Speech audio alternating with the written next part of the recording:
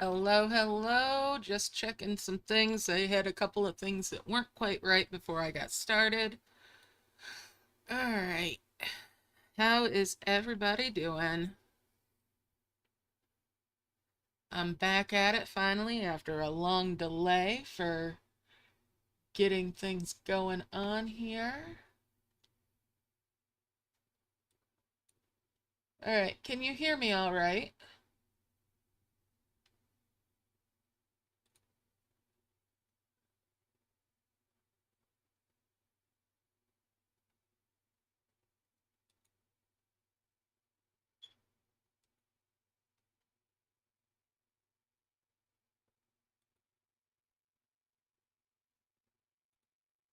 And can you hear the game? That's the next question. Can you hear any of the game sound? There should be background music at least. Yep. Can you hear the background music for the game?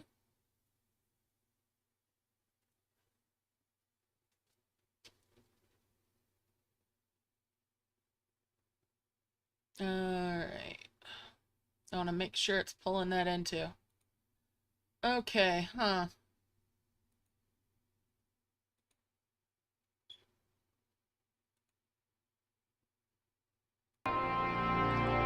There we go. How about now?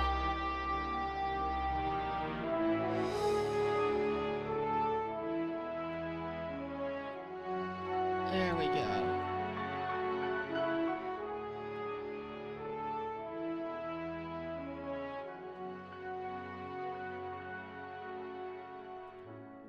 Just want to check my levels. Alright, there we go. Alright, well, it's for other people's sake, too, for that. So that they can hear the game.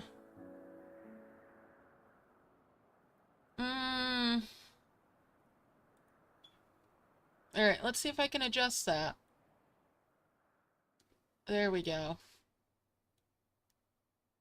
Hopefully that's a little bit better.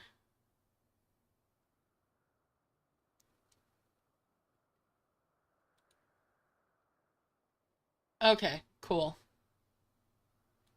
If that's better now, that's all that I want to make sure. Alright. It's always a little bit different when I'm finagling things around to work for Final Fantasy XIV compared to what I'm usually streaming. Oh, goodness.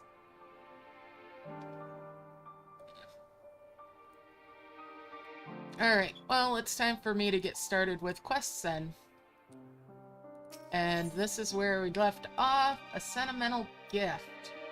You needn't be in an epilepsy to feel the weight bearing down on Hermes.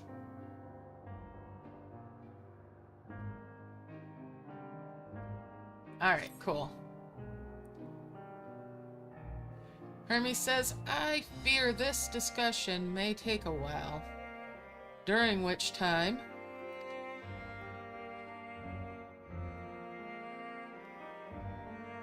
Hermes says, Medion, are you feeling unwell? Medion says, it's not me, Hermes. It's you. Medion goes on to say, I won't go to the meeting. I'll stay with Lithengel. Hermes says, loath though I am to impose, may I leave Medion in your care again?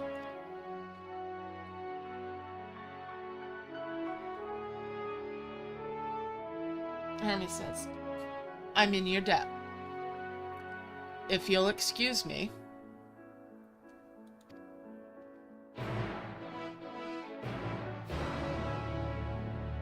Alright, the big thing will be when there's like voiced cutscenes. I want to make sure people can hear those too. So if something is voiced and you're not hearing it, let me know. Eden says, can you help me with something, Lithengel? The meeting will make Hermes sad. I want to cheer him up. With a flower. Hermes likes flowers the most of all the creations in Elpis. Most creations are expected to be interesting, or beautiful, or strong, better in some way. But flowers are different. They're designed to suit our emotions, what we feel and want to convey. Hermes likes that. I can't make flowers, so I'll search for one. And I want you to search with me. Let's start here, at the 12 Wonders. Alright, Median's now accompanying me. I need to keep her at my side in order to proceed with the quest objectives. You can leave Median behind by entering a different area or speaking with her and selecting the option to part ways. Blah blah. Alright. So, need to go to where the quest markers are and check things out. So we'll go to this one. A tree in bloom.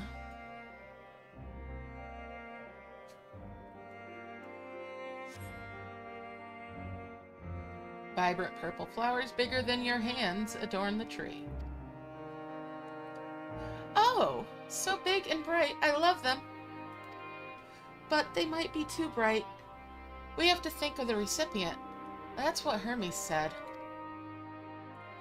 Alright, well, let's look at this other one. Slender tree, huh?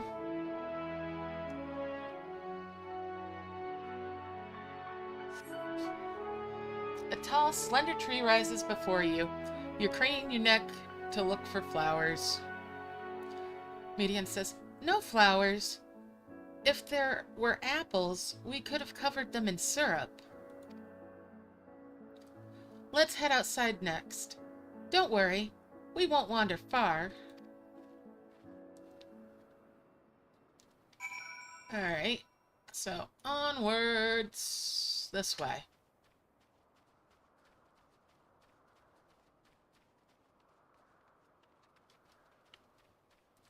Over this way and jump over that. Alright, let's check this one. There we go. An array of beautiful flowers grows in the bed, their mix of colors forming a pattern. These would be better for Hermes, but they're hedged in. That means we shouldn't touch them. They're either under observation or poisonous. Any other place would be fine, though. Let's keep looking.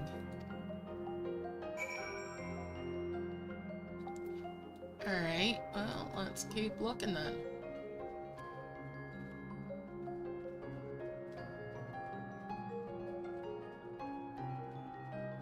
Oh, goodness. Familiar plant.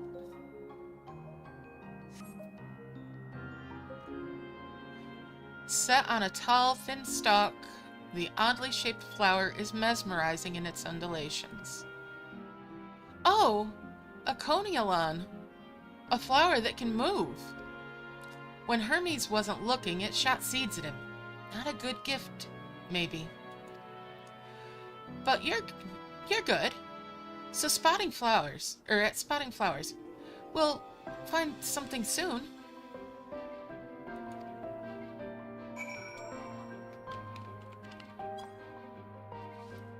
Alright, let's keep looking. Got these beautiful butterflies over here. Well, it's on the other side of this. There we go.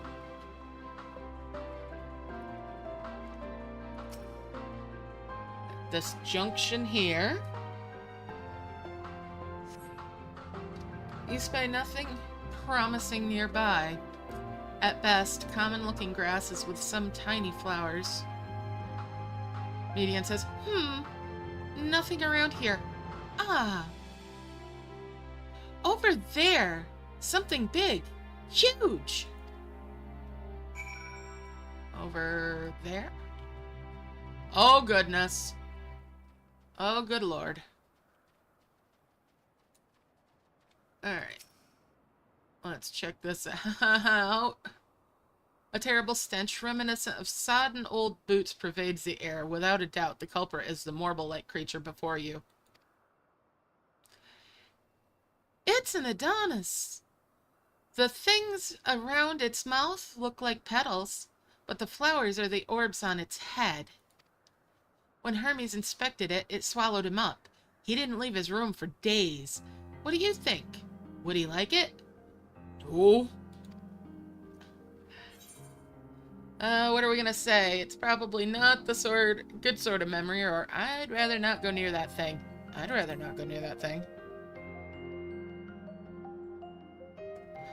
So not this one either. Well, finding a good flower, it's harder than I thought. I'm sorry, but could we search a little more? Maybe as far as fields over there? I'll pick something after that, I promise. Alright, let's keep looking and... leave me alone, Marble.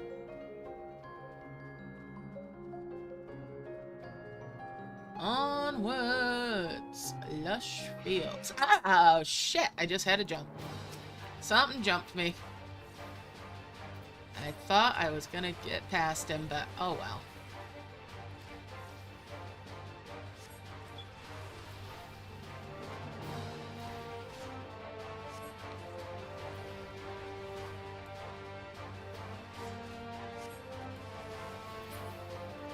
Alright, leave me alone. Let me do the quest.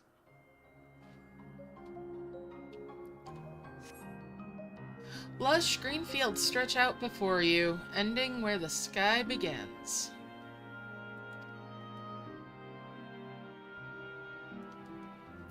Medion says, "Ah, there's nothing." The shiny thing over there? What could it be? What are you looking at? Alright, let's go look at this shiny thing. Aha! Oh, those look familiar. Those look very familiar.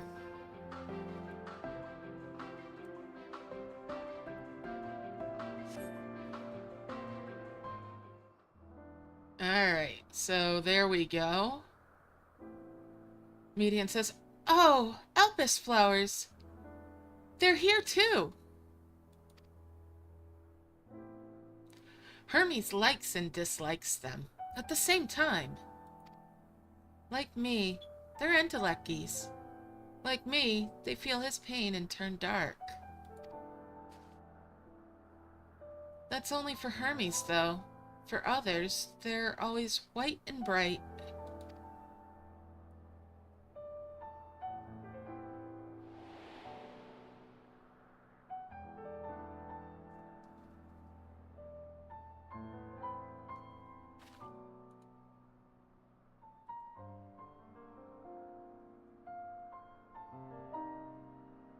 Truly? The flower was dark in your home?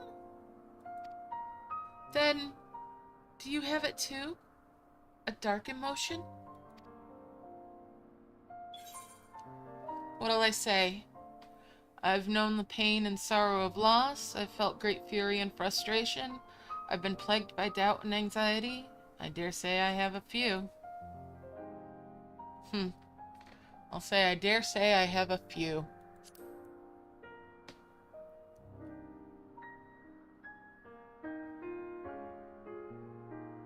Median says, "You don't have to say it. I can feel it's something you want to hide. But won't you lend it to me? The darkness inside you? I want you to make the flower dark in front of Hermes. He has been in a dark place since before he created me. He needs to know that he isn't there alone, that others are sad too."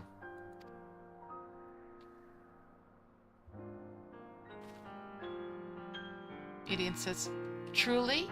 You'll do it?"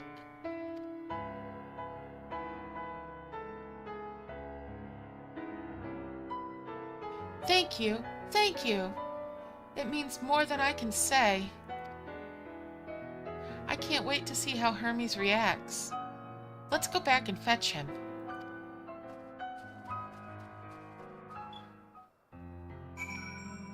Alright. Well, we got a little ways to go. I'm getting on the motorbike.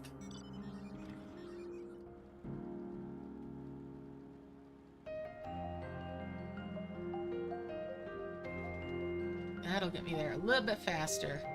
Up and over.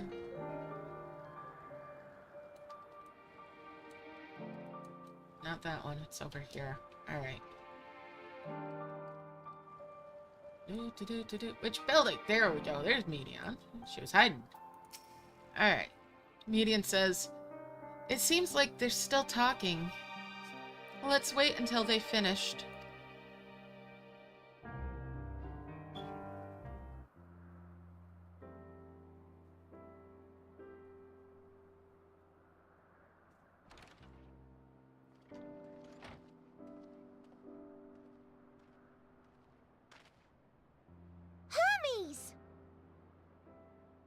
Alright, voiced part. Did you hear it alright? Medion says, "Hermes."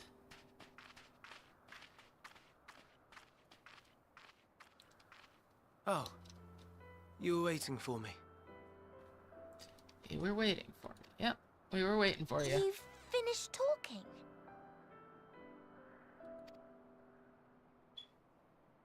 Yes, we've come to a decision.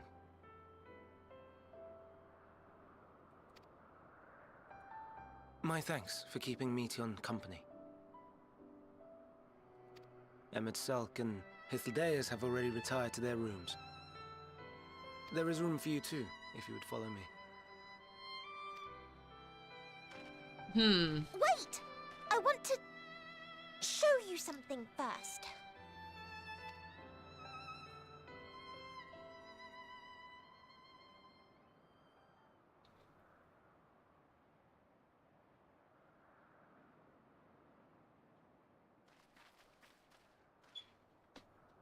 Elpis flowers?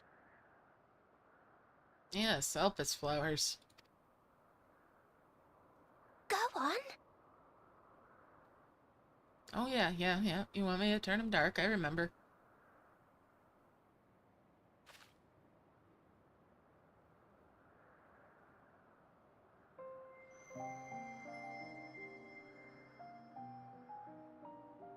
Ah,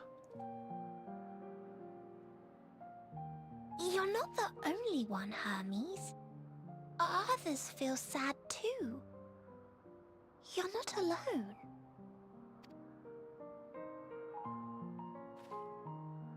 I see Meteon has shared much with you.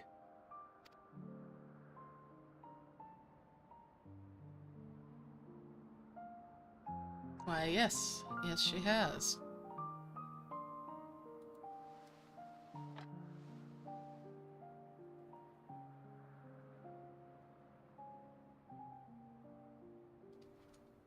May we talk a moment?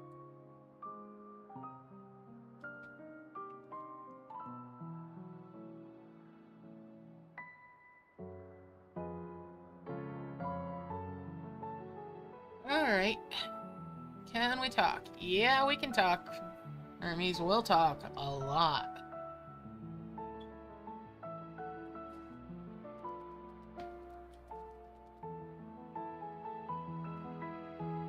Aw, that's so cute. The little head chocolate. I do not think it wrong that we live for the star, that we strive to make it a better place.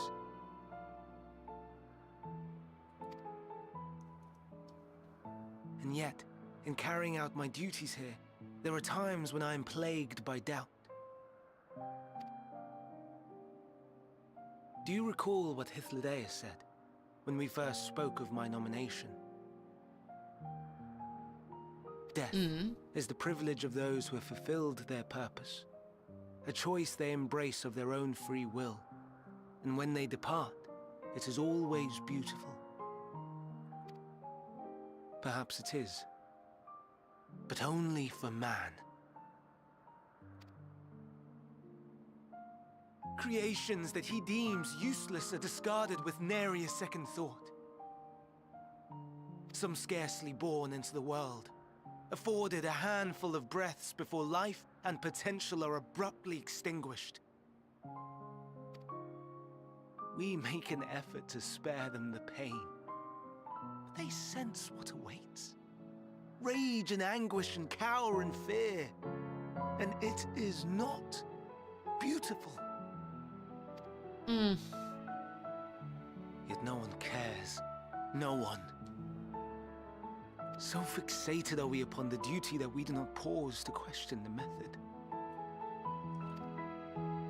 Pain and suffering, confusion and despair, writ plain in the eyes of those poor creatures. Yet no one sees. We turn a blind eye and carry on in blissful ignorance. Not amiss.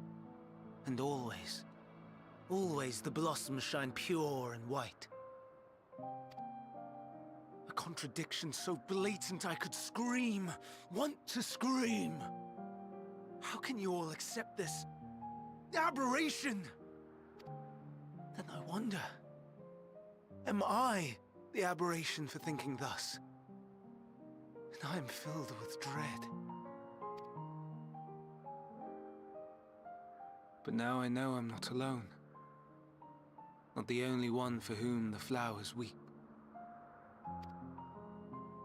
I won't ask what you thought as you kneeled beside the Elpis, or if you only did it at Meteon's insistence. Indeed. Nevertheless, I thank you. Yeah. You know, he needs to know he's not alone. To know that you too have experienced suffering is a comfort. What am I gonna say to him? But I could be of service. Let's have no more brooding, eh? Or, oh, I could tell you all about suffering.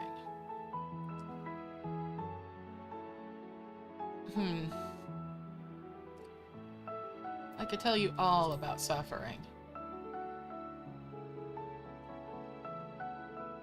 Lest you misunderstand, I derive no pleasure from your pain. Uh-huh. It's just the fact that you are still here in spite of your suffering gives me heart.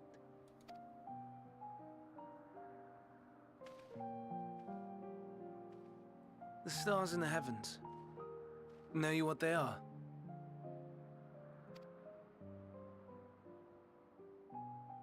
Though it is too far to tell, each glittering light could be a world not unlike Aetheris. A world filled with life. So many stars, so many lives. For us, there may be no higher purpose than to live for our world. But what of the other living beings out there? What is it that gives their lives meaning? That drives them day after day after day? The eternal question. To pose that question to our undiscovered cousins, I created beings of dynamis, who can traverse the vast emptiness between the stars. Meteon and her sisters. There's more of her. Aye, sisters. She has a great many of them, and they have already departed on their journey, traveling to one star and then the next in search of life. As one might expect, exploration on such a grand scale is rife with difficulties, and thus far I've naught to show for it. But I have faith that we will make some manner of discovery ere long. And when we do, I should be glad to share our findings with you, in gratitude for your kindness. Oh boy. It's getting rather late. We had best find our beds. It would not do for both of us to be sleep-deprived on the morrow. Come, Meteon. Let's head back. All right. She's too cute to be a good thing.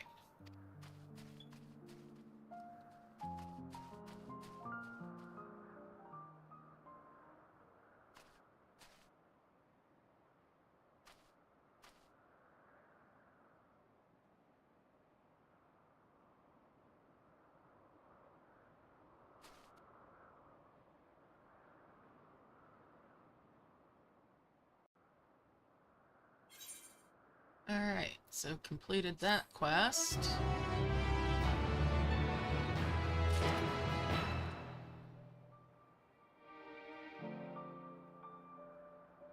sort of want to adjust my sound settings just a little bit in-game. Lower the background sound just a little bit here.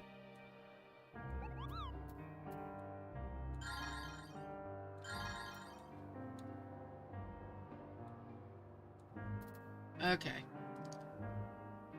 That...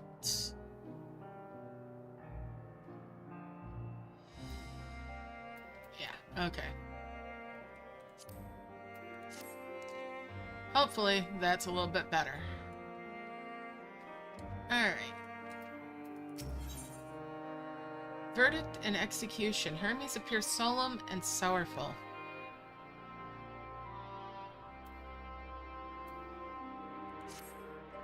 Alright. Hermes says, an all too brief interlude, perhaps, but it is time I attend to my next task. As emet-selch and Hythlodaeus are aware, we reached a verdict regarding the fate of the Iconos. 7 were created for observation, and all 7 must be unmade. Doros has followed the correct protocols, and as Chief Overseer, I can find no fault in his judgment. The Iconos would disrupt the natural order, ravaging and consuming other species until they themselves starve and perish. They cannot be released into the wild, and they cannot be allowed to remain here in Elpis. I intend to petition the Bureau of the Architect to have the concept preserved as a restricted purpose hazardous life form. Hythlodaeus has pledged to support me in this endeavor. Yet, whatever the Bureau decides, the existing Laconas have served their purpose. Doros has already isolated the creatures, and is prepared to carry out the necessary measures. I'll join him forthwith. It's my duty to witness the conclusion to this study. Emet-selch says, if you're resolved, then we have but to accompany you. Hermes says, of course. Let us be off then. We return to the main aisle.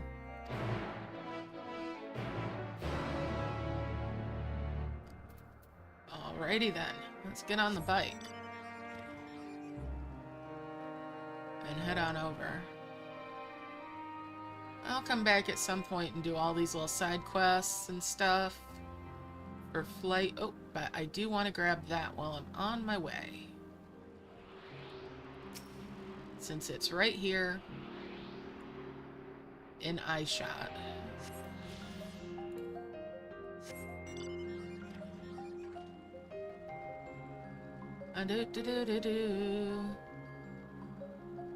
Zoom, zoom, zoom, zoomaroom, boom. Right. Oh boy.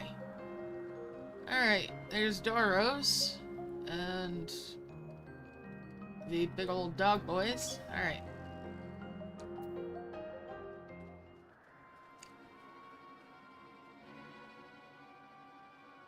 Hermes says, Doros, are you hurt? What happened here? Doros says, They caught me off guard. I had them bound and with ethereal shackles, but they became frenzied, even more so than usual, and broke free. I was able to stop 4. The other 3 escaped.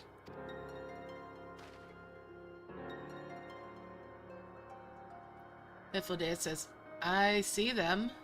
2 have taken to the air above the 12 wonders.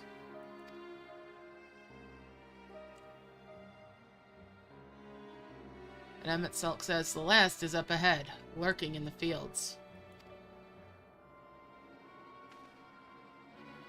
You 2 handle that one. The pair in the sky you leave to me. Hermes says, if this is how it must end, then so be it.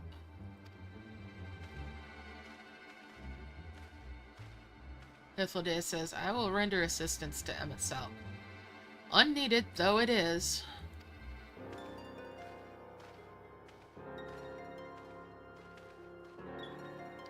Hermes says, Medion, you are to stay here with Doros. But Hermes! The Lyconas must be reverted. I would spare you their pain. And mine.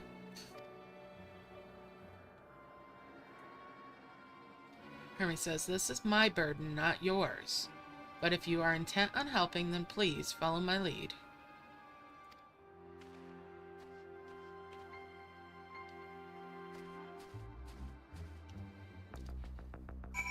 Oh dear. Alright. Back on the bike. Let's go hunt down some proto-wolves.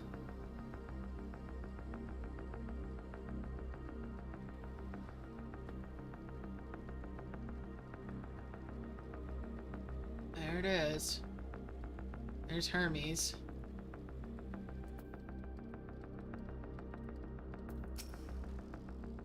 Hermes says, I appreciate your help and lament that it's necessary. There it is, our quarry. Within striking distance at present, but if it feels threatened, it may well flee beyond our reach. Here's my plan. You'll approach slowly in full view and draw draw its attention. Now, I warn you, its abilities are as fiery as its temperament. Once it spots you, it will unleash orbs of flame. But fear not, by my measure, you are more than equal to the task. Withstand the onslaught for a few brief moments, and that will give me the time to catch it unawares. Ready? Let us begin. Alright.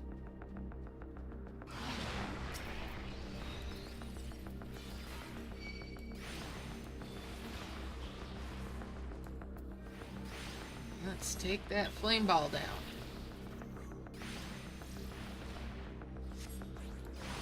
Whoop.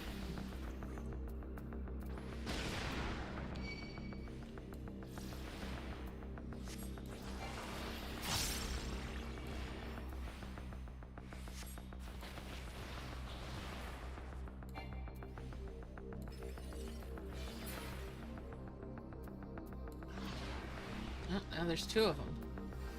There's my chocobo. There we go.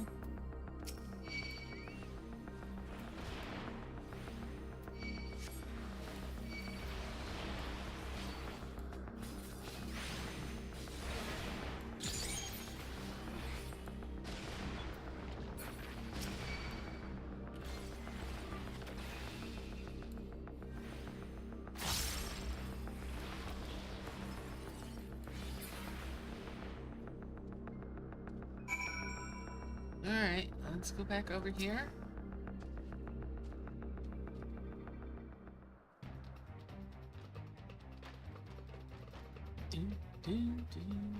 Okay. Now.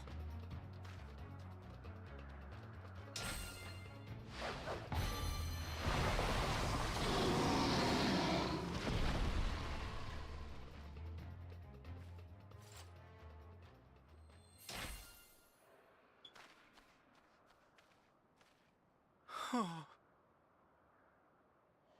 Forgive me. Please, forgive me. May you and your kin find peace. Wherever your souls may drift in the underworld, may you find tranquil seas.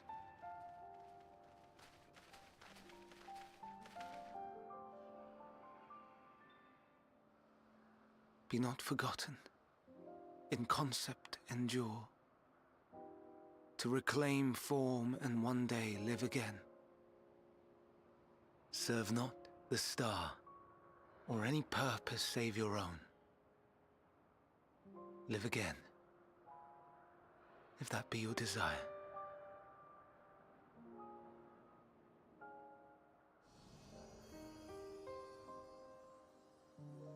Hate, if that be your want. We are worthy.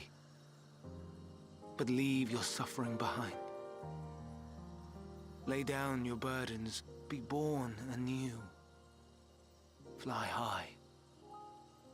Fly free.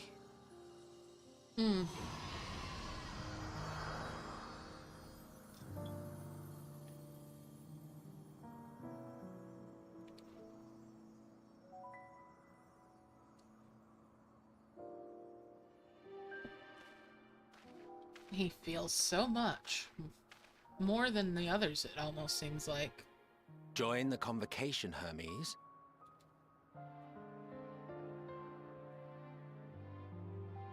You do not belong here. The implications of that. Leave to replace another. To be replaced. It changes nothing. Tell me, do you think it right that we sacrifice all these lives for the sake of the star? And when the star has reached perfection, what then? If all who are satisfied choose to die, shall we all die in satisfaction?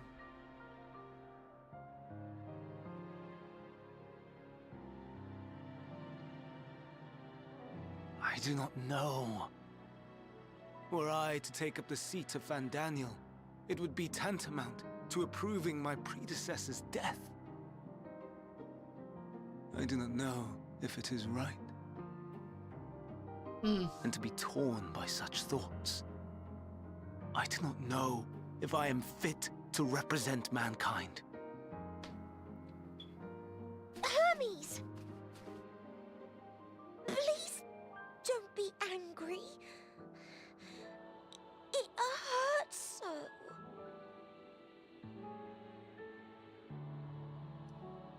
Forgive me. If you would still consider me in spite of everything, I beg some time to gather my thoughts. Meanwhile, Hythlodaeus, I fear I must trouble you to attend to the others. 'Tis no trouble at all. Take as long as you require.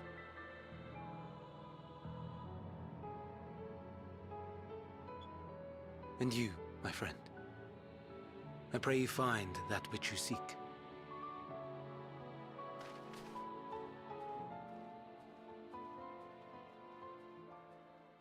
I expect we have some few matters to discuss. Shall we return to the 12 Wonders for a time? Aye.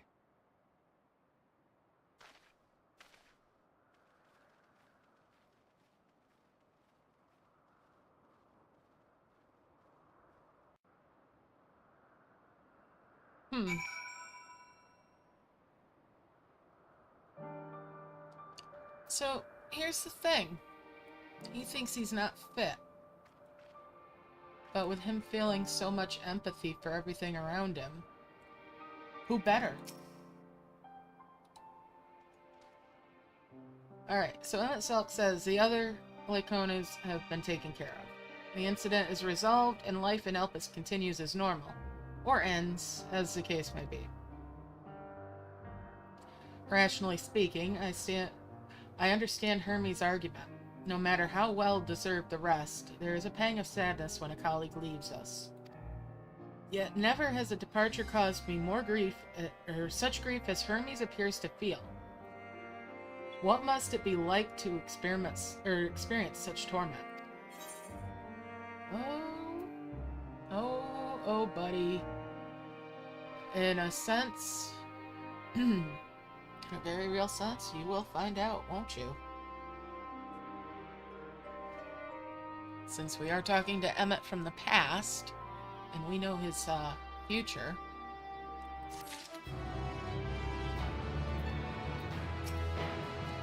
We know he'll understand torment soon enough. Alright, Hythlodaeus wishes to discuss plans for the remainder of your visit. Where to now? If there is anywhere you'd like to visit before we leave, I should be glad to show you the way. Hermes says, Hermes, emet-selch says, has not yet outright refused his position with the convocation, merely postponed this decision. As such, I may as well resume my assessment. If we cannot accompany him, then I will content myself with questioning his colleagues. Hythlodaeus says, ever the pragmatist. Then allow me to remain your humble guide. And what of you? Will you continue along with us? Wonderful! Our fellowship travels on unbroken. I say we explore another part of Elpis and see what new encounters there are to be had. If you'd follow me, we will first head back towards Anagnosis, Ananorisis. Alright. I cannot say some of these words. My tongue gets tied. Alright. Let's grab the bike. So, yeah.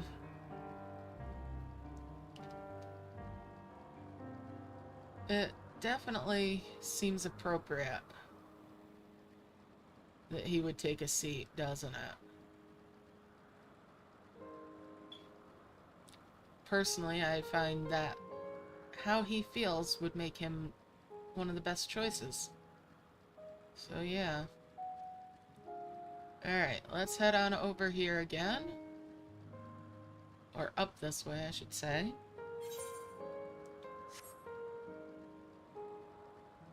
Along this path.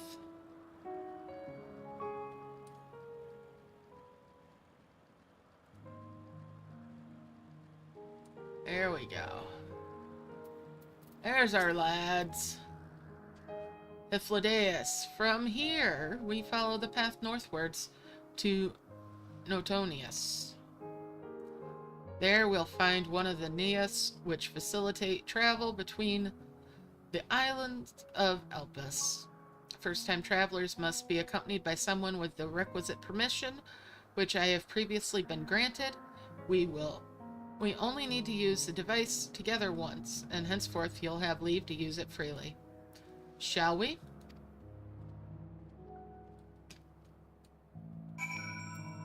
Alright. So, over this way. Let's avoid that big-horned bird.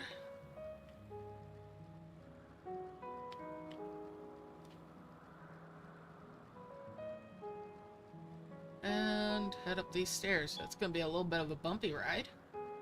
Bump it a bump it a bump it a bump it a bump it a bump it a bump bump bump bump bump bump bump bump bump bump bump.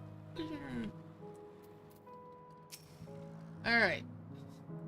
Hythlodaeus says, here we are. Notonius. This Neas will take us to Kalimaleos Zephyros, the western island. Zephyros, okay. Western Island. That's it right there, looming large over us. Step this way, and we can soon admire the view from above. Alright.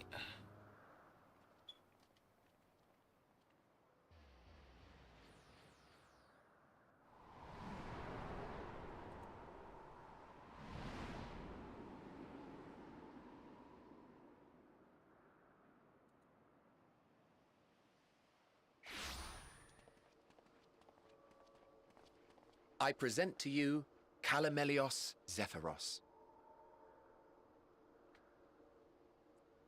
Okay, there we go. Here you will find a number of testing facilities, as well as the observation hub of Poiton Oikos. Right then. Let's begin by...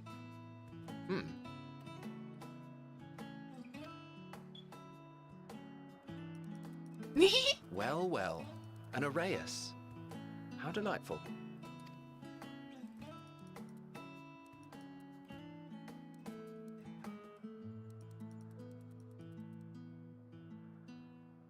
And what, pray tell, is that? My sentiments exactly. Land shark. Ah, that's a new species of shark. We approved the concept but a few days ago. Sharks are among the most popular sea creatures. Rare is the day when someone does not submit a new concept. At first, they were largely orthodox, consideration given to such things as size and environmental impact, and then a whimsical someone thought to bestow it with flight, another superior intelligence. And then the floodgates burst. Concepts with multiple heads, or arms and legs, and so on and so forth. It was getting absurd. A part of me wanted to tell them to go away and find something else to create, but in the end, I couldn't deny their passion. And here we are.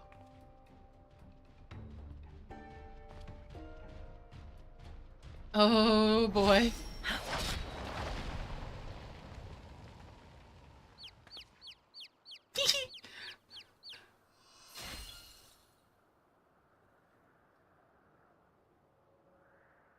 That was too close. Are you unharmed? Oh, well, hello. Well now, if it isn't a pair of familiar faces. Banar, that we should meet you here. Oh boy.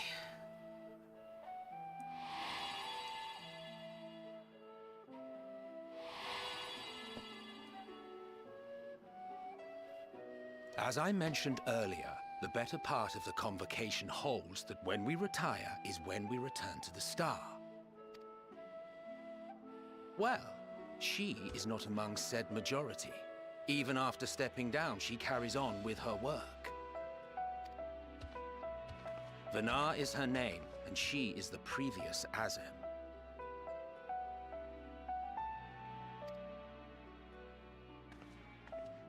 It has been a while, Hythlodaeus. You look well. Less so, Emet-selch. I dare say the lines upon your brow have both deepened and doubled in number. Oh, I love her. Love how she Shame teases for him. one so young. You must make an effort to frown less often.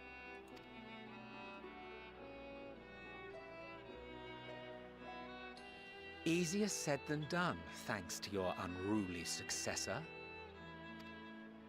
How is she, if I may ask? Incorrigible as ever. Rushed headlong into a volcano on the brink of eruption just the other day.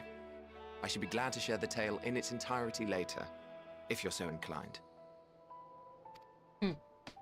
Oh, you know I am.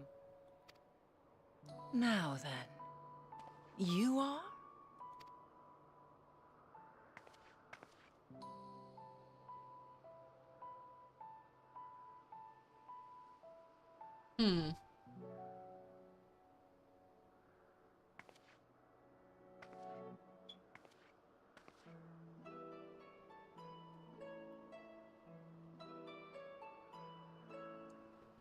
I should have took off my I say, glasses. have you perchance come from the future? Oh, goodness.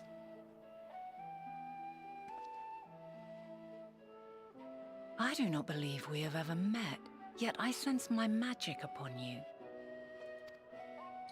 Therefore, if I wove the enchantment, I could only have done so at a later point in time. What manner of magic is this, if I may ask? A traveler's ward, of course. It prevents the corruption of one's ether.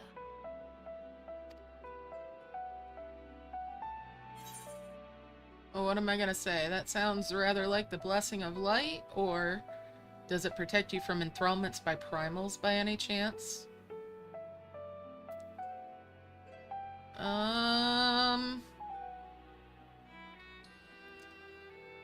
That sounds rather like the Blessing of...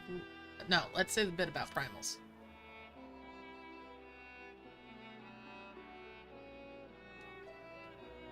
Primals, you say? But I'm not familiar with such beings. But if they enthrall by warping the balance of ether, then yes, the magic would afford you a measure of protection. I gather from your question that you are not ignorant to its presence. Hold on. From the future? That's absurd. Hmm.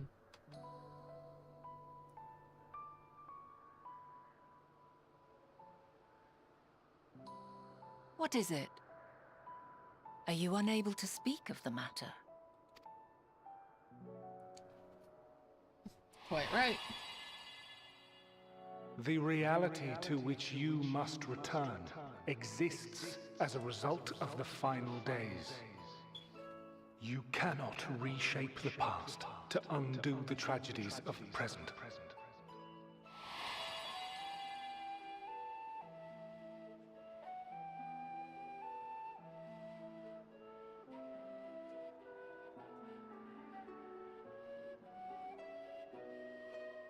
So, your actions here will not change your history, but they may yet affect the course of ours. How very exciting! I'm quite fond of delving into the unknown, and there's naught more unknown than the future. Hmm.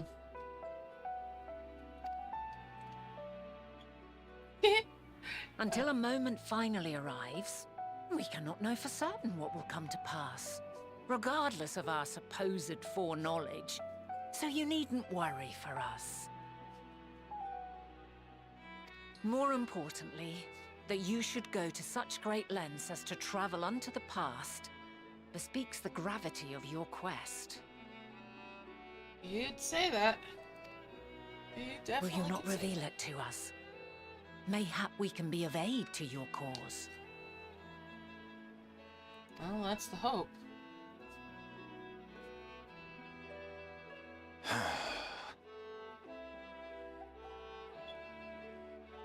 If this is true, then you've been keeping quite the secret to yourself.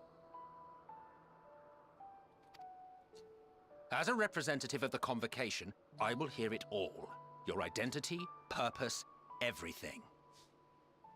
Uh-huh. Okay, Mr. Bossy Britches. You think so, huh?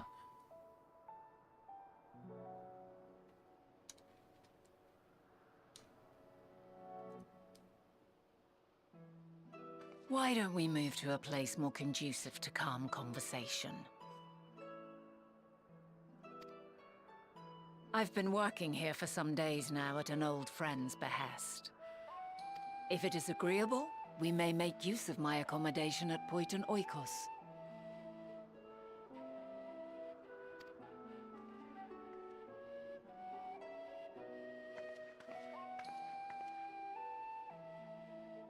We were meant to meet.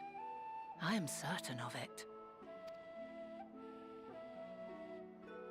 Else I wouldn't have marked you so clearly, and sent you unto myself in the past. Oh, but you didn't send us to you. It's precisely the sort of mischief I would get up to. And quite inspired, if I do say so myself.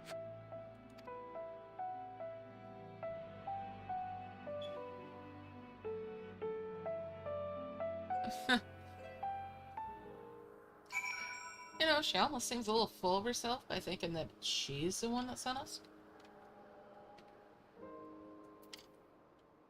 Alright.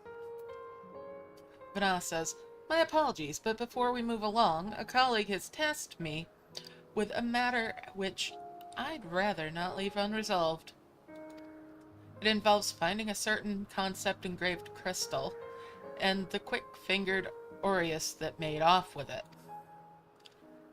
Asmodeus is an Aureus, you say? I think we might have seen the culprit before being distracted by that business with the shark. Would you like us to follow its ethereal trail? That would, of course, lead us only to the Aureus. There's no guarantee that it hasn't dropped or stashed away the crystal you seek. Vanna says, please! Even that much would be enormously helpful. Would you, while you're hunting down that thief, I can follow behind and scour the forest floor just in case. Could I ask you to join the search? I would appreciate another pair of eyes to cover the land to the west of here. Alright. Vanna says, Many thanks. There's a small bridge leading into Oiten Oikos. Let us meet up there once we've exhausted our efforts. Alright, I'm gonna hide my glasses. So we can see my eyes a little bit. See my character's reactions. Alright, so we're headed over this way.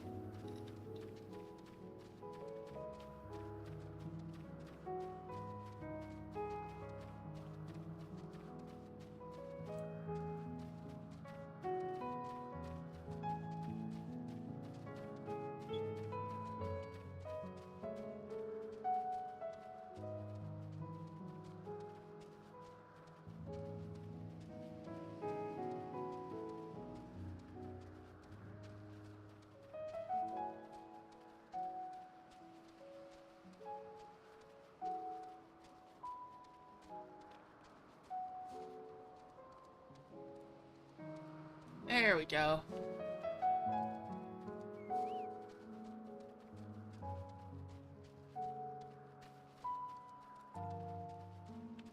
Found it. Oh, I also see an aether current over there.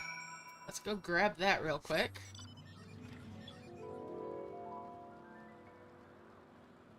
Preferably without getting jumped by anything.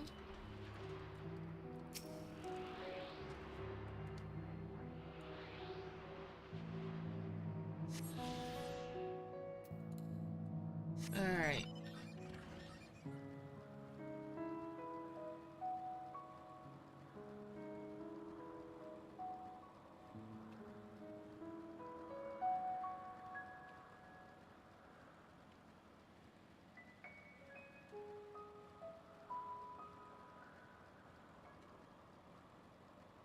And let's get back to the trail and meet up at that bridge. There they are. Alright. Vana says, our last searcher returns. I am afraid the Aureus no longer had the crystal, nor was I able to find it as I followed in its wake. I don't suppose you fared any better. Yep, there you go. I found it. The crystal. Well done. Wonderful. Now I can focus on your tale without that missing concept nagging at my mind. Have you always had a knack for finding things? What am I gonna say? I've often been asked to do so, or traveling and searching go hand in hand. Traveling and searching go hand in hand. You travel often, then. It seems we have something in common. Long ago, when I held the seat of Azem, I was forever trekking back and forth across the star in search of answers to people's problems. Naturally, the need for such journeys has lessened considerably since I entrusted the position to my whimsical successor. Yet I am still eager to come running should an old acquaintance or new interest require my personal attention. That is what brings me to Elpis, in fact. Many times has my presence been requested, my opinion sought concerning the habitat of this or that creation. Agreeing to help locate that missing crystal was a minor distraction, which now promises to become a major revelation. How strange and wonderful it is, the way one thing leads to another. Wouldn't you agree? Well, yeah. Alright. A past not yet come to pass. Vana is in a cheerful mood. Thank you again for your timely help. Now then, 'tis time I returned the stolen property. If you would go on ahead to my accommodations, I'll join you as soon as I have attended to that task. Follow the path straight ahead to the building at the top of the slope. I have the entire place to myself, so we can speak without fear of being disturbed or overheard. And there they go. Alright, let's go catch up with them.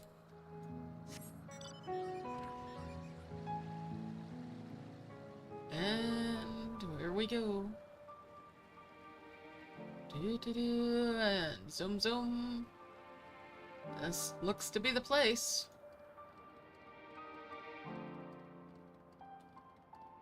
I'd love this sort of thing, architecture for the exterior for a house. And the interior, to be honest. Alright, let's talk to Vana again. Welcome to my temporary abode. Please make yourself at home while I put on some tea. How very British of her.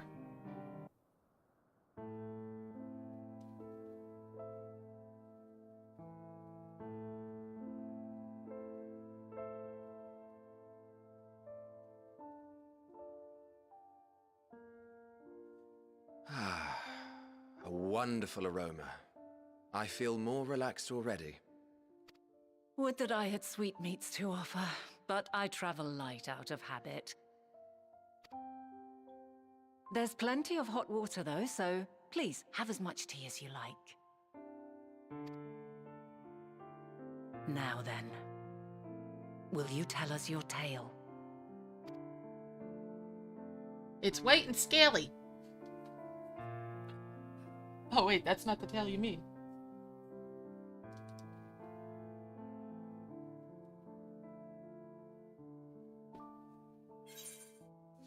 Alright, so in the future I came from, a calamity called the Final Days has befallen the world, or the world has been sundered, broken into shards, mankind is being forced to flee the star. Which one am I gonna say? The world has been sundered, broken into shards.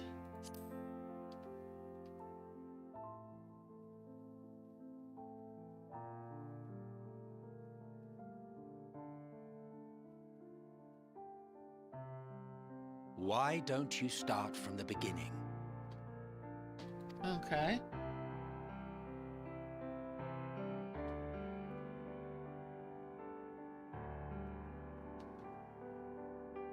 Once upon a time,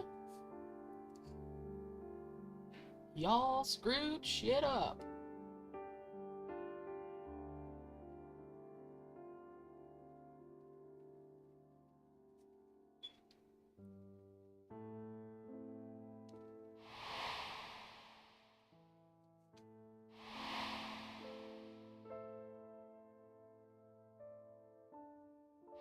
And on we go, telling more.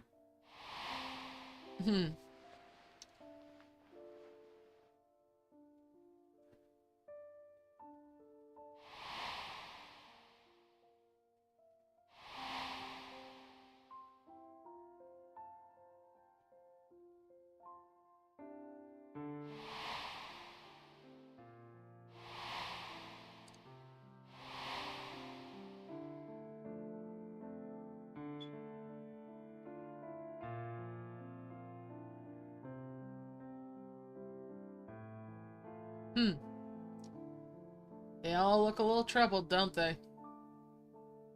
Preposterous. Utterly preposterous. Denial? While not the words I would have chosen, I too have my doubts. Much of it borders on the incredulous. What have you, Vana? Man, it's a lot for them all to take in.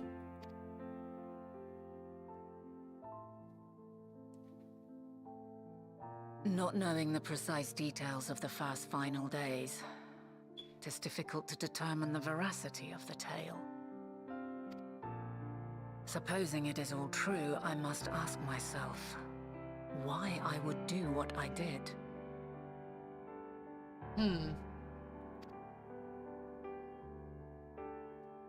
Why would I feel I had no recourse but to oppose the 14 and create this Heidelin?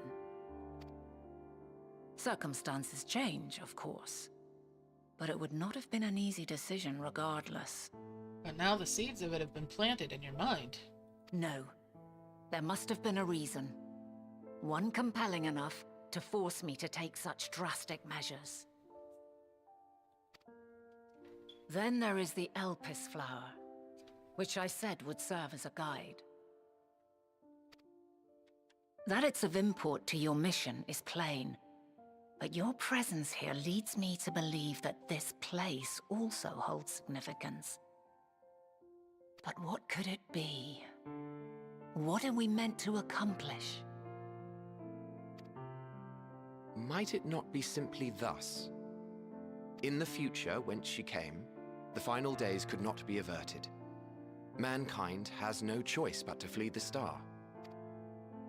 By alerting us to that eventuality, perhaps you wish to pave the way for other futures. Theoretically speaking, it is a possibility. Yet if that were my primary objective, I see no reason to guide our friend to Elpis specifically. The capital and Amarot, or even my own home would be more logical destinations. Well, maybe you didn't send you. Well, you sort of did, but yeah. You had a helping hand. True, true. I note also that Hydaelyn did not specify a point in time to which she must return. By this, it may be inferred that it was not critical that we should meet. Alternately, she had reason to believe that our paths would converge, coincidental though it may seem. This is quite a puzzle, and we do not have all the pieces. Hardly any. But we do have one immutable fact. If the final days are indeed as described, they will bring death to all that I hold dear. Not just you. Yet despite being afforded long years of preparation, the only provisions I could make were for flight. Nay, my first and foremost endeavor would be to find a way to forestall the coming doom. Given that even the 14 failed, mayhap you deemed it impossible. Nothing is impossible. This I have always believed. And if Hydaelyn is indeed me, she would believe the same.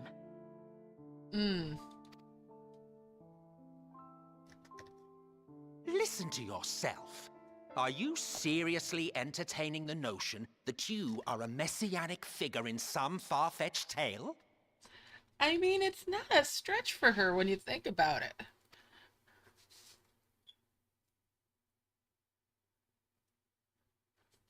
Well, I will not. I refuse to accept that our world could be undone by some unforeseen calamity. I also take offense to my portrayal as a megalomaniacal madman. To sacrifice oneself for the star is a noble act, and I would hold those who gave themselves to this zodiac in the highest esteem. Oh, Emmett. Yet, you claim I recreated Amarot and populated it with phantoms of our people? A bizarre indulgence that would be insulting to their memory. Worse still, I even invited you there. Literally invited my own downfall. Why would I do something so idiotic and inexplicable? Why indeed? Now, I will allow that the hypothetical task of restoring our world would be daunting in the extreme. The thought of having to bear such a burden for 1,000 lives horrifies me. Right, it should. But I would never forsake my duty. I would never forsake my brethren. And that's what puts you in the mess that you end up in, doesn't it?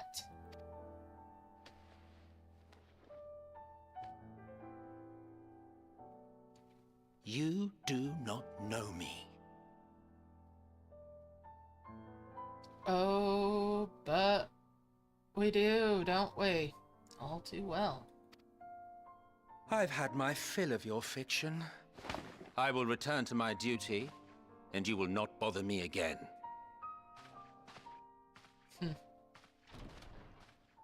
Emet-selch! Wait!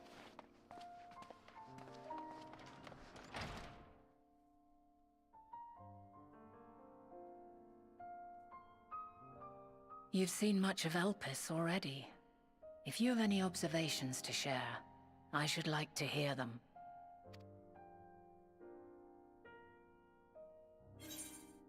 What am I gonna say? Dynamis is key to all of this. Hermes and Medion are somehow involved, or I'm still trying to make sense of it all. I'm gonna say Hermes and Medion are somehow involved.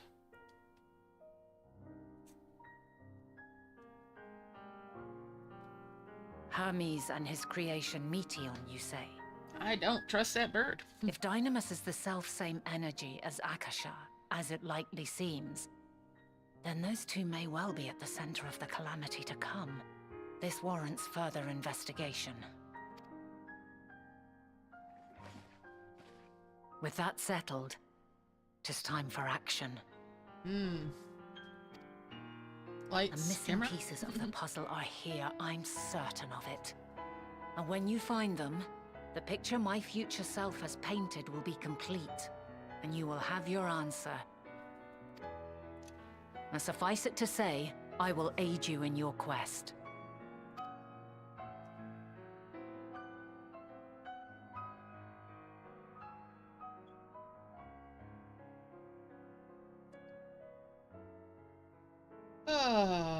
Oh dear.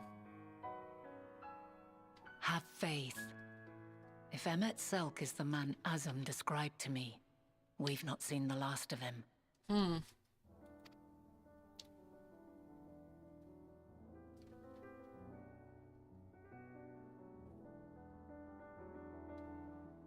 I'm sure. Alright. Let's talk to Bana again. Shall we begin our investigations then? I am acquainted with Hermes, of course, but only as a visitor received by the chief overseer of Elpis. Of the man himself, I know only that which is common knowledge. Thus I suggest we fall back on the tried and true method of conversing with the locals. The observers who live here can surely tell us more of Hermes and Medion, and I have a good idea of where we might begin. Alright, let's go interrogate the locals.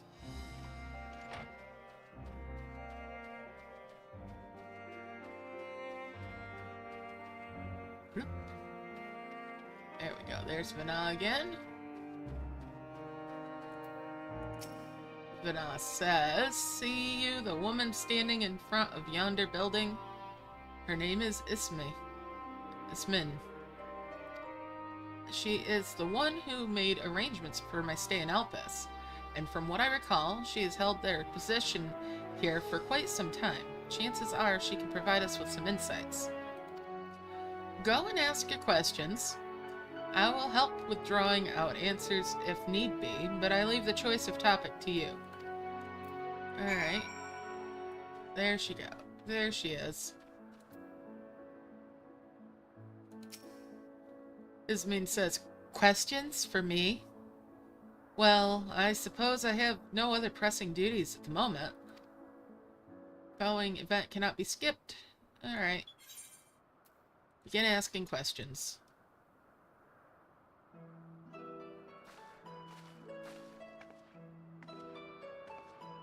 Fana says, "Greetings! My friend here is desperately curious about Chief Hermes, and I was wondering if you could indulge her."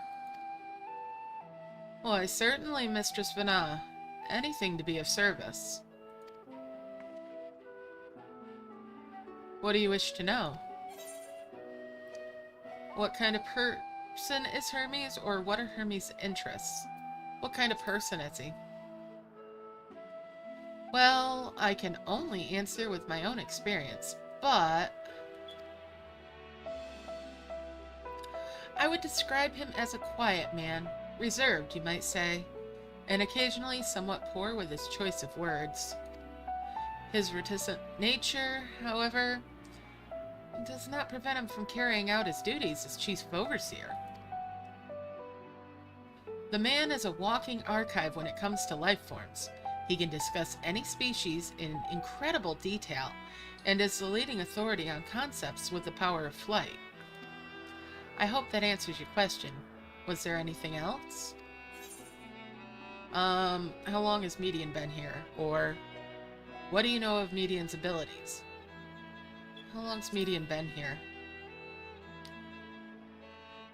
I cannot rightly say. As the chief's personal creation, Median has not been subject to observation and study like other concepts. Vana says, so one day she was simply there? And what do you make of her abilities? I understand that she is highly unusual, familiar. Able to read emotions and communicate directly with one's mind. Exactly how she was created with that talent, however, is a mystery to me. My apologies. I wish I could explain her nature in more depth, but I've not had occasion to discuss it with Chief Hermes. What am I going to ask next? Do you wish you knew him better, or do you trust him? Do you wish you knew him better? The chief may not be the most gregarious individual, but he engages with us as is necessary for everyone to perform their duties. I wouldn't want to intrude upon his privacy for the sake of curiosity. Though if you wish to learn more about Median, you could try speaking with Timaeus, another expert in the creation of flying concepts.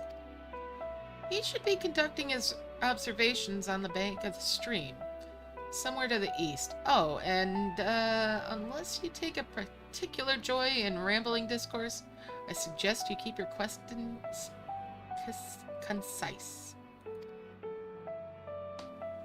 Vana says, we shall keep that in mind. Thank you for your patience and your insight. Think nothing of it. If there is aught else you need during your stay, please do not hesitate to ask.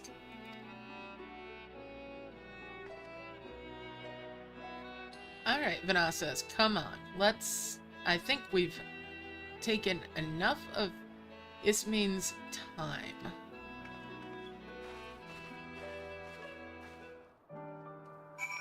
Alright.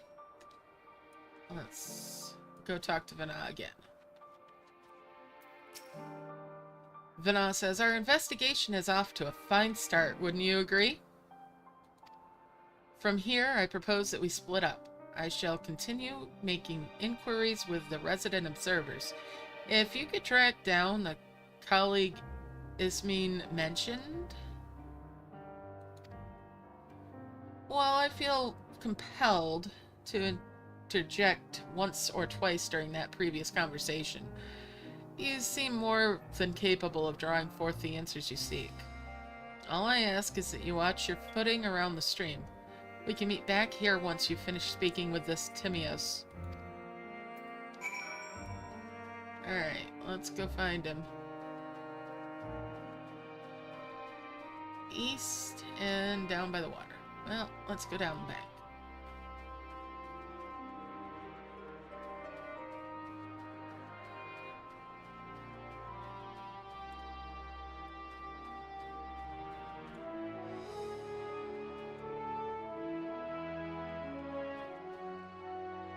Not you, huh? Let's talk to her, though. Why, hello. You're a familiar, yes? And you've come alone to survey the grounds of Elpis, have you? Very good. Well, if you've any pressing questions, do let me know. I'll do my best to answer them.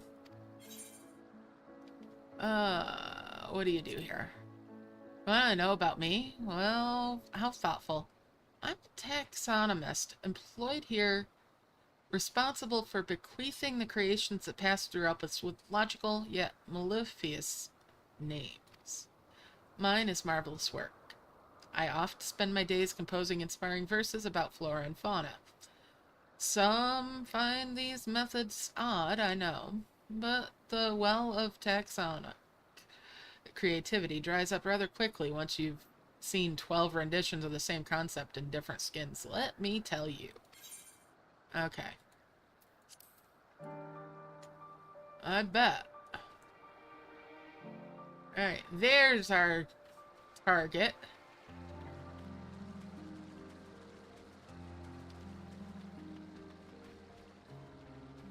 Hi there.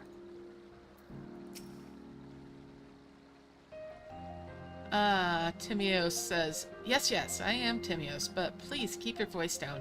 You'll startle the birds. Alright.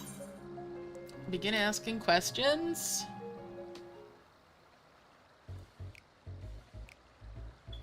So, what is it you wish to speak about? Is it true you're an expert on flying creations? What do you think of Chief Hermes' flying creations? That's one we'll ask. Chief Hermes' work? A worthy subject indeed. Those beings which soar through the clouds, majestic and graceful, are ever a favorite of creators. Even now, with so many varieties in existence, the flood of newly imagined concepts continues unabated. What sets the Chief's creations apart, however, is how they benefit from his boundless knowledge of the celestial realm. Birds that climb so high that they disappear from view, others which traverse the boundless sky in moments, and all without riding the currents. I know of none save he who could conceive of such marvels. Even we, who prize elegance of form above all else, are dumbfounded by his genius.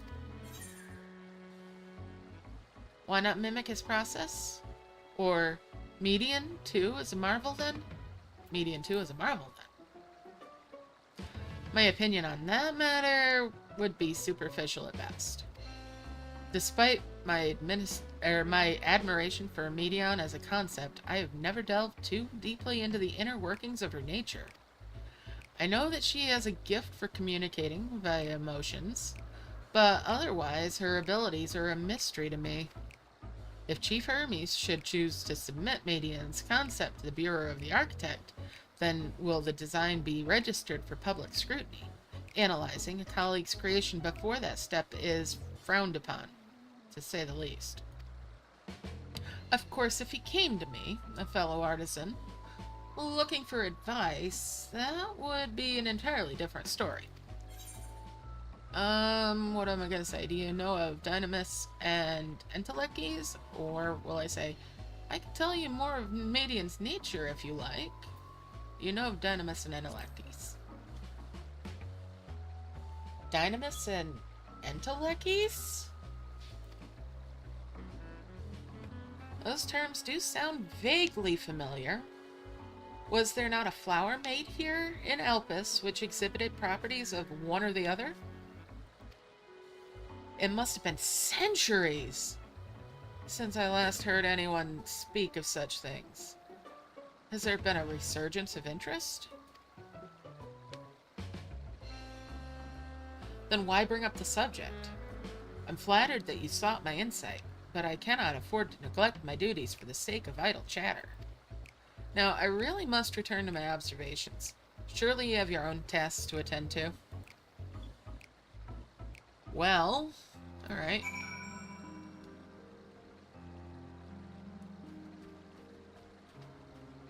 Well, let's head back over to Vana.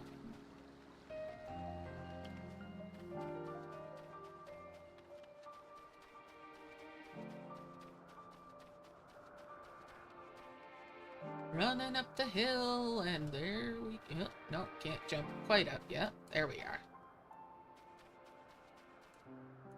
No, it's on the other side. She's over here.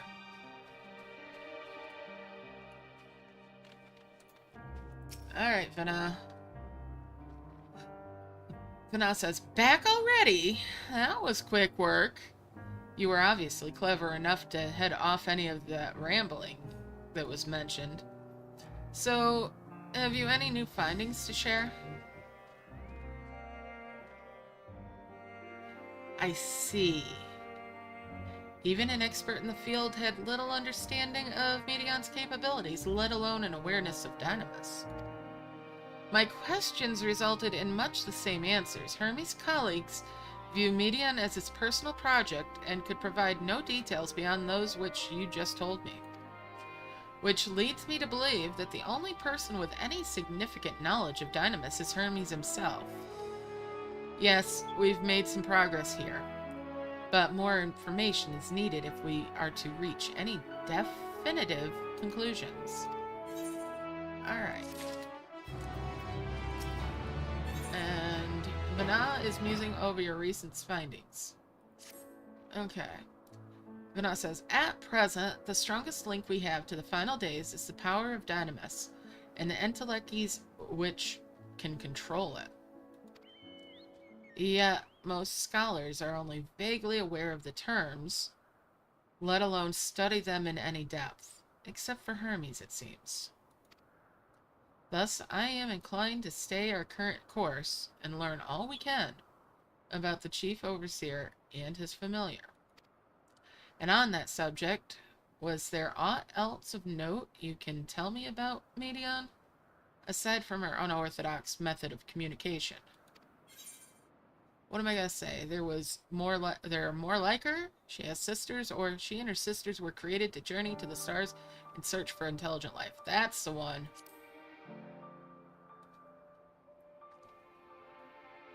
I rather wish you had mentioned that earlier. In any event, would you care to elaborate? Alright. So these siblings of hers now traveled a great expanse in search of deeper meaning. Thank you. Though the mystery at hand remains unresolved, I feel you've touched upon a vital clue. One we should keep in mind as we continue. Next, I propose we take ourselves to Peripedia Crystalline. Not far from here. Just follow the path to the west. Alright. Go west, young Aura. Grab the motorbike.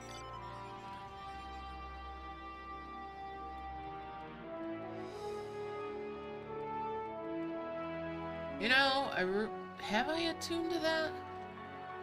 I better make sure before I wander off too far. I have not.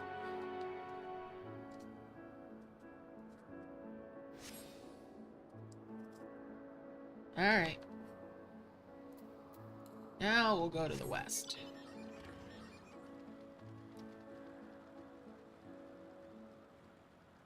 Apparently to that big structure over there.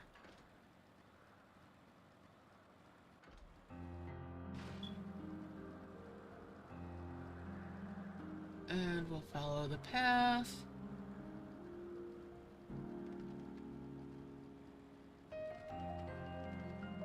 And there's Vana again.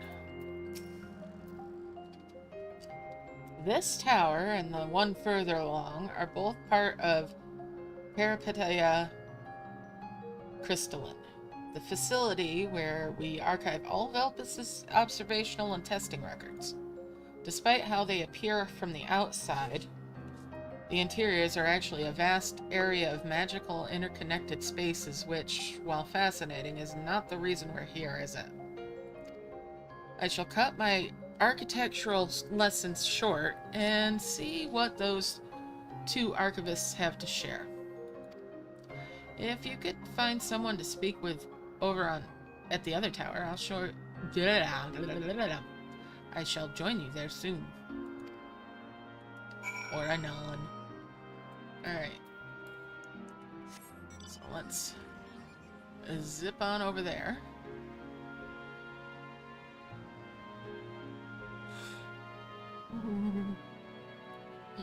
Alright. Let's talk to this archivist. You have questions for me? Certainly. Just a moment while I conclude my current appointment.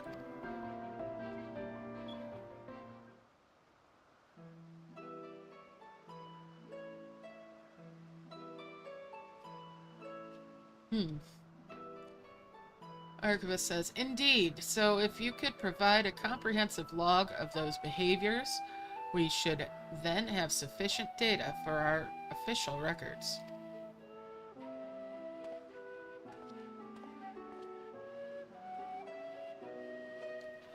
Now then, what was it that you wished to speak with me about?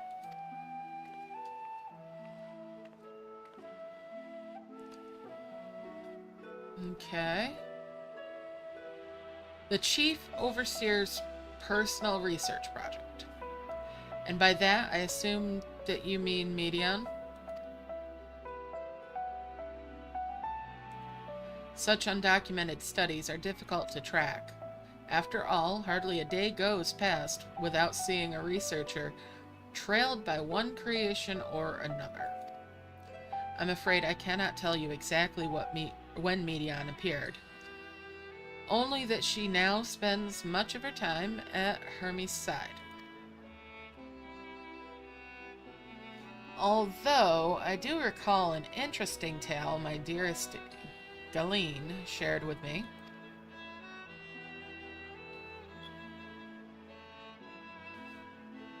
Ah, Galeen, my partner, and a fellow researcher here at Elpis. She was returning one night late when she caught sight of Chief Hermes sending Medion heavensward. A host of them.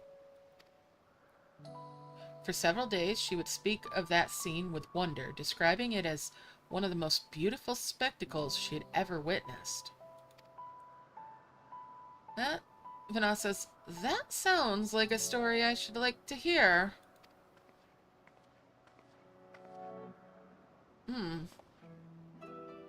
The archivist says, Mistress Vana, I thought you had already returned to the surface. Permit me to thank you again for your invaluable contribution to our concept placement proposal. Pray do not mention it. As you say, my original plan was to leave after that task, but I have since become engrossed with Chief Hermes' research. Would you favor me with a retelling of this sight, which so delighted your Galeen? Of course. Or you could hear it from her lips directly if you prefer.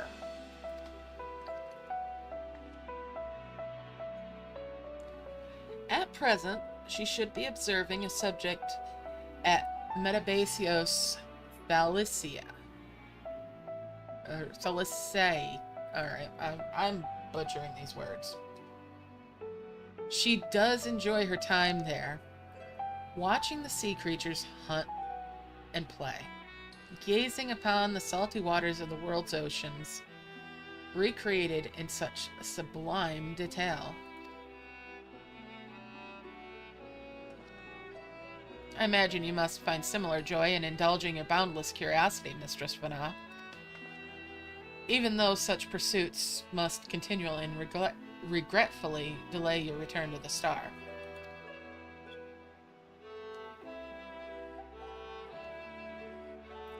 Indeed they do. Erkvis says, 'Tis a rest well-deserved and long overdue, I should think. How greatly have we prospered for the wisdom you have accumulated during your travels as a Zem. And what would Elpis be without your earlier academic work? The theories you developed served as the basis of many techniques still in use today. Man is a creature of contemplation, but none embody that nature with as much enduring passion as you. I dare say there is not a soul alive more worthy of a return. I shall rejoice the day you depart on your final journey. Vana says, I will be honored.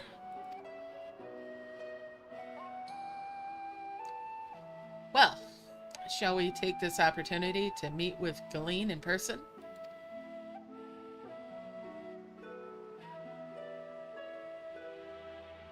The archivist says, well, then allow me to reconfigure the door to the archives here. They'll take you up to the Skyway and spare you the need to avoid hostile concepts on the ground. Vana says, that would be most helpful, thank you.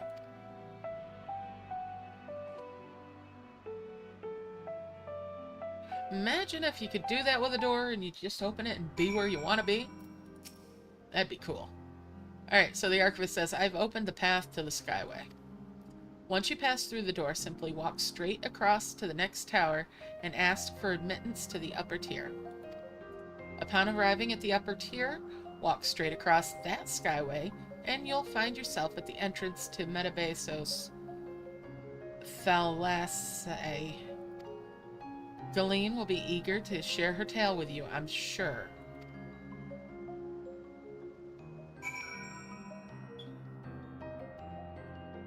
Alright.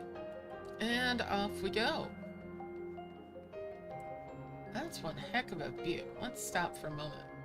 We are way up there. Alright. What in the world is that over there anyway?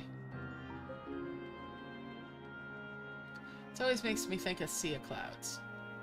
Alright, let's talk to this archivist. Mistress Phaera, just passing through? Then allow me to prepare the path. If you need further assistance, there is always an observer or two out on the upper Skyway.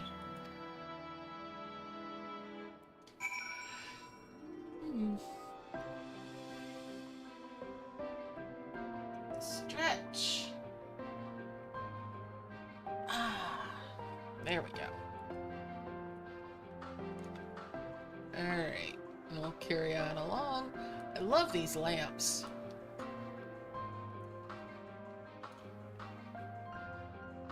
And yes, we're even higher up. Goodness. Alright, let's run.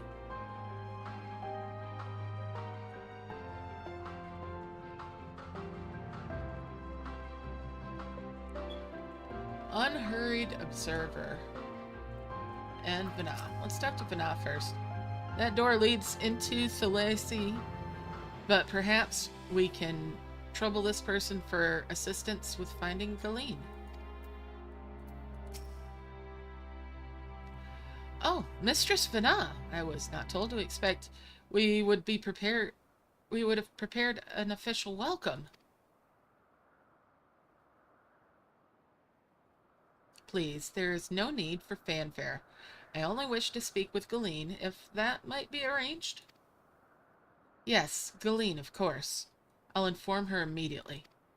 Ah, but she may be engaged in a testing phase. You could be in for something of a wait. Should I let her know your business is urgent? Phaera says that won't be necessary. This lovely view will keep us occupied until she's ready to receive us.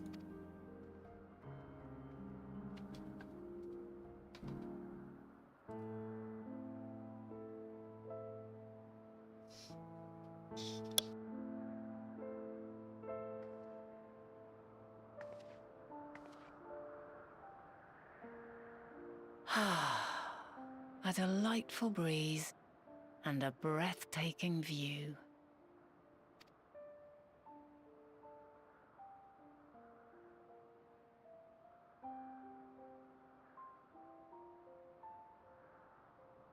What is it like in the future? Is the world still a beautiful place? Oh, what am I gonna say? As beautiful as ever? Some parts yes, others not so much. Or it's more beautiful here. As beautiful as ever.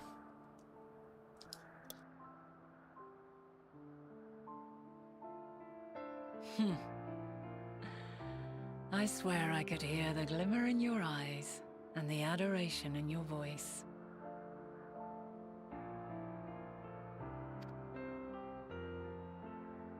While we wait, will you not tell me about your adventures?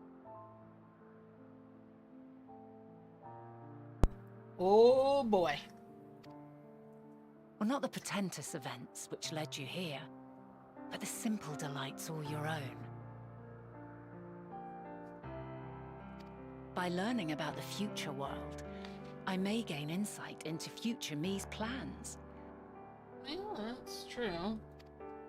It is the little things. But more than that, I have an interest simply as a fellow traveler. Short of going somewhere oneself, There's naught more stirring than hearing another's account. Good point.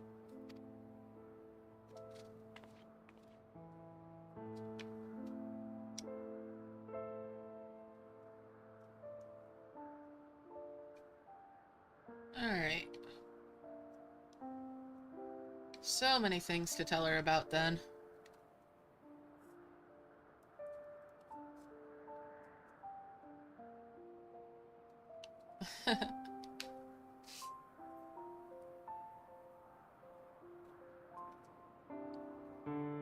Ah.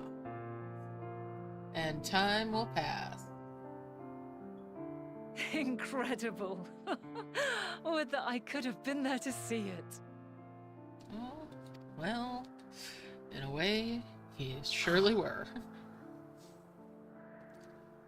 Yours is a harsh and unforgiving world. Yet in spite of this, your brethren hold fast to their virtue. To know that the light of mankind's potential still shines, even in that faraway place, it gives me heart.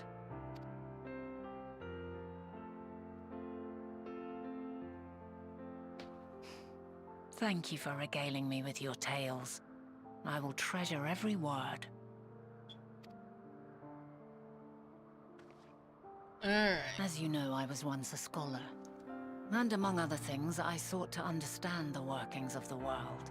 What exactly is ether? How formed the laws of nature? Whence sprung mankind?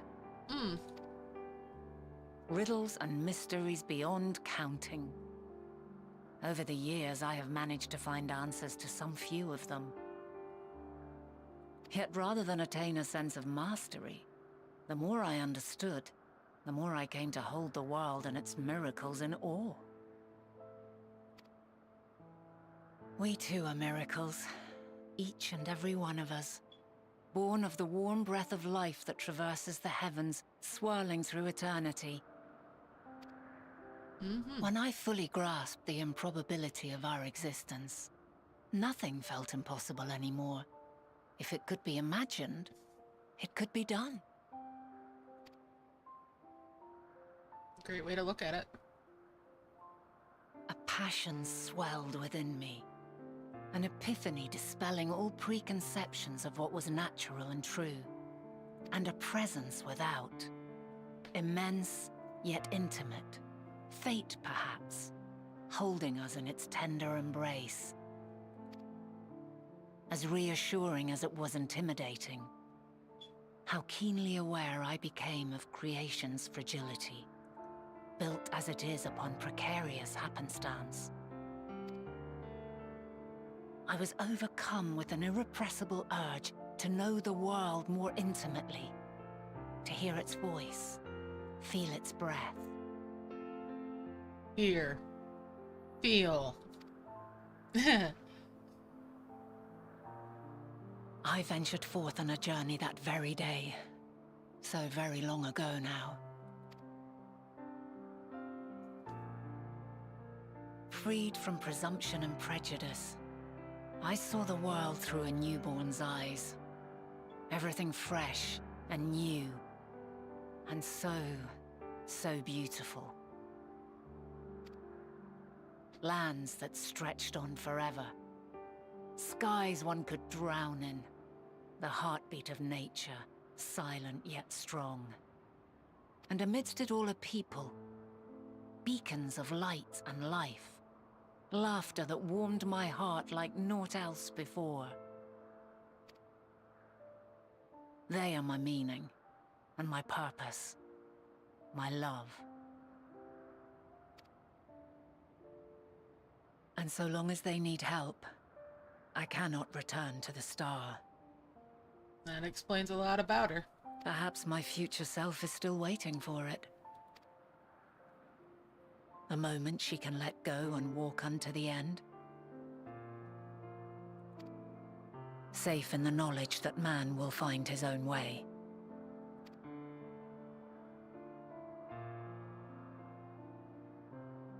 You, who are our future, tell me this, and tell me true.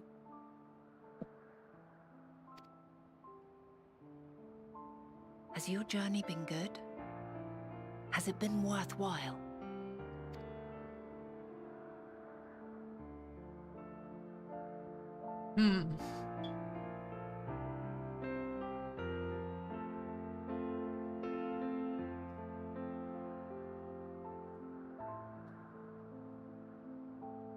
Pray forgive my lateness.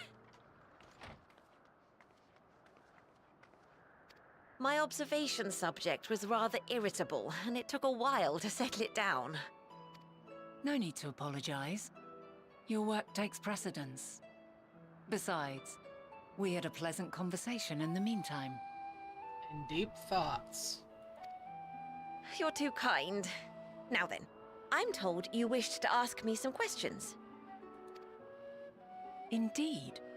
I've an interest in one of Hermes' creations. Meteon. You witnessed a host of them take flight, yes? Oh, that! Yes, yes, I did. 'Twas in the dark of the morn. I'd left the Thalassai after nocturnal observation. As I walked along, I spied a bright light climbing high into the southeastern skies. Then, in an instant, it was gone, like a shooting star, only rising rather than falling.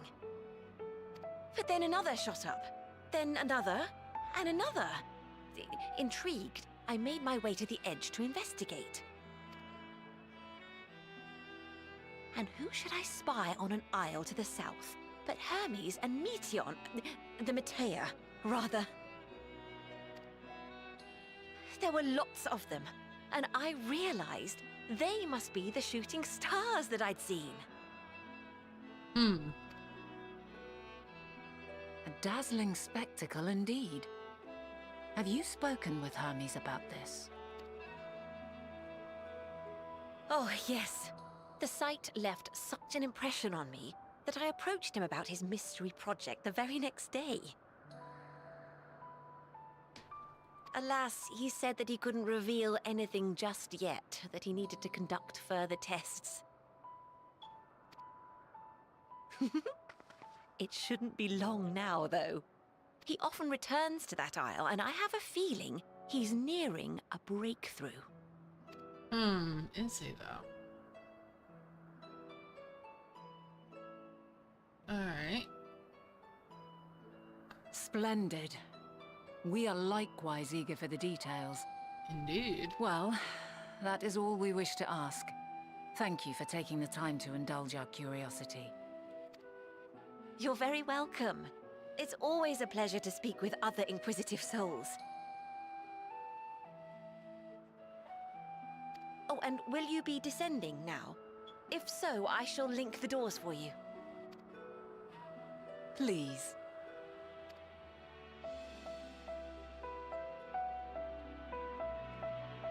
I really love this concept of just linking a door to a door somewhere else.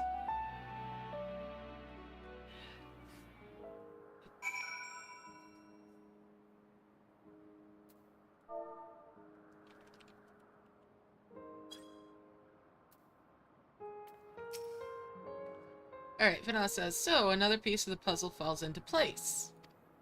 From what we've learned thus far, I think we can safely conclude that Hermes hasn't been revealing the details of his research to others. Which suggests that either someone will appropriate his discoveries and make use of them, or that Hermes himself will have a hand in causing the final days.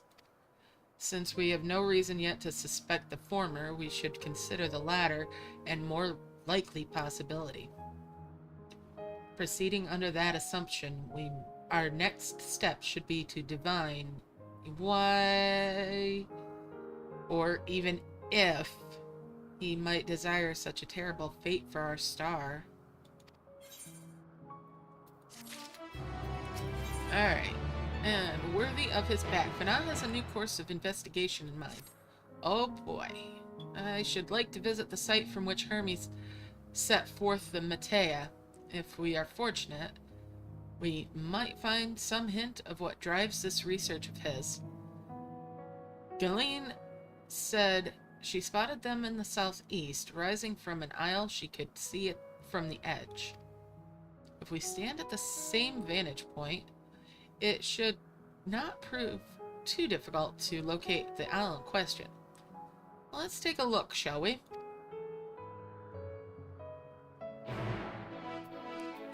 Alright, so let's head over that way then.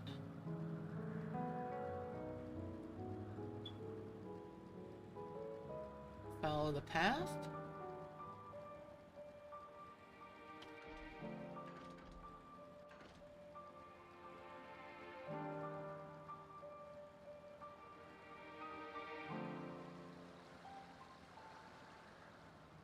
Alright, so we're off to see the edge.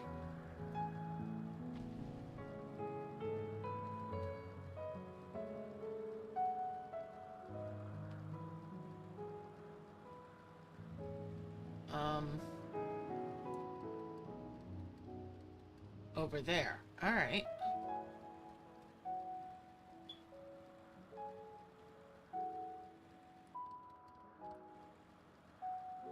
Vantage point is over here. That must surely be the island over there, with that tree on it.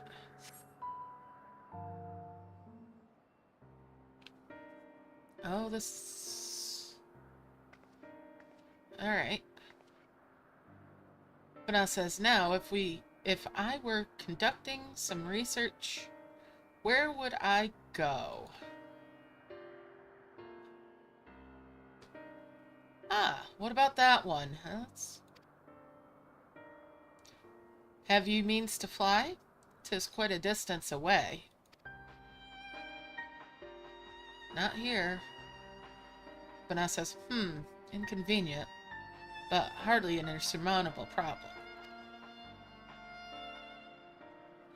To me, Argos. It's the golden pupper! Bana says, my friend, would you mind creating a double to carry her here over to that island?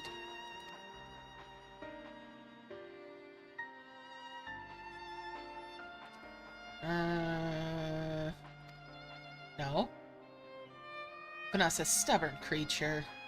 There is no place on this great star that we have not together traveled, and still he remains obstinate in the presence of strangers.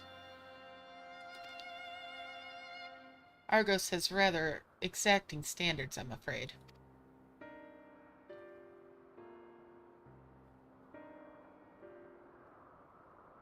Bana says, what? You've ridden him before? Ah, your before, meaning my after. Not at all confusing, that. Interesting. 'Tis certainly not unthinkable. But speaking of the here and now, the quick solution is for us to face off in a sparring match. What?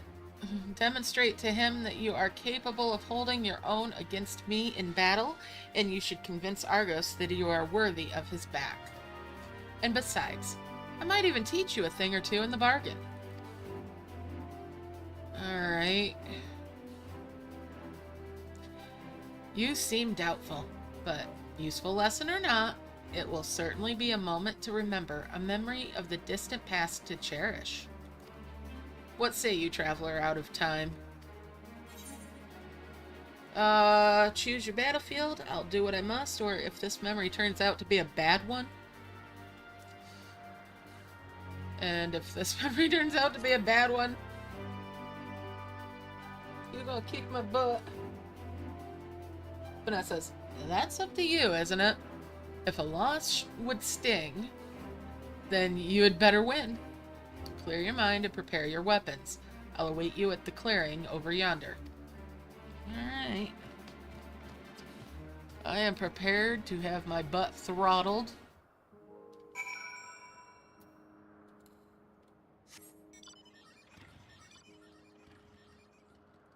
Alright. Looks like I'm not the only one on this quest.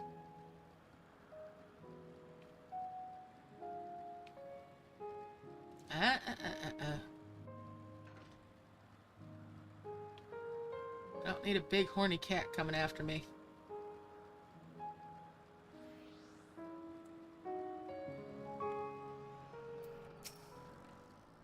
Alright, shall we begin? Be warned, I will not go easy on you. Alright.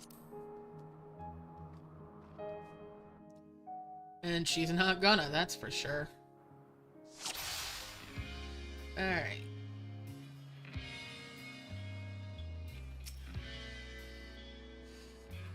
Alright, here we go. Let neither side hold back.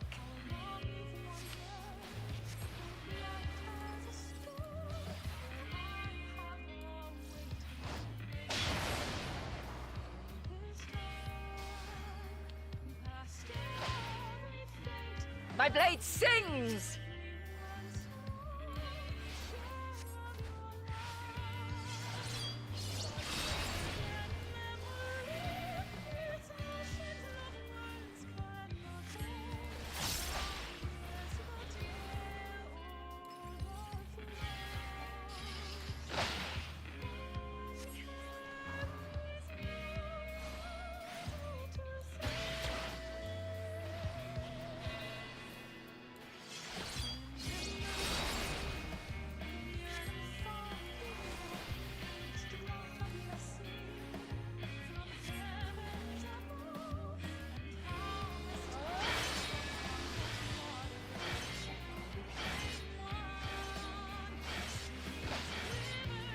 My blade sings!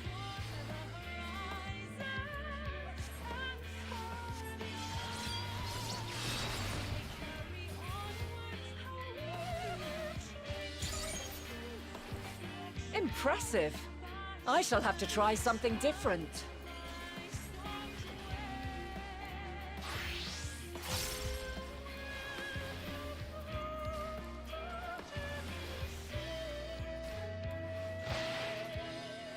No quarter.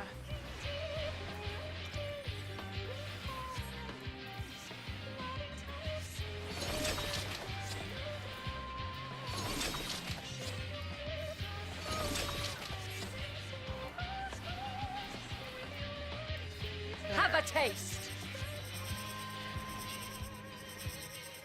Oh.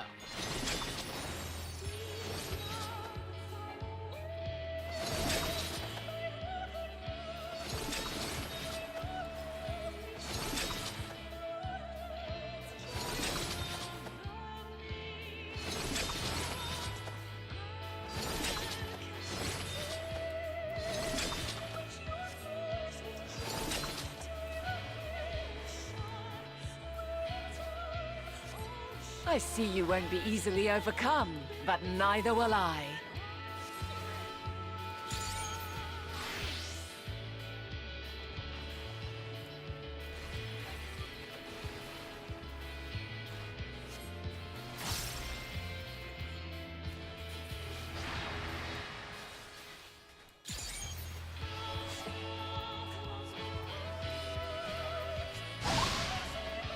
Oof.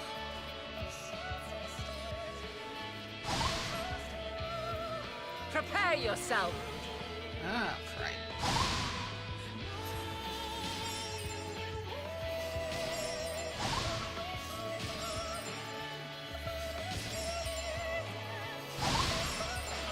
And the lag got me.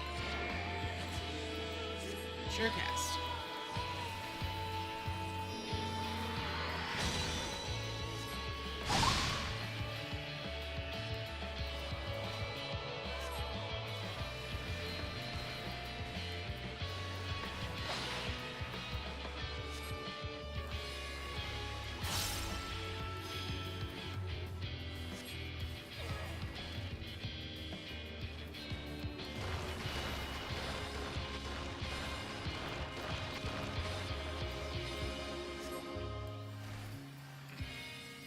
We've only just begun. Come at me with your all.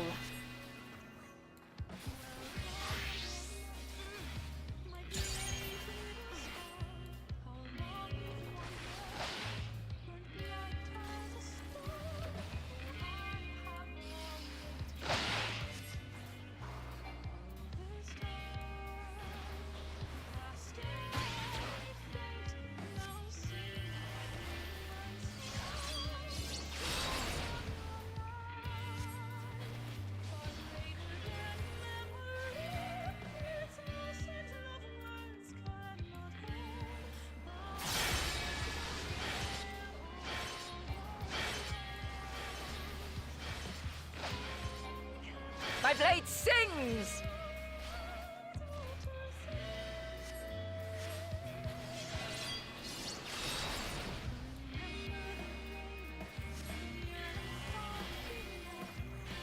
Impressive.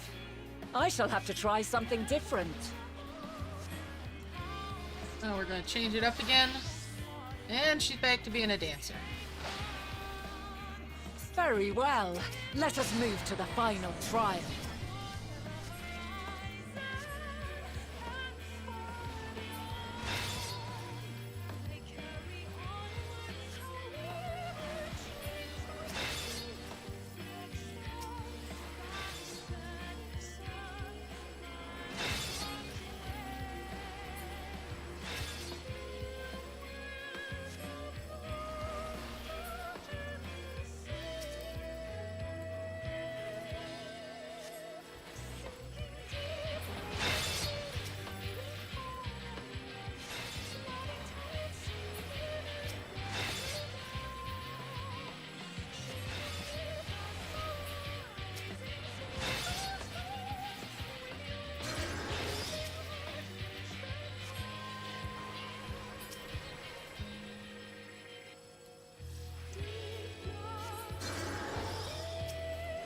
Oh boy.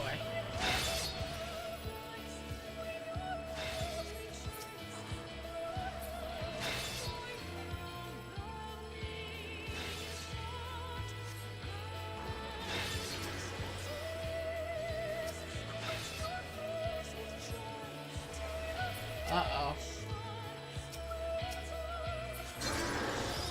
Oh, crap. I've let it get to maximum. Well, Break your chains, shed your burdens, and show me your strength of will!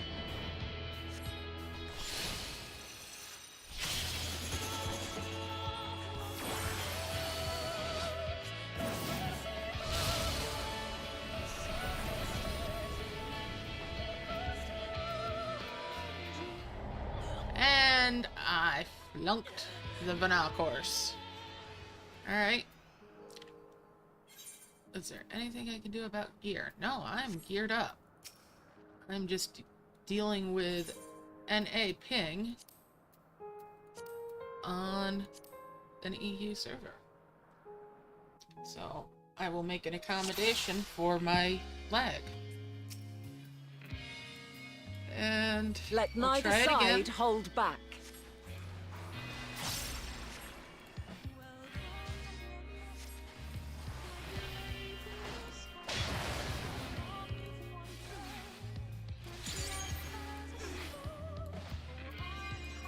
My blade sings!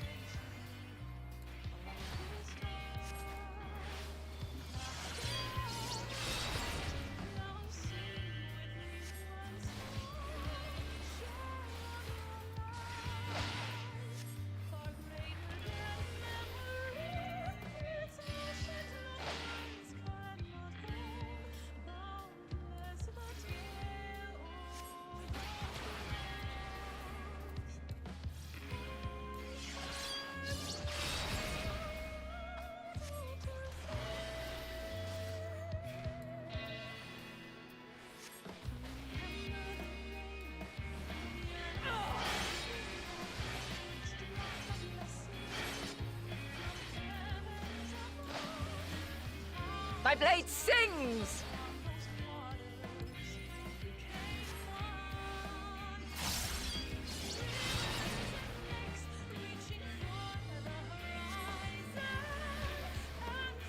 Impressive. I shall have to try something different.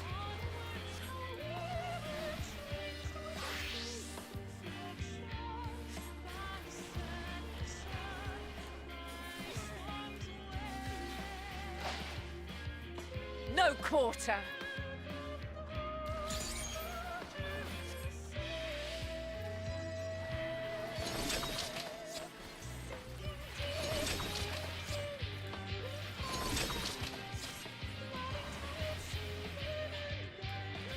Have a taste.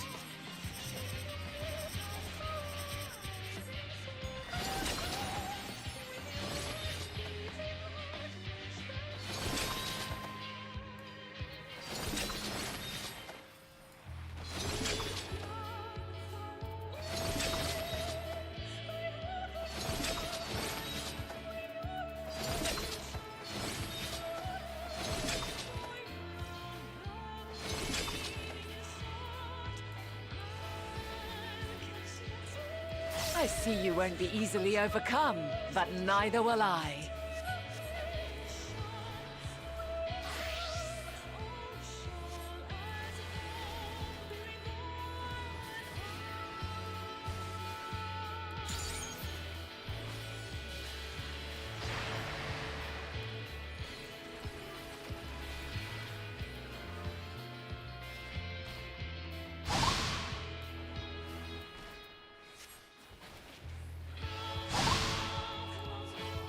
Prepare yourself!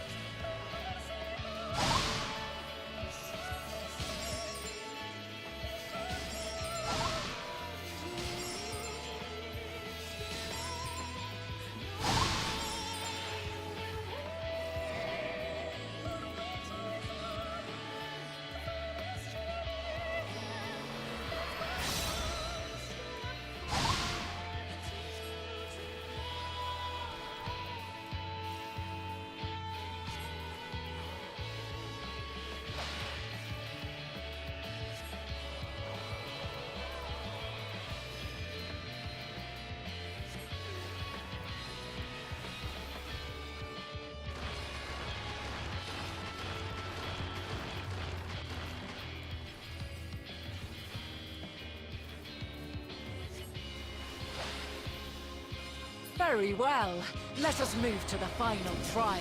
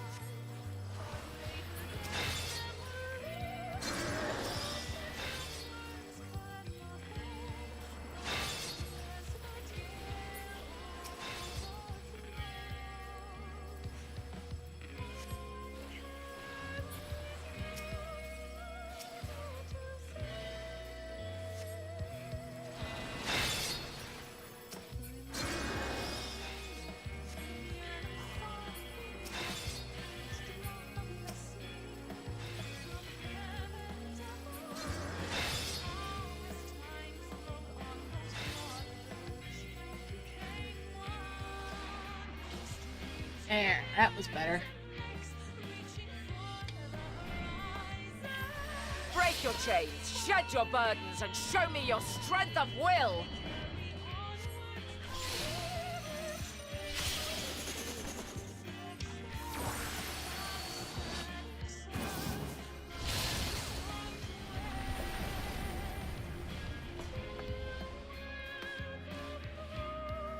Whew. You still stand. The people of your time are more resilient than I had dared hope. I have seen enough.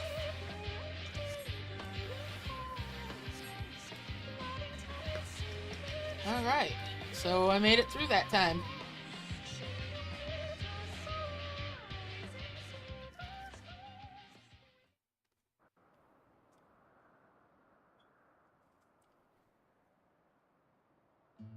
Twas my intent to finish it, but clearly I underestimated you.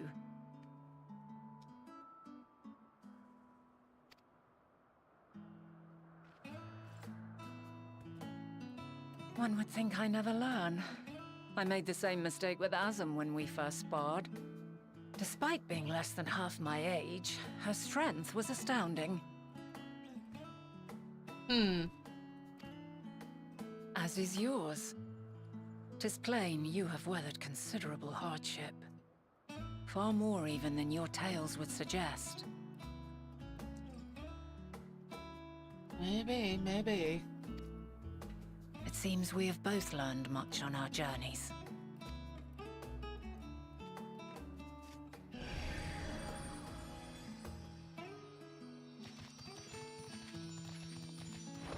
And now the dog likes us? Yep. We have impressed the pupper. Well now, I dare say he is warmed to you. A boon to be sure. He never forgets his favorites, and is ever eager to come to their aid. Aww. We made a friend.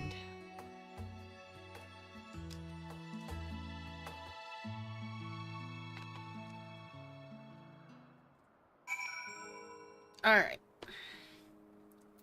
So, we're gonna talk to Vana again. Argos will soon have us standing at the very top. Let's try that again, from the top. Argos will soon have us standing on the very spot where the Matea made their departure into the night sky. With luck, we will learn something of Hermes' intentions. My hope is that we find no connection, no festering wish for oblivion. Then we might have Hermes and his considerable expertise working for us, rather than against us. Alright. Flower upon your return. Vana has Argos and is double at heel. Vana says, let us move over to the edge before mounting, shall we? That will allow Argos to catch the currents rising up from below and give us a smooth ride over to the isle.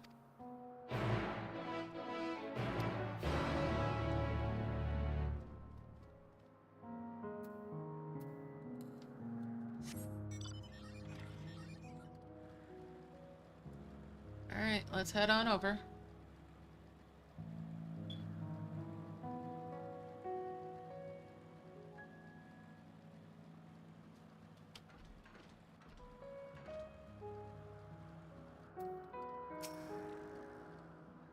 Argos motions to his back with his muzzle. You've been invited, given the go-ahead to hop on. Alright, ride to the isle.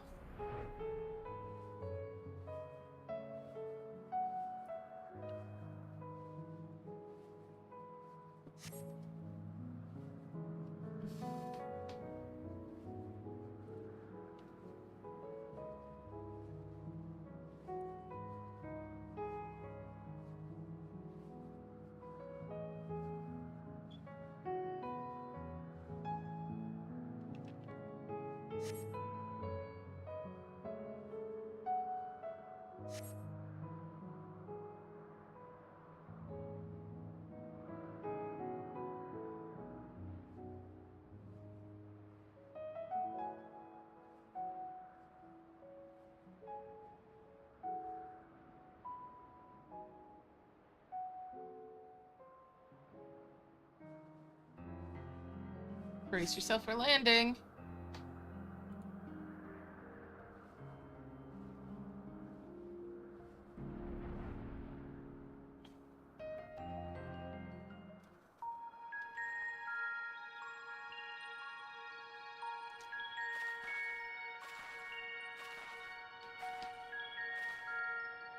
Quite a small place, lacking even the most basic equipment.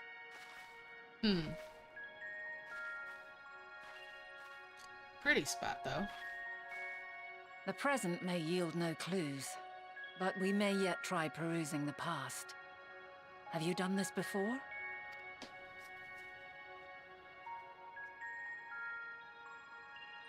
So you cannot control the power freely. Worry not. I shall assist you. Come and stand before me.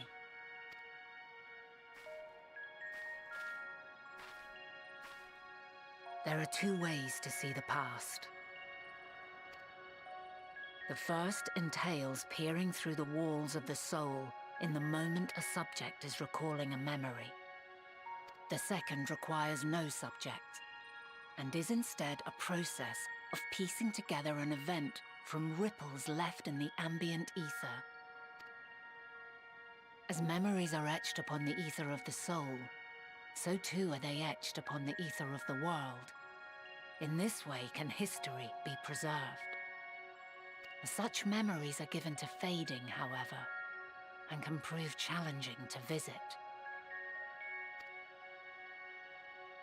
But come, let us try. Close your eyes.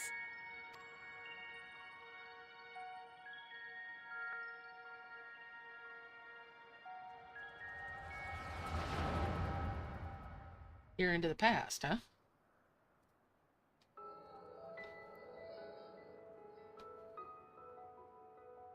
All units fully functional and proceeding on course towards their respective stars. Estimated time to completion of survey is 108 cycles.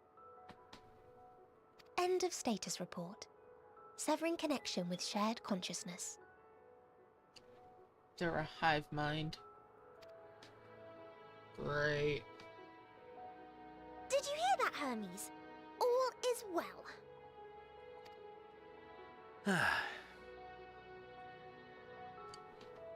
Yes. Good tidings at long last. Every step of the way, I've been reminded how little we understand creation. How the universe defies imagination. But soon we won't need to speculate. We'll know the answers. What others live for. Indeed. And we'll owe it all to you and your sisters. I wonder what answers we will get. Whatever intelligent beings that exist out there are bound to be vastly different from us.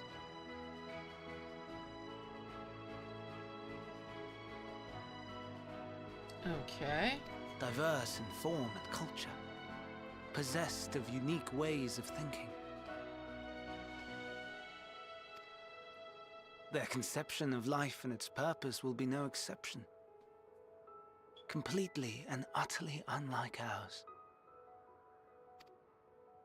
Utterly unlike. How? I have no idea. Yet whatever answers we receive, I will not dismiss them out of hand. No, I will think earnestly on them all, and I will share them with our people, that together we may contemplate our own existence. Perhaps then our star will become a better place, not only for man, but for all life.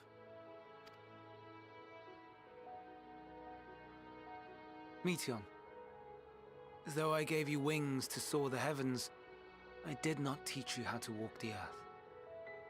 So loath was I to bind another living being. In the course of your long journey, you will learn from those you meet, learn to walk and run and so much more. And when you return, older and wiser, we will have a celebration to mark your homecoming and coming of age both. Will there be apples covered in syrup? And how are you supposed to eat them? Rather than food, perhaps...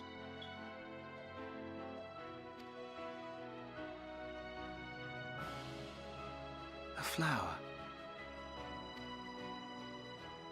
Yes. Upon your return, I will gift you a beautiful flower.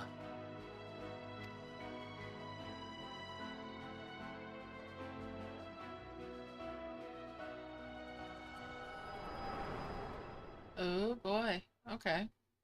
So, implication is she cannot eat. Or doesn't need to.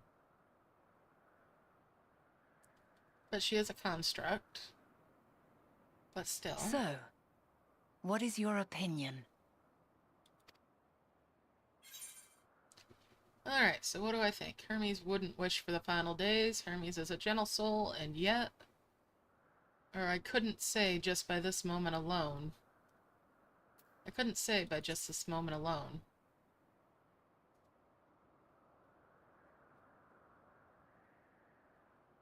As you say, that was hardly conclusive. Yet based on what we witnessed, I find it difficult to believe that they would deliberately seek to end all life. Be that as it may, we cannot rule out the possibility that they will play a part in bringing about the final days, perhaps unwittingly.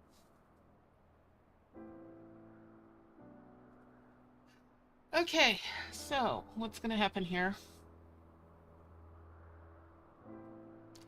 Vanessa says, here we are, the grandest research facility in Elpis. We should head inside and ask after Hermes' whereabouts. Alright. Well, somebody says Hermes is in another facility, as we've just discovered. Is it the lads? It's gotta be the lads. It's the lads!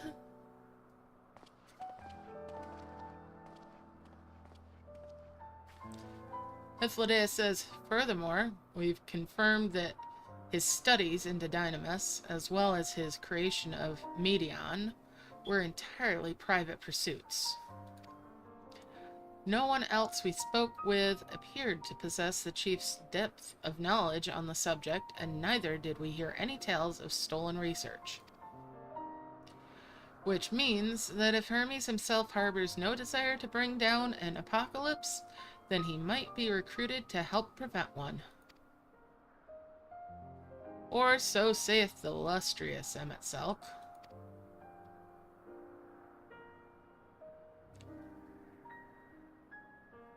Emet-selch? I always want to say emet-selchy.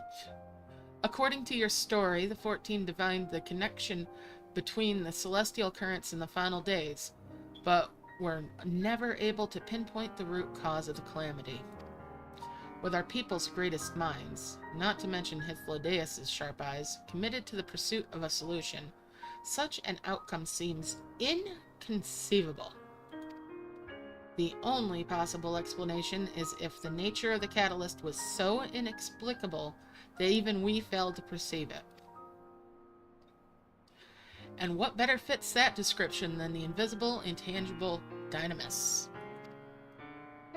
Oh, Hythlodaeus says, which in turn leads us to our next question. How did Hermes, in his role as Fandaniel, not recognize the subject of his own research? We must assume that he either knew and was unable to help, or that he was otherwise prevented from identifying the cause in the first place. At this juncture, all we can do is speculate. emet-selch says, to be clear, the Convocation does not tolerate acts of deception or malice. We are practiced in perceiving truth, and would have known had Fandaniel lied to us. Hermes has no conscious wish for the world to end. Of that, I'm certain. Oh, yeah. Vanessa says, it seems there is more to the tale after all. Alright, so what are we going to do about this, guys? Vanessa says, we conducted an investigation of our own, you see.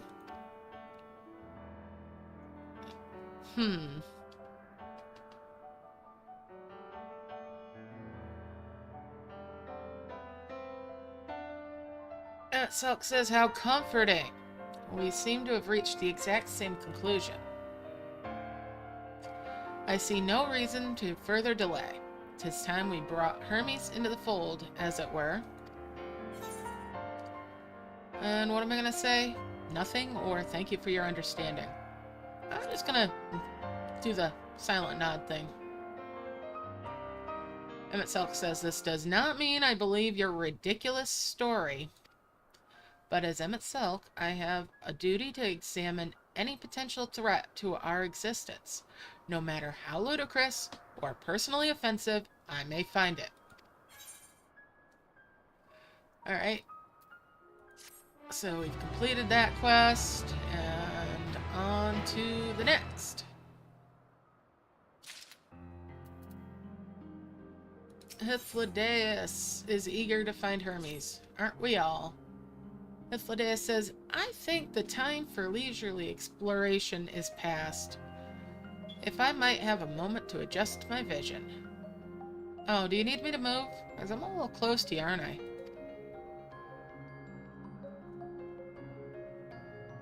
Hythlodaeus says, ah, there he is. On the next aisle over. Medion is with him. Hermes appears to be in the midst of an observational study, but I suggest we hurry over before they venture elsewhere. head straight down the path. We can teleport to Misop's Euros from the device at the bottom of the slope.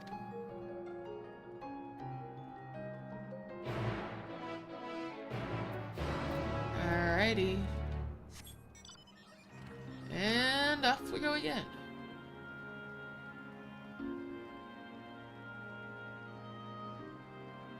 And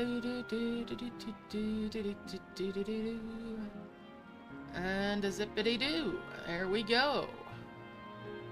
And there's the passage. This appears to be the teleporter. Yeah, we're gonna head over. Kinda nice for not having to do the whole song and dance for each one of these. And there they are. 3 musketeers. Hythlodaeus says they are close by, within the Hungering Gardens. That would be the circular enclosure you see just up ahead. Emet-selch says, well then, make yourself useful and bring Hermes out here to us. If I were to go, he would assume I was only there to press him on the Fandaniel matter.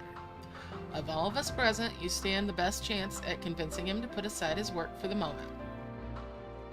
Hythlodaeus says, but the creations in there are not exactly... Then again, perhaps you can handle them. She did survive a bout with Vana, after all. Off you go to find Hermes, but do be prepared to come to blows with the garden's denizens. Hey, Tom Tom. I do remember you. Nice to see you again. How you been? Yeah, it has been quite a year, hasn't it?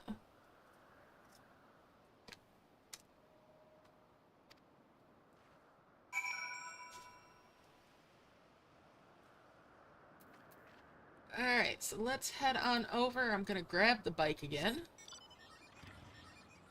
Pull it out of my little pocket. I'm doing alright. Getting prepared for a big move, but taking some time also to relax and unwind.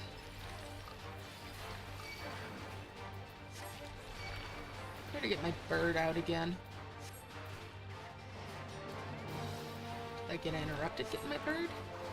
There we go.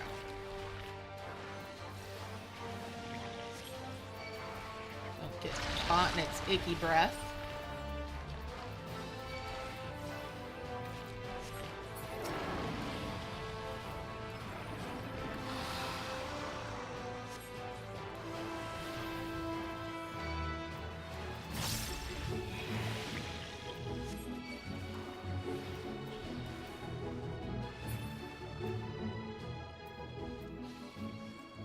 Alright, that's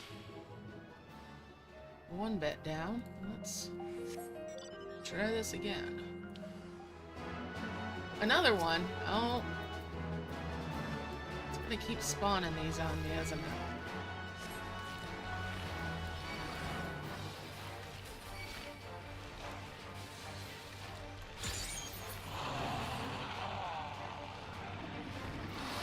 Let's get the Medusa taken care of.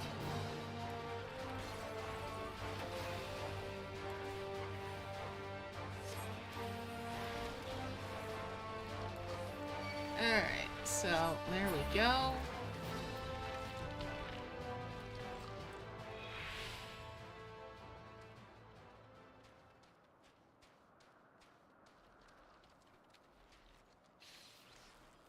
Let's try the walking method.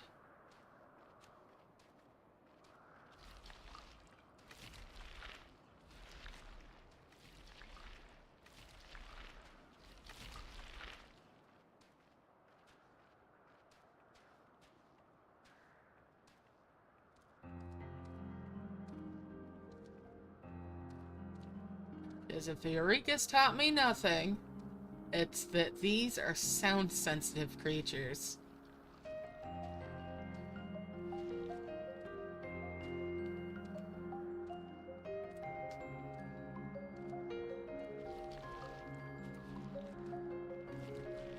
There's Hermes.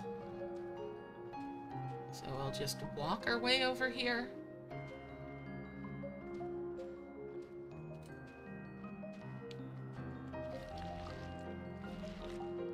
There we go. Hermes says, "What are you doing here? I thought you were keeping Hythlodaeus and emet-selch company." An important matter and unrelated to my decision on Fandaniel, you say? Then yes, I'll come as soon as my work here is finished.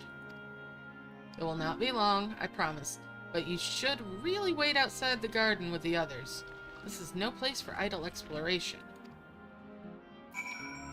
Alright, so I need to go back where I came from. Put my walk back on. And we're gonna power walk using sprint. We're just gonna speed walk.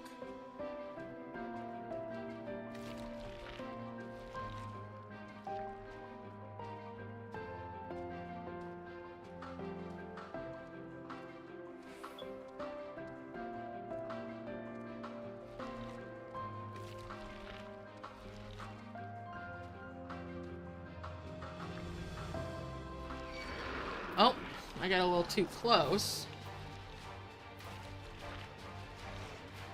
And we're just gonna trot our butt on over here. And break the aggro.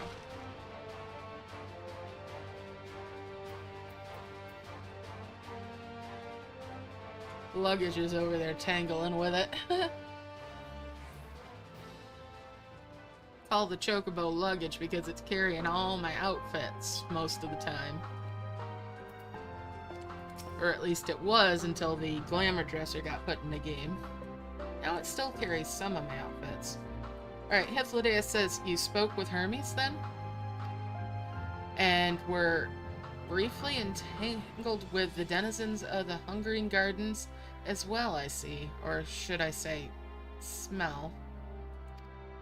I cannot speak for certain convocation members, but I, for one, am impressed with your fortitude. Well done, indeed. Now that you've convinced Hermes to confer with us, let us pray that things will soon take a turn for the better. For as fascinating as it would be to meet the emet-selch who would recreate Amaro in the depths of the ocean, I think it best for all concerned if such tragic events never came to pass. Be it our future or your past, assuming yours is not truly written in stone, naive hope though that is. Alright, so there we go. And emet-selch seems content to stay where he is. Words without sound. Hermes said he would not be long, yes? Then we shall wait here until he emerges.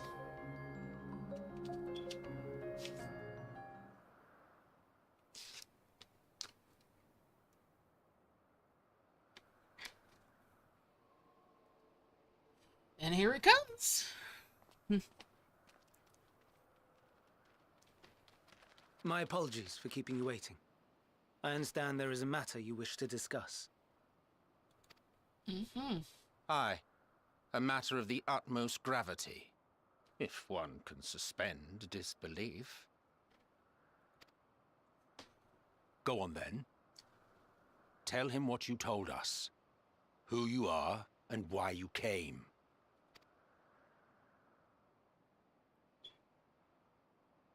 Alright.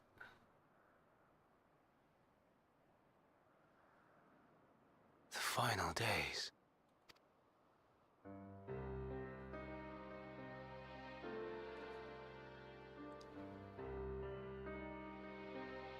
The phenomena observed during these star-encompassing calamities is likely the product of a dynamis reaction. And none is more versed in the applications of this energy than you, Hermes. I must stress that we do not believe you would desire such destruction. We come not to lodge accusations, but to beg your wisdom. And so, Distressing though the exercise may be, I ask that you share with us your opinion on the matter, on the assumption that our visitor's tale is true. Even you, Vana. Gonna make the man crack.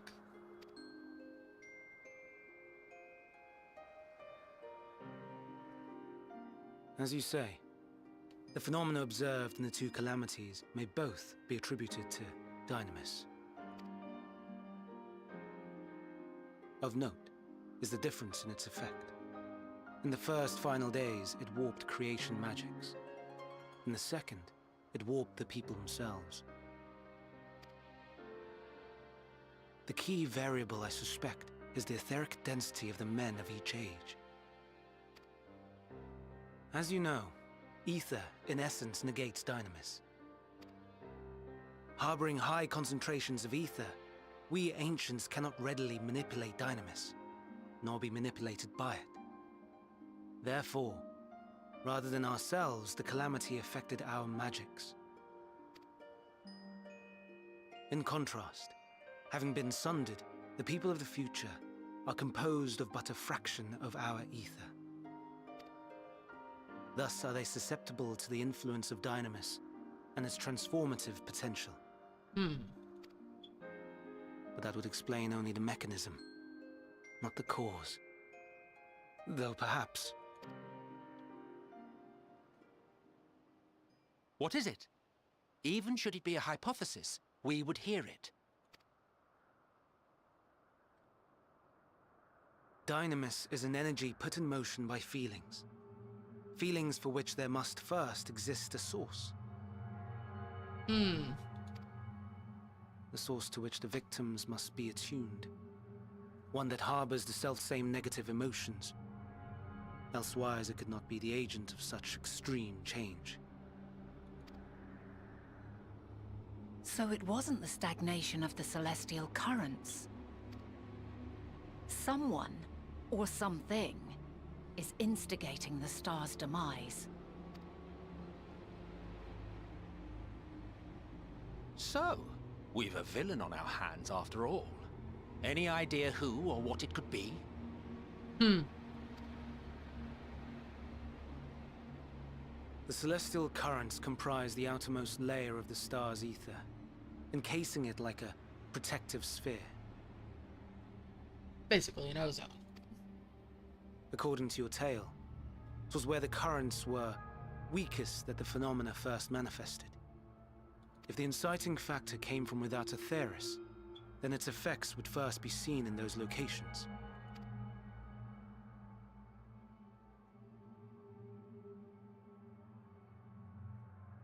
Greetings. Can you hear me? Oh, jeez. Right on cue. Do not be alarmed. I mean you no harm. I wish only to hear your words, share your feelings, know your thoughts. Oh boy. May we please be friends? Meteion. What is it? Executing scheduled task, suspending individual self and connecting to shared consciousness. Connection established. Commencing status report.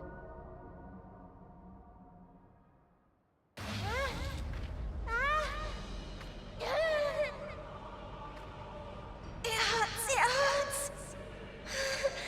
It hurts! So hot, so cold, so sad. I don't understand. Make it stop. Please, make it stop. Steady, Meteion. Steady. So scared. So lonely. The pain. It's too much. Why? Why? Why do we... They hurt. Hurt. Hate. Hate. This is wrong. All wrong. Oh boy. Oh boy. She's gone? But how? She has altered her etheric density in order to blend in with her surroundings, an ability for avoiding confrontation. Most effective. Frustratingly so. I can't see her either. Not even a trace. Stay away. Please. This is wrong. My mistake. So please. Are you all right?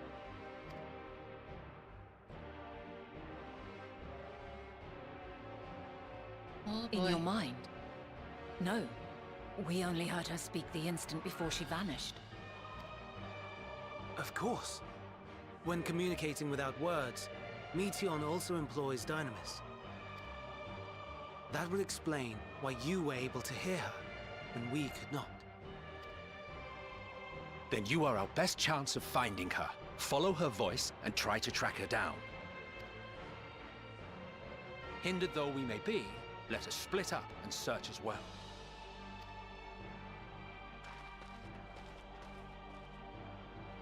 She's running away to try to protect Hermes. And y'all want to track her down.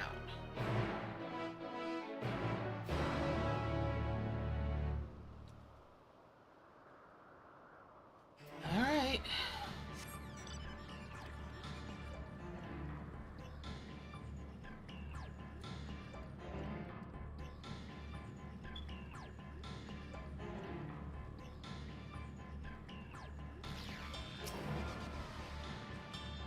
Calm your mind. Your sense is questing for any hint of Meteion's presence.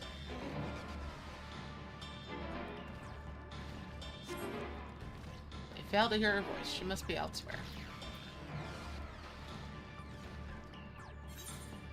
Alright. I've already been here.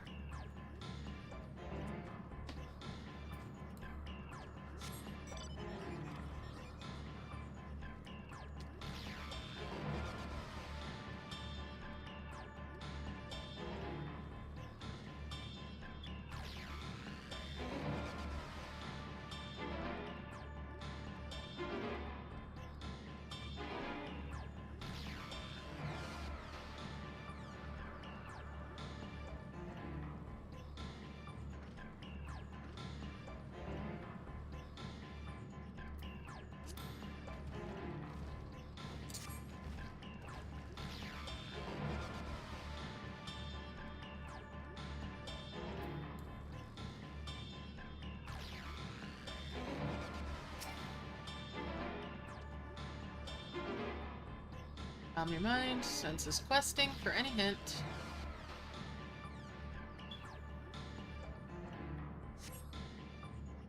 Oh, elsewhere. Alright. I saw another one down this way.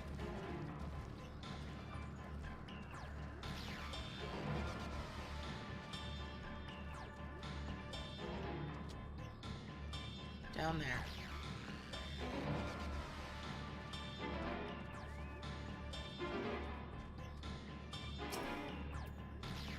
And requesting for hearing anything. It seeps into my mind. Our voices reporting. No, Hermes mustn't hear them. I have to run, to hide. Meteion's anguished voice grows distant as the source seems to flee down the slope. Alright.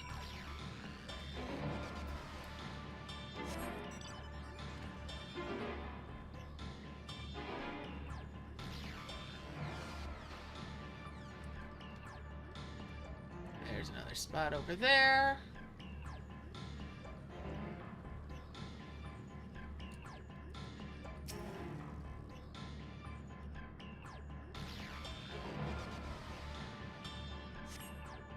Strain to catch even the faintest whisper, but fail to hear Meteion's voice. She must be elsewhere.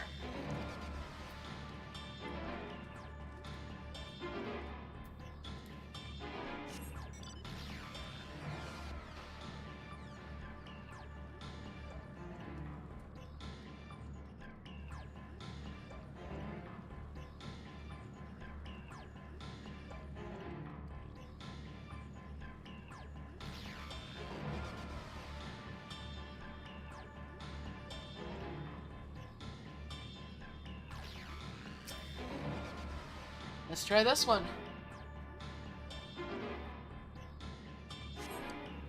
He's trying to catch even the faintest whisper. Fail to hear her. Put a marker there.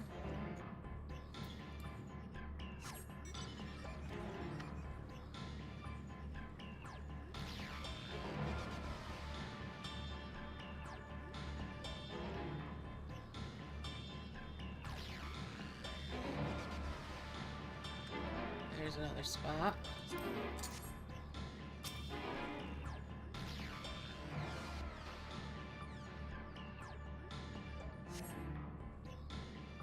Okay, there we go. Found a cutscene.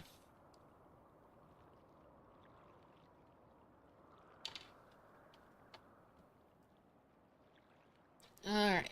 Greetings and salutations.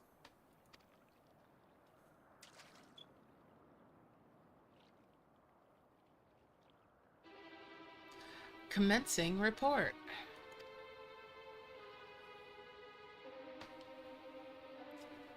Median says, oh no, we can't tell them that. We must run far away.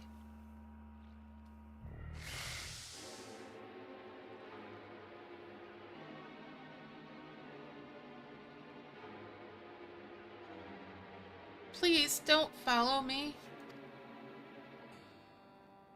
Median's anguished voice fades as you sense her climbing to the top of the ridge.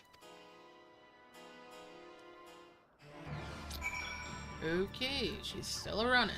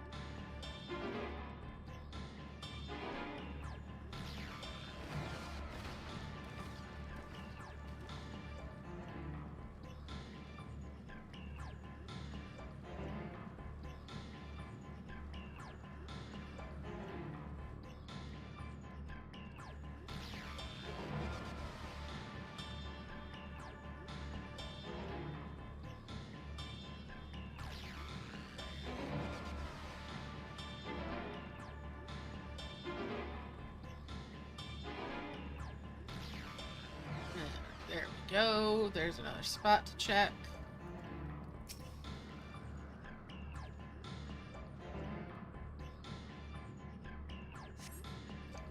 And she must be elsewhere. Alright.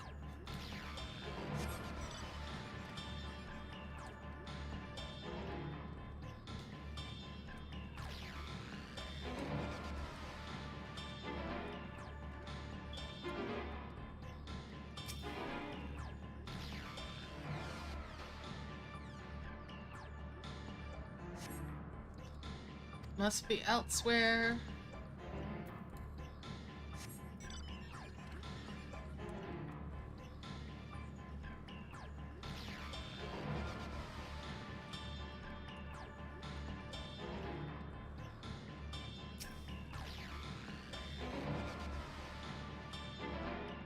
How about here? How? How did it come to this? Is this the reason we traveled to the stars? Why we sought out other life forms? Is this it? Is this the answer? No, it cannot be. It cannot be! Median's anguished voice drifts away to the south. Alright.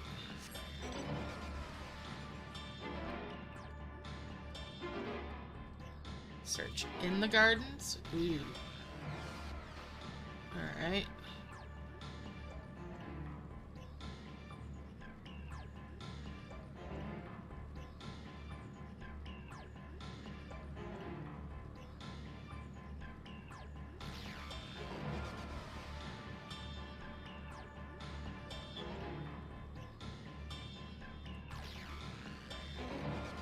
There's a spot.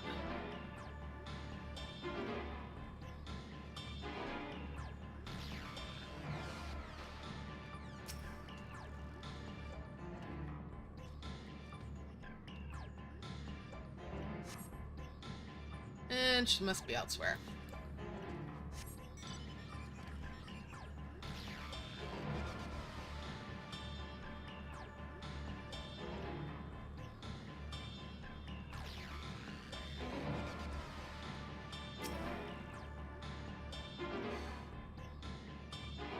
She really doesn't want to be found. And we're into another cut scene.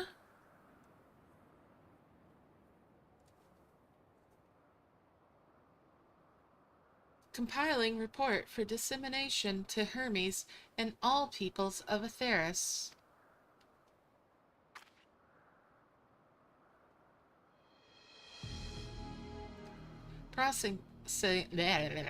Try it again. Processing expedition data. Preparing profiles on intelligent civilizations. Formulating answers to the question. Finalizing report. No, you mustn't listen.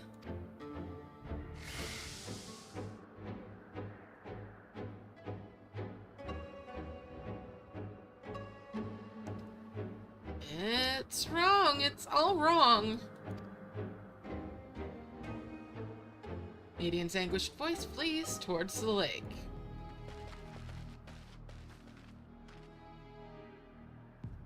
But emet-selch says, any signs of Median?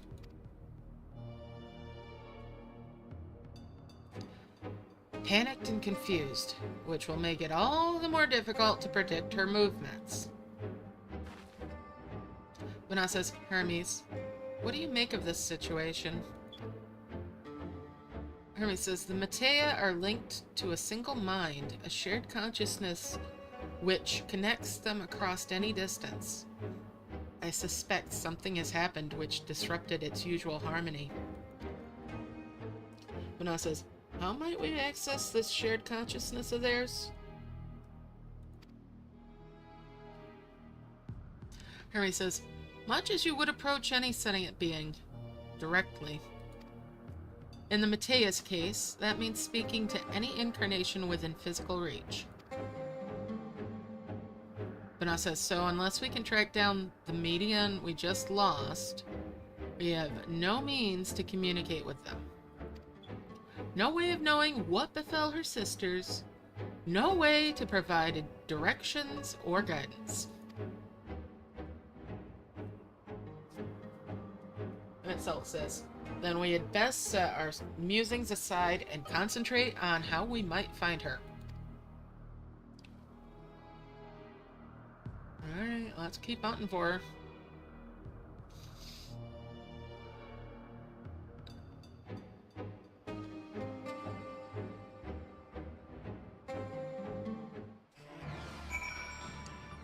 Alright. So we'll talk to Hermes again. Hermes goes, oh my dear Median, what did you witness out there that frightened you so?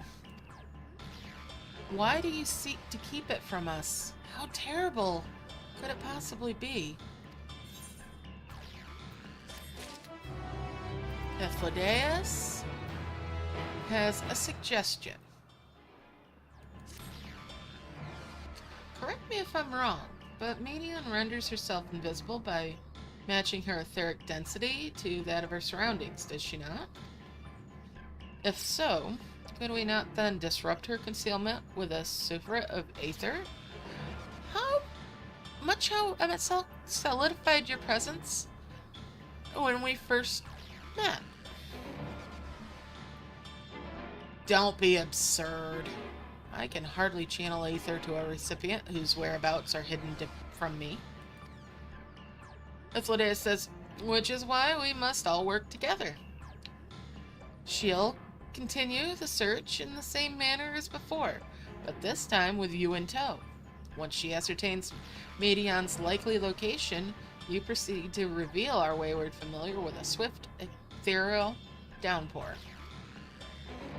Vanessa is very clever, and thankfully she has made herself easier to capture by fleeing towards Leith. Assuming she is made visible, it should prove no great feat to herd her into a corner. Ephialtes says, then we have our plan. Lith and emet-selch will be our tracker and trapper respectively, while we others predict and obstruct Medion's avenues of escape. Emet-selch and I will keep an eye on each other's aether to help coordinate our efforts. Well, let us be about it.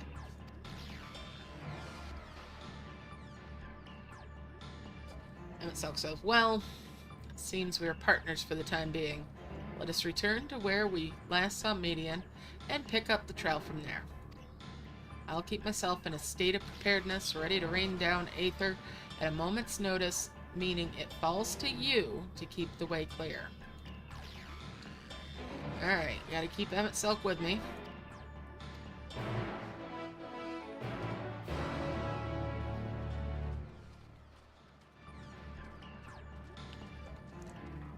And this one's closer, so we'll check this one first, even though I feel like we should be going on the docks. Calm your mind. Blah, blah, blah. Why can't I fly? Are my functions being restricted? Hide, yes. I'll just have to hide. Where no one can find me. Medion's anguished voice leads towards the water edge. Emet-selch says she went into the lake, as if this wasn't tiresome enough. Well, at least that open expanse should make her easier to find. We won't lose her this time.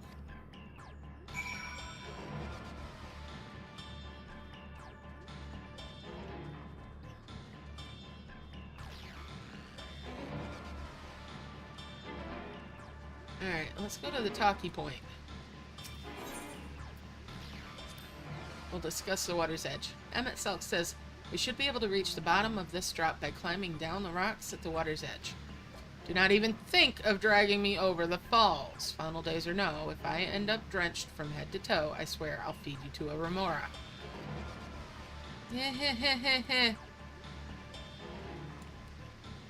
Oh, well, there is a path there, isn't there? You know what, I dare ya. Over we go.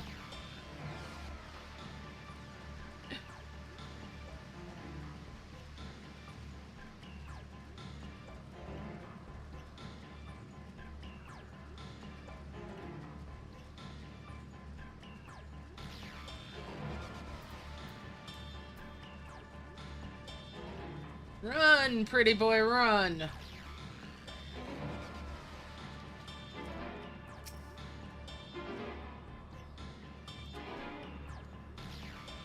Alright, we're checking out this one, and we get a nice little cutscene again. Well, not so nice. But, you know, cutscene.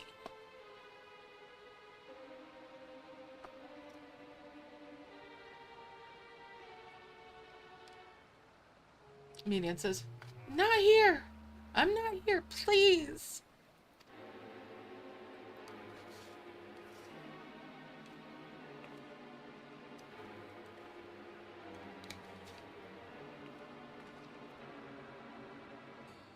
Emet-selch says, by that rock is she? Very well.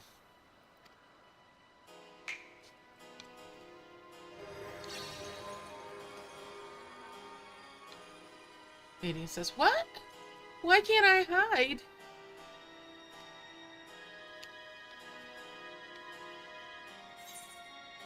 What'll I say? There's no need to run, or we will hear your report, good or bad.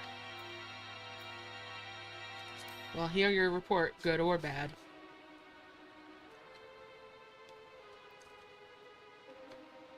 But what are you saying?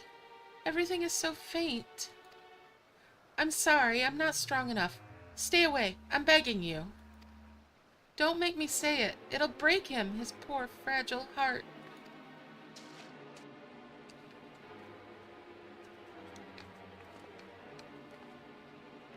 Emet-selch says, now we have a chance. Once the others are in position, the two of us can herd her into their midst. Yeah? Yeah? Do we really want to do this?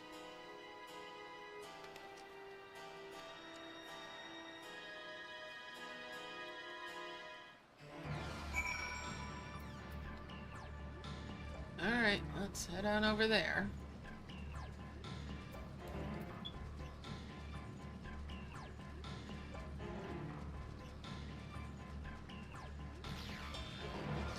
Of course, there's a fate in the way. Come over this way.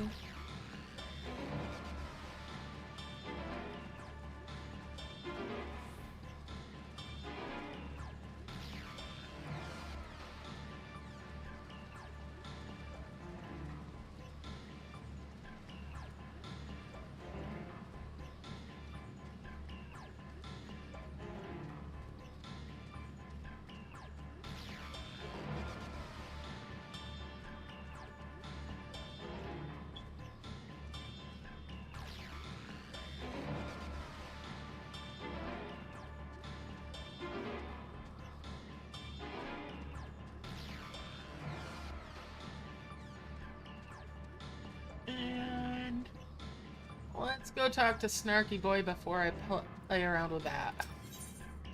Discuss the naos.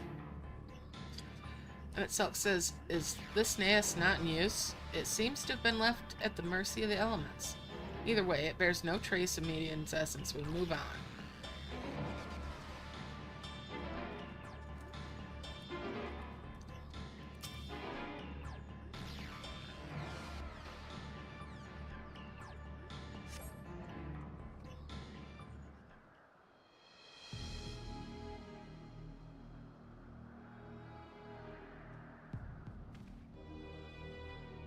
Emet-selch says, there, I see her. Over there, running from the naos.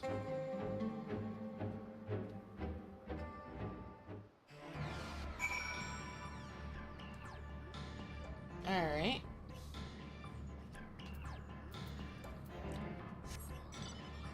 Alright. Get on the bitch seat. Let's go. Let's go bird hunting.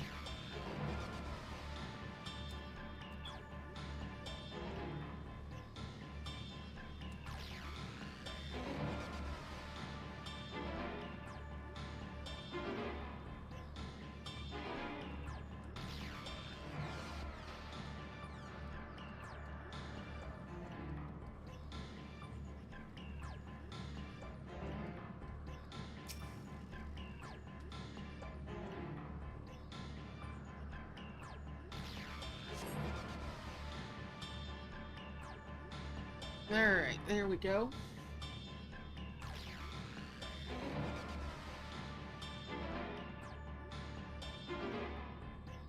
And there she's running across the docks here.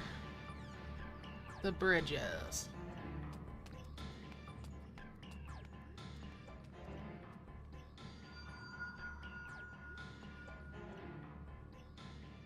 Aha!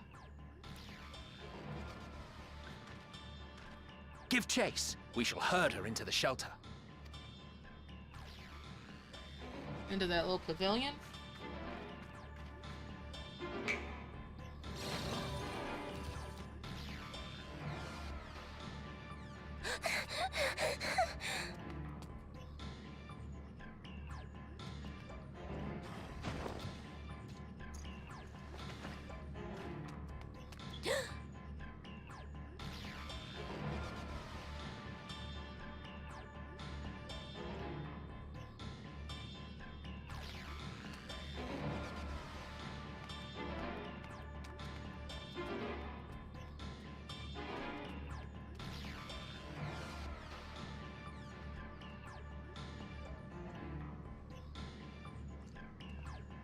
Oh boy.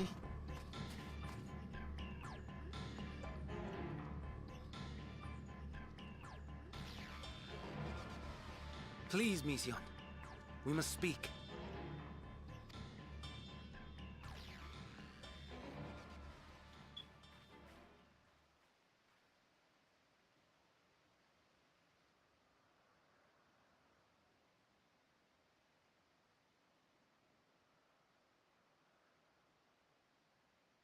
You're making the bird cry. I'm sorry, Hermes. I'm so sorry. If someone can hear these words, then please,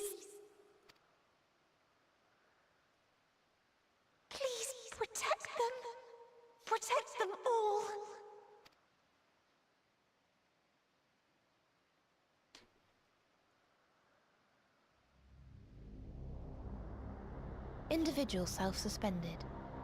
Connection with shared consciousness stable. Our survey is complete. We shall now report our findings.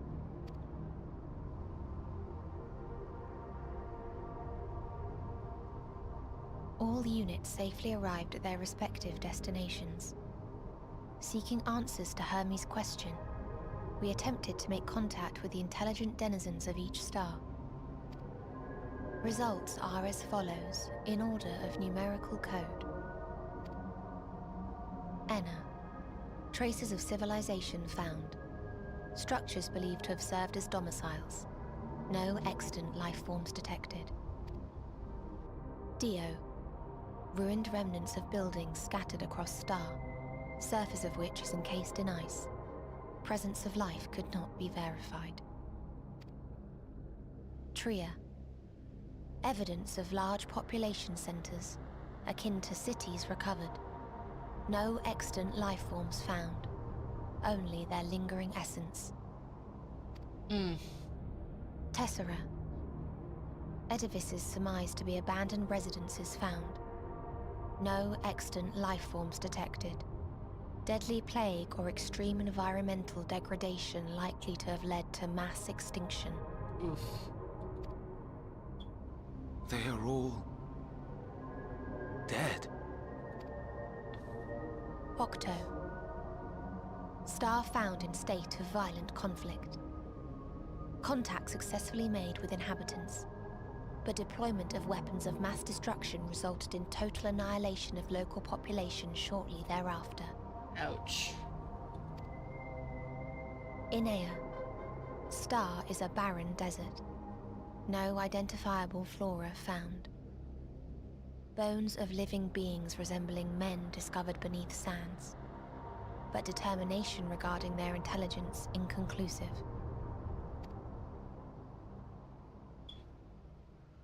Remind me, Hermes, what exactly was the question you entrusted to Meteion? I tasked her with asking what others live for. What gives their lives meaning. Did you consider what may happen if the premise of the question is flawed? Oh boy. To be able to answer it, one must be living and desire to continue doing so. But if Meteion finds no living beings in the course of her journey, or none who desire to live, what then? What answers would she derive from their silence?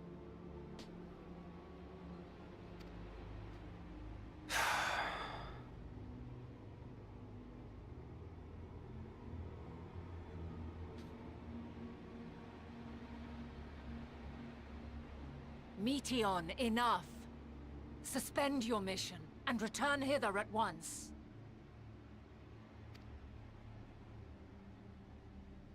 Decapente. Local civilization once flourished under auspices of higher power. Said power later laid waste to civilization in fit of rage. Oh. Upon revealing this to me, entity elected to self-terminate in lieu of providing answer to question. No other intelligent life forms found. Oh dear. Turning a deaf ear, are we?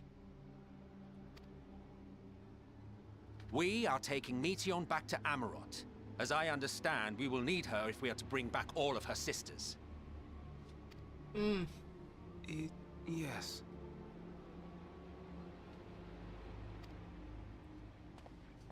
Oh dear. Meteion.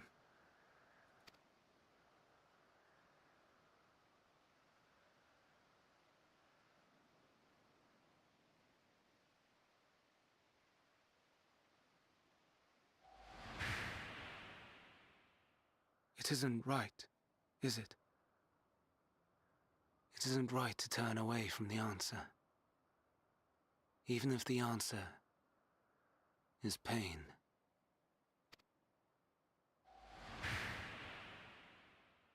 even if we aberrations must scream ourselves hoarse to be heard. Hmm.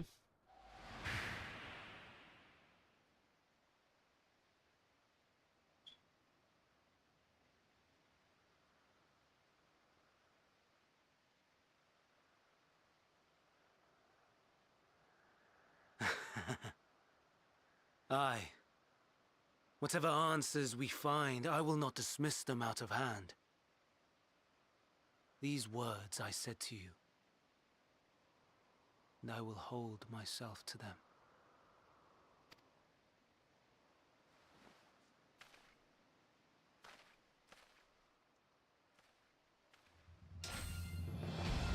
Oh dear.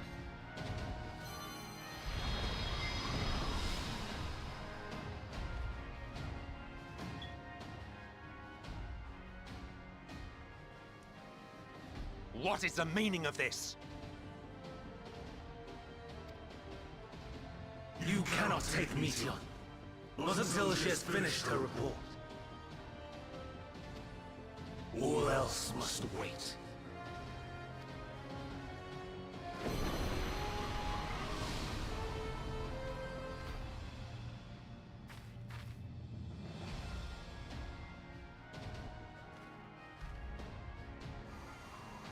Oh dear. This is not good. You fool!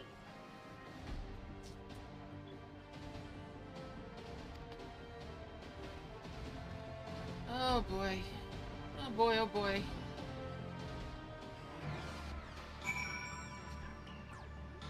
Alright. Talk to emet-selch. Emet-selch says, "Why, Hermes? Why could you not leave well enough alone?" Well, these answers assuage the pain you feel when a creation is returned to the Aether. Had you never cast your accursed question to the distant stars, you may have one day learned to be at peace upon this one. I don't think he'd ever find peace, to be honest with you. Alright, Ifladea says, pondering what to do next. Hermes has headed to Catesis. Considering the expansive dimensions of the place, even we may have a difficult time locating his Aether. All I can say is that he entered from the rooftop and likely arrived at the uppermost point in the facility. So, do we pursue him? Emet-selch says, "Of course we pursue him. No matter what Hermes might be thinking, Meteon is a potential threat and needs to be brought under our control. The Convocation's duty to safeguard this star takes precedence, I did precedence on purpose, takes precedence over any personal stake in the matter." Ifladea says, "Gna, Zuki." Bana says, "'Tis clear we stand on a precipice, but we have yet to determine beyond a shadow of a doubt that Meteon is the hand which tips it over the edge. Nevertheless, if we are to learn the truth of the final days, we must give chase, and even if neither Hermes nor Meteon is ultimately responsible, we cannot leave them to suffer this torment alone."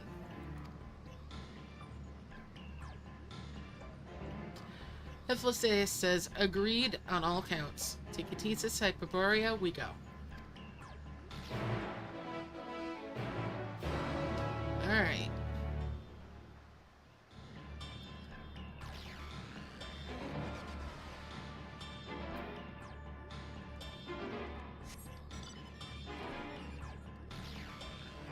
So let's head back over here.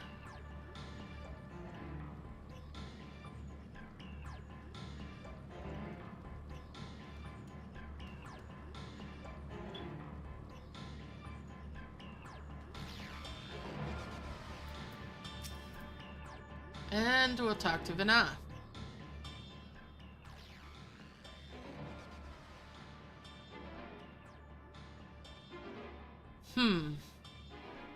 Vana says, what have we here? Excuse me, has something happened inside Catesis? The scholar says, Mistress Vana, I'm so glad you're here. No one knows what prompted it, but the alarm was sounded and Catesis put into a state of alert. Procedure dictated that we evacuate immediately, and we have yet to investigate further. Emet-selch says, this is Hermes' doing, obviously. Hythlodaeus says, and what does this state of alert entail exactly?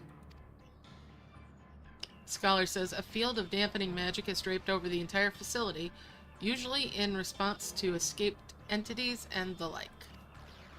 Catesis scholars and observers are unaffected, but everything and everyone else is weakened to a fraction of their usual capabilities. Hythlodaeus says, then consider us forewarned. We do, however, have urgent business with Chief Hermes, and must enter the premises regardless.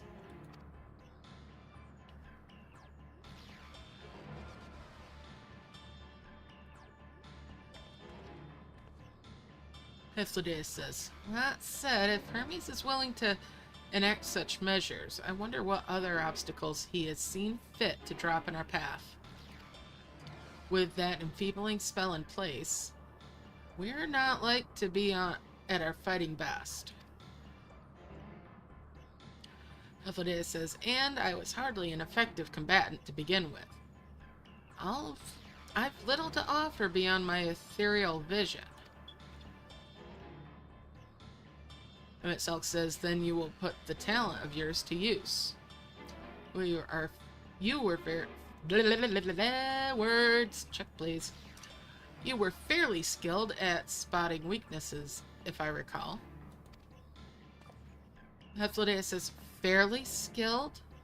Now you've gone and raised everyone's expectations. Vana says, you all need only make the most of your strengths, and I will fill in the gaps as required.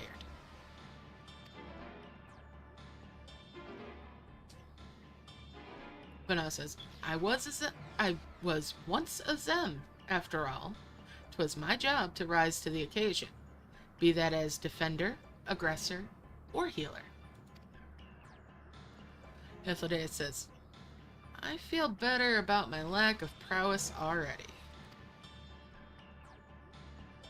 Hythlodaeus says, and you, Emet-selch, can impress us with your arcane majesty. You lob potent spells as easily as breathing, but can also channel that power in a protective manner if you so choose. Yes? Emet-selch says, eh? Well, yes, should the situation call for it. Hythlodaeus says, excellent. That should cover us on all fronts.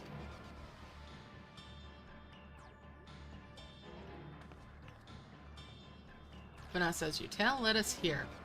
So 'tis only right that you lead us now. No matter what lies ahead, we will win through to Hermes and Medion. And then we will face the future together. Alright. So I'm opening up the dungeon. And the best way to do this one, the first time, is with the trust.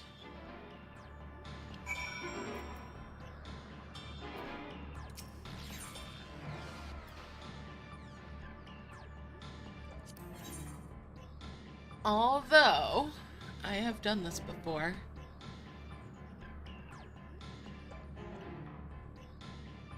It takes a little bit longer with a trust.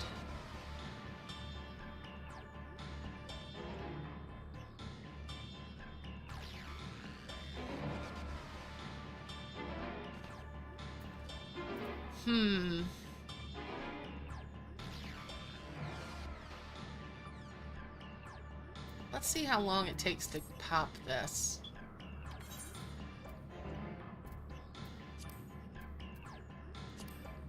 People might actually be running it for Moogle tomes.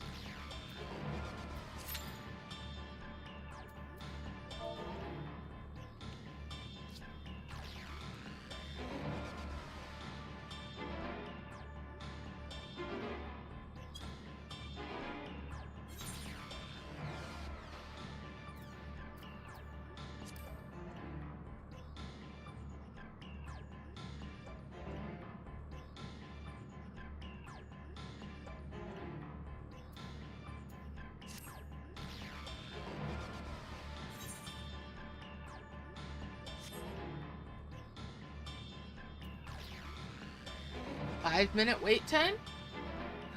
Alright.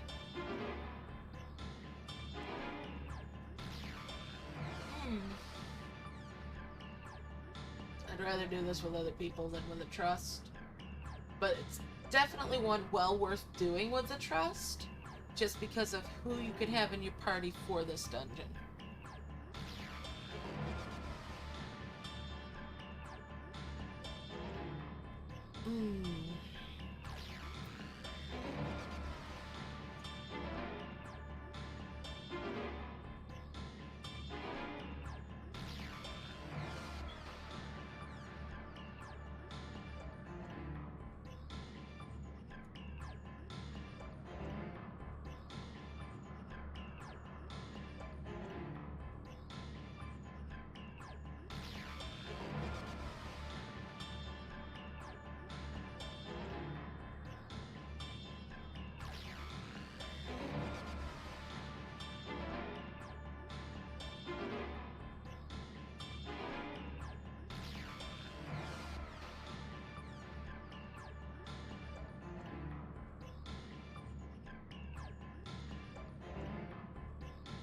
And we're just waiting here.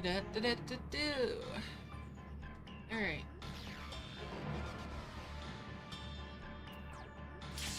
There we go. That wasn't too long. Hopefully the last person queues in.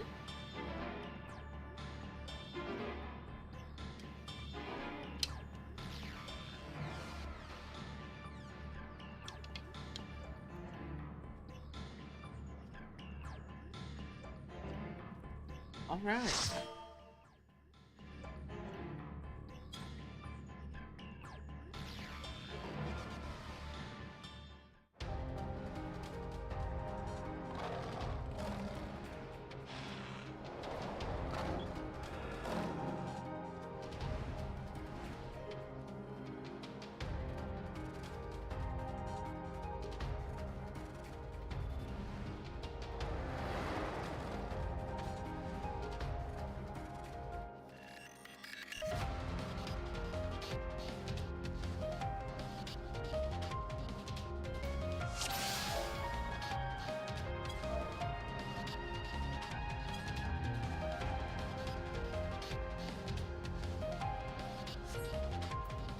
Please, turn back, else I might be forced to.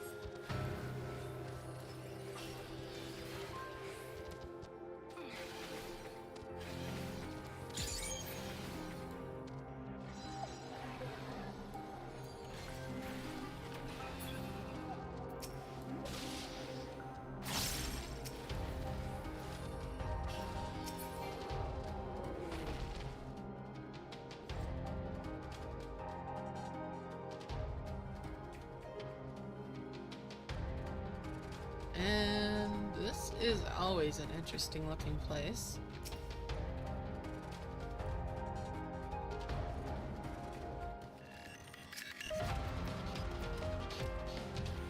I love how we're going through different biomes so quickly.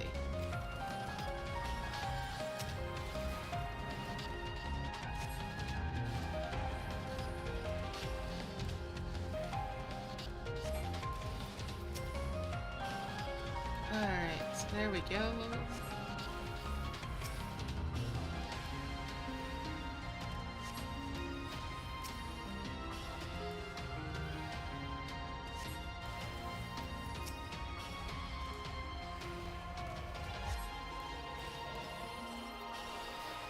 I'm sitting here thinking about what I want to do decorating the FC house.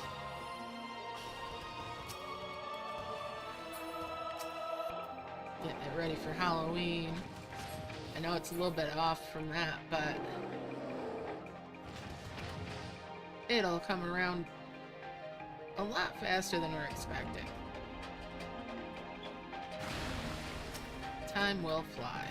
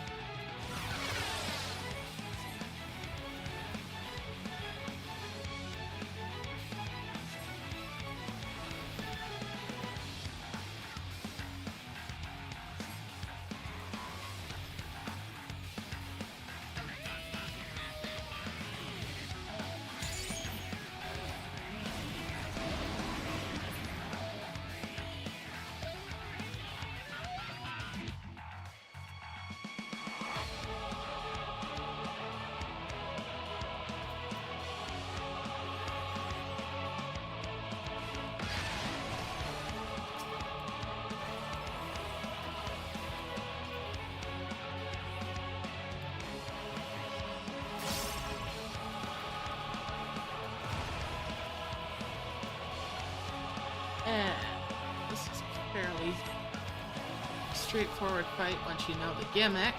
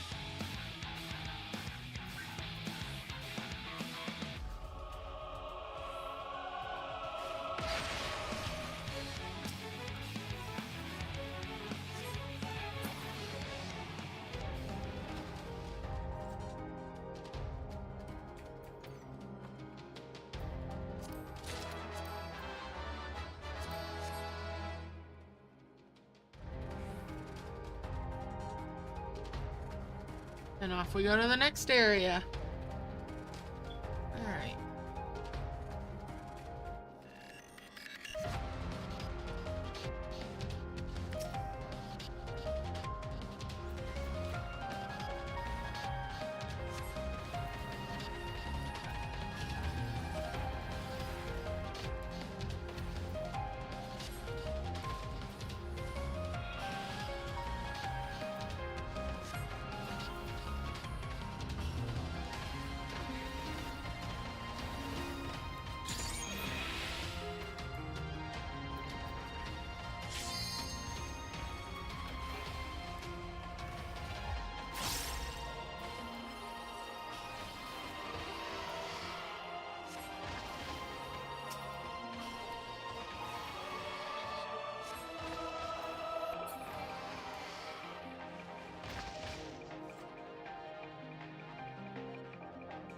I'm warning you.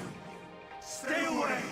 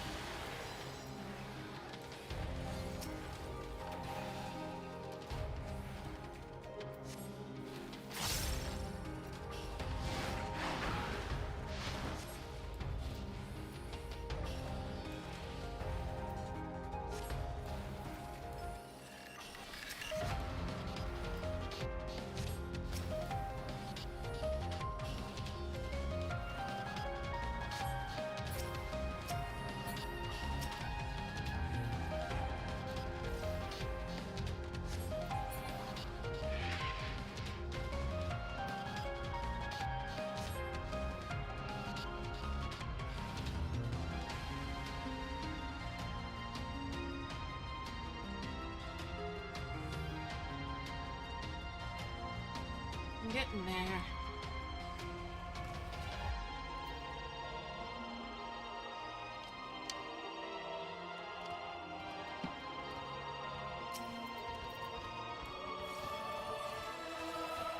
Ah, a bunch of first timers. That's why we're going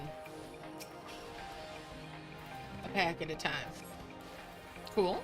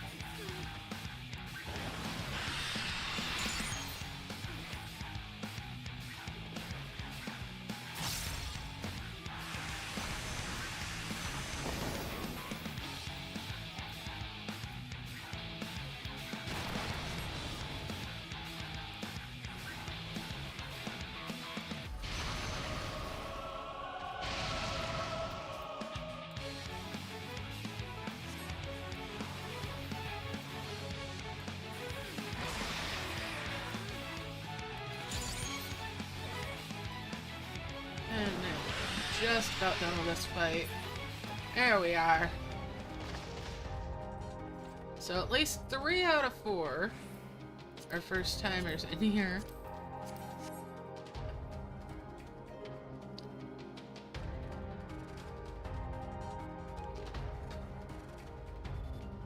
By the look of things.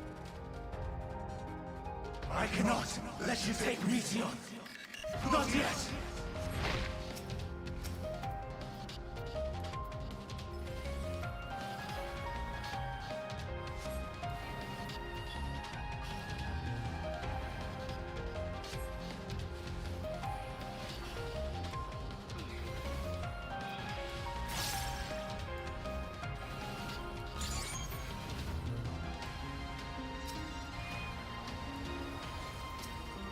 Or I should say 2 out of 3, because I don't think I count, even though it's this character's first time, and it's been months since I've run this on any of my characters. I don't think it still counts, I just don't remember it worth anything. So, maybe?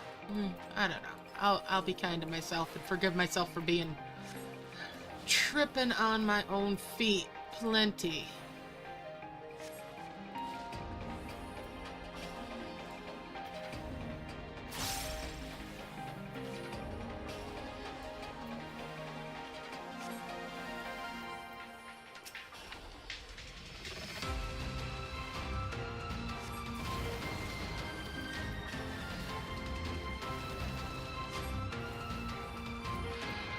I should level up when I get done with this dungeon, though. If not before.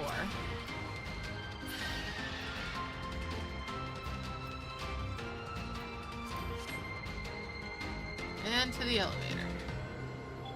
Up we go!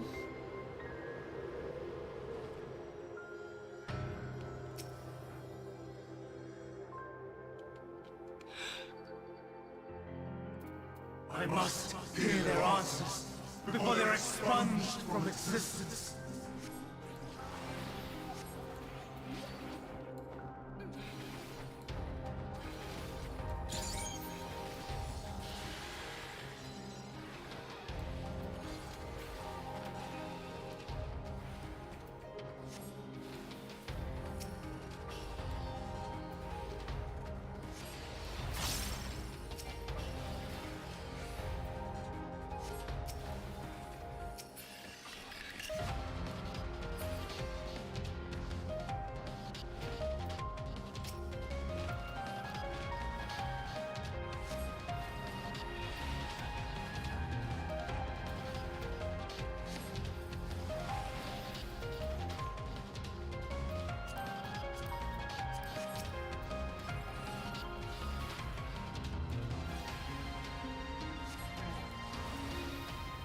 There we go.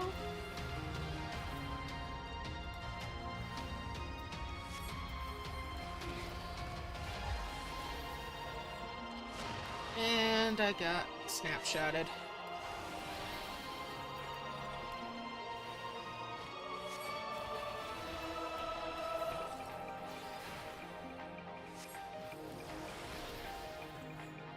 I've got to remember when I'm playing on EU, I can't play greedy. React first.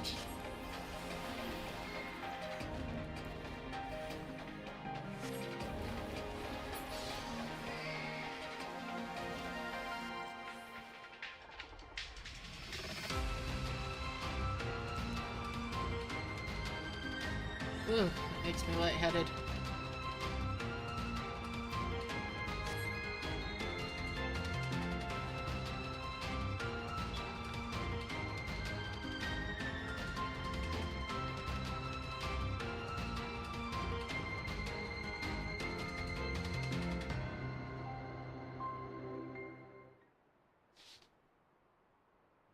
And we're to the final boss. Hermes.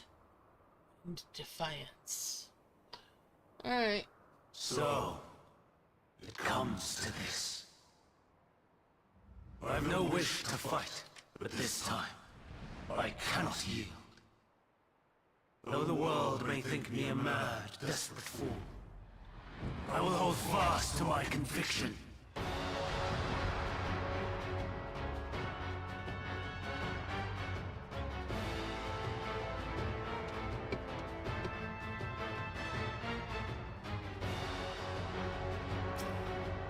I will have the time and tranquility I require. Gust and gale, gather to me!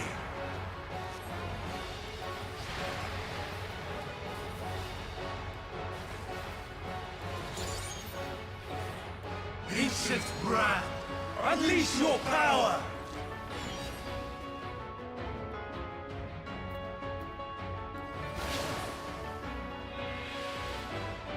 Dancing winds, pierce my foes!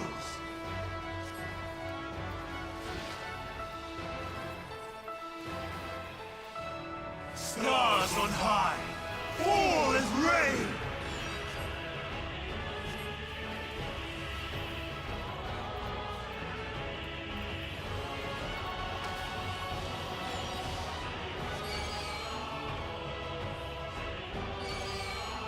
Yeah.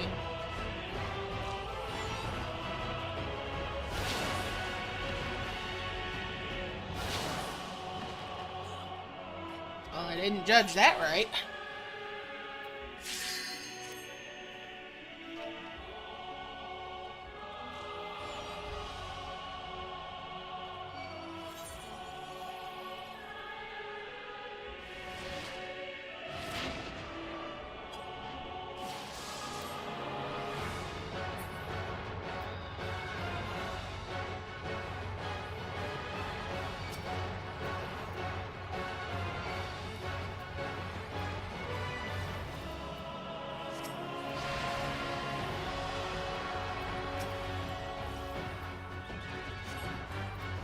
Streams of ether! Surge as one!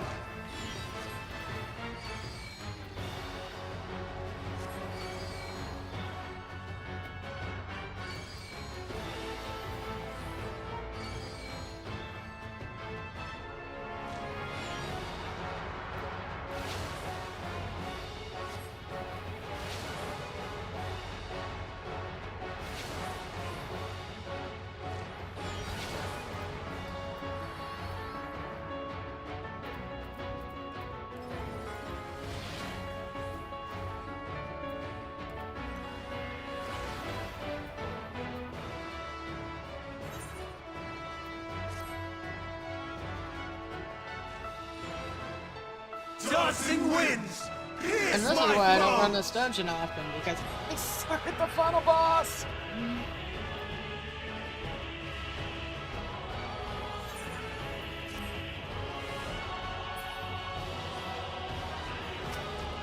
Part of that might be because I don't run it often enough to have learned it very well.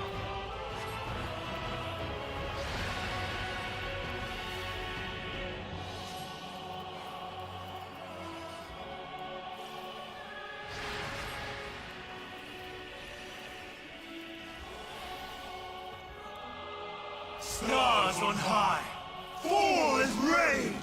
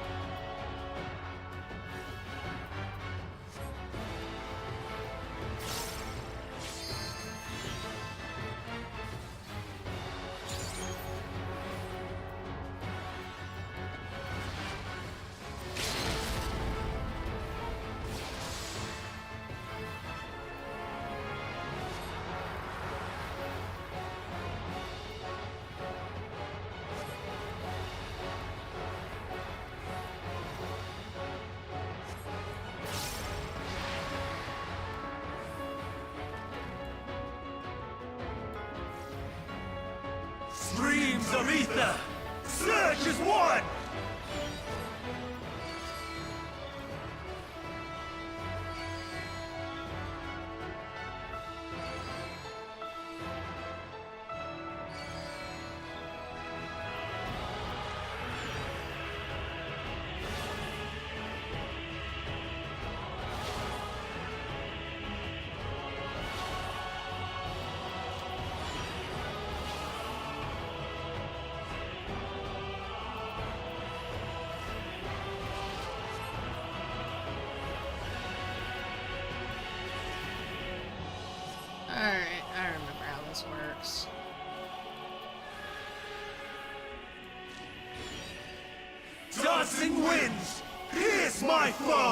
even when transformed. But I am not finished yet.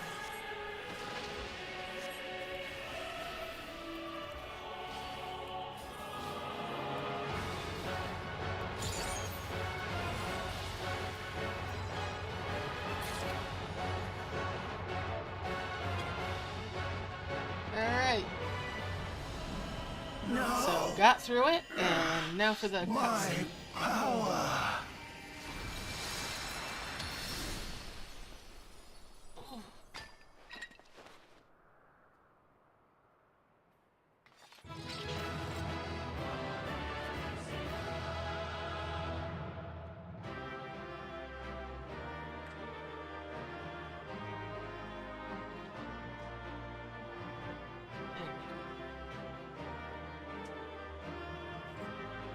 For loot and all that first.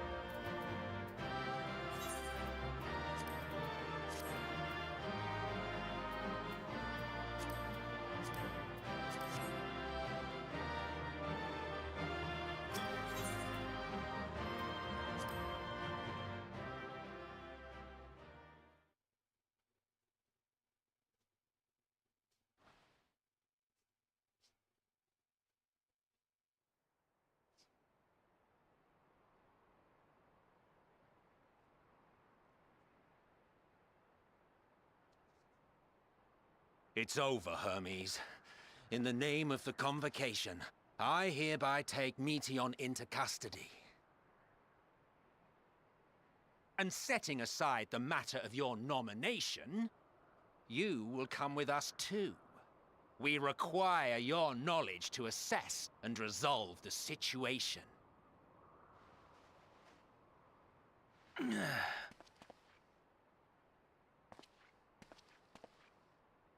Meteion, I am so sorry. Would that I could have listened to your report in full. Reflected upon its meaning and conveyed it to others. That they might reconsider their chosen course. But I have failed. And that wish will never be realized. However, ere our fates become the province of others, I bid you tell me just one thing. Was there happiness in those distant stars? Was there a reason for living?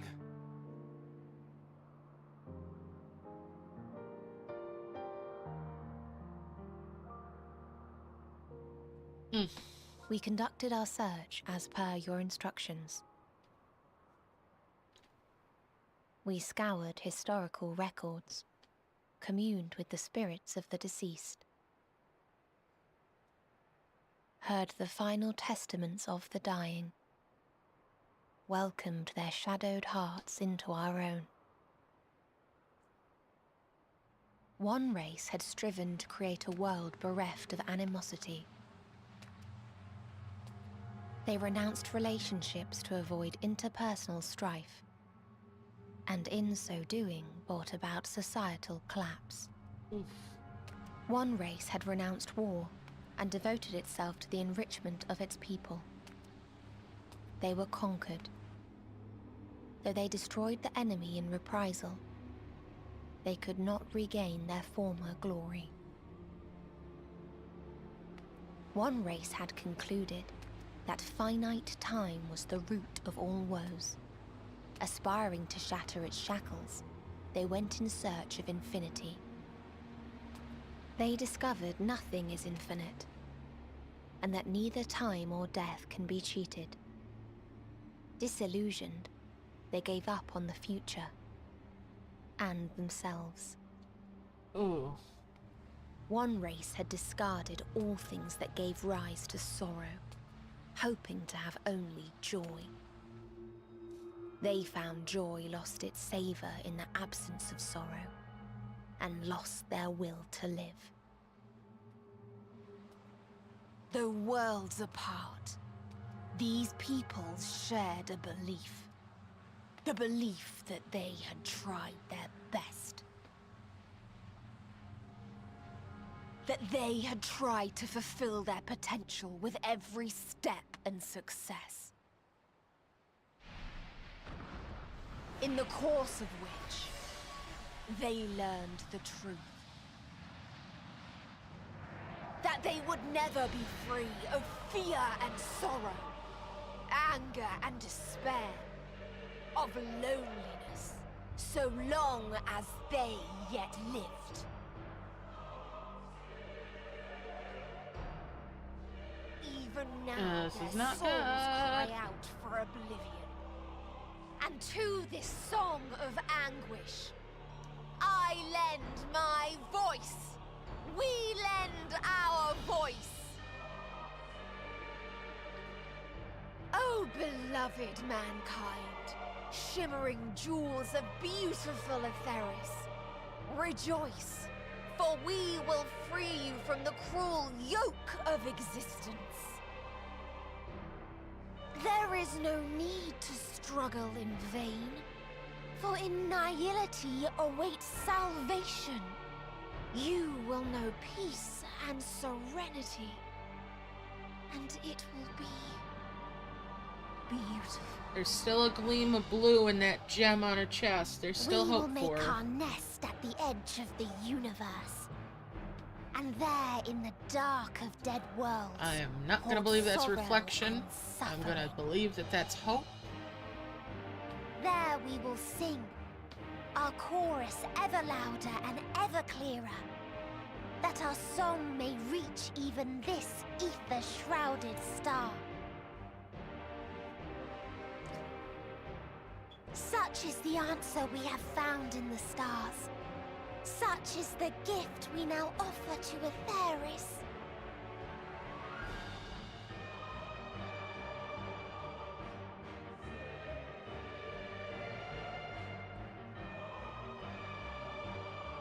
I knew that bird was gonna be Who are trouble. you to decide our fate? To decree we live or die?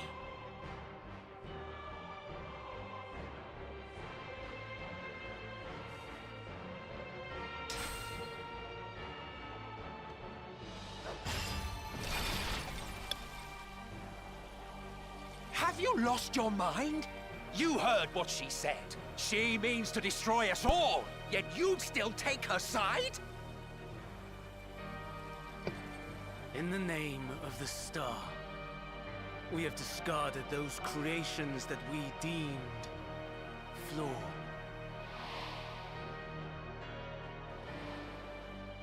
If we ourselves are flawed, does it not stand to reason that we too should be discarded? That is sophistry, and you know it. Perhaps it is. Perhaps I am wrong. Who is to say that you are right?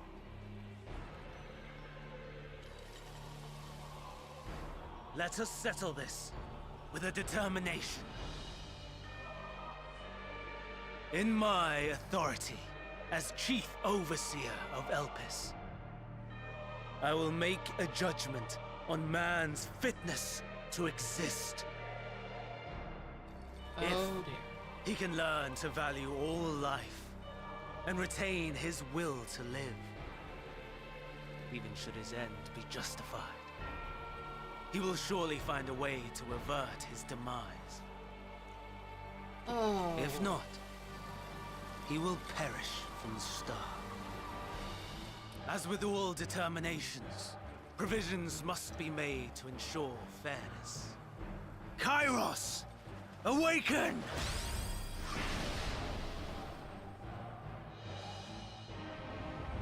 Memory reconfiguration system Kairos activated. Awaiting instruction. Command. Universal memory alteration. Target area. Catesis Hyperborea. Starting point. Arrival of emet-selch, of the convocation at Propylion. Endpoint. The present.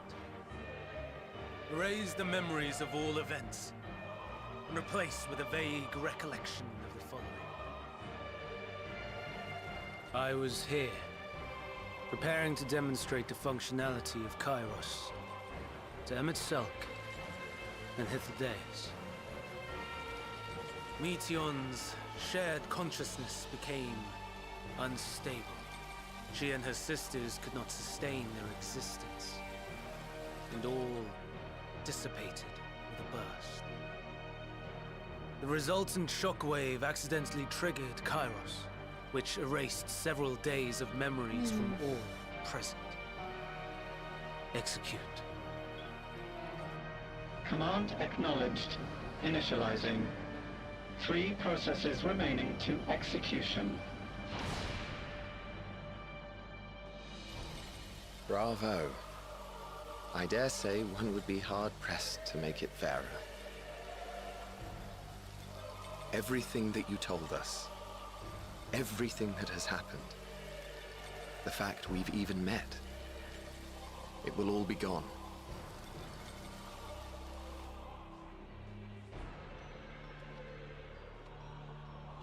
Go, Meteion. To the edge of the universe, where none can reach you. Hermes, won't you come with me? If you were to shed your flesh, I should be able to carry you.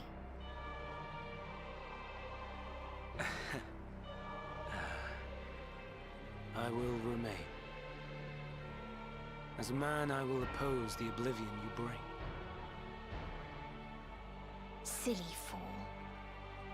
Had you said yes, I would have granted you the gentlest end. And she thinks it's kindness.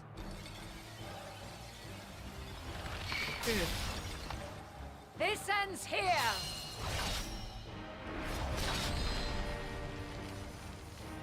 Fly, Meteion!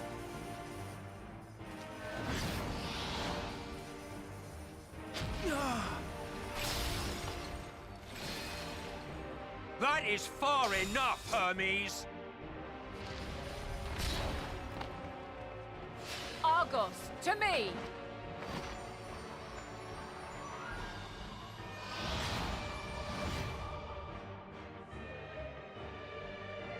First process complete. 2 remaining to execution of memory reconfiguration. As if we needed more pressure. No matter what, you cannot forget what happened today. For it is the key to saving your future. Your world. This fight is our fight. What comes after, our problem to contend with. Not yours. No. Your own struggle awaits. And no one else can take your place. You must flee this place with your memories intact. And I will see that you do. Now then, where is it? There you are, my little confluence.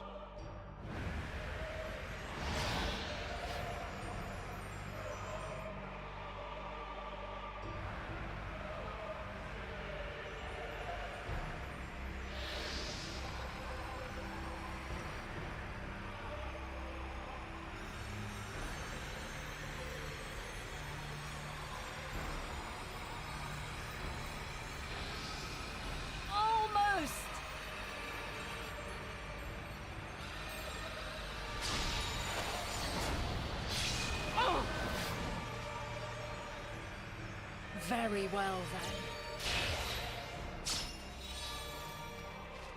You may elude us this day, but not forever. Oh, boy. Dire straits here, guys. Meteion's gotten away. Second process complete. One remaining to execution. Ugh. No time for brooding. Listen well. Beyond lies a spatial confluence that connects the interior sections of this building. I will destroy the confluence and force open a way outside. When I do, you must jump through.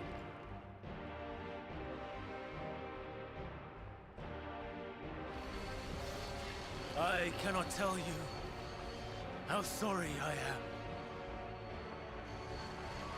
But neither can I let you escape!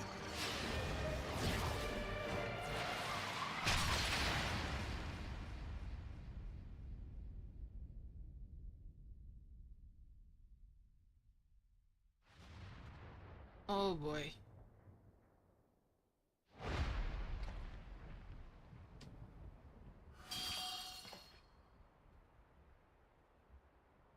Too brave by half.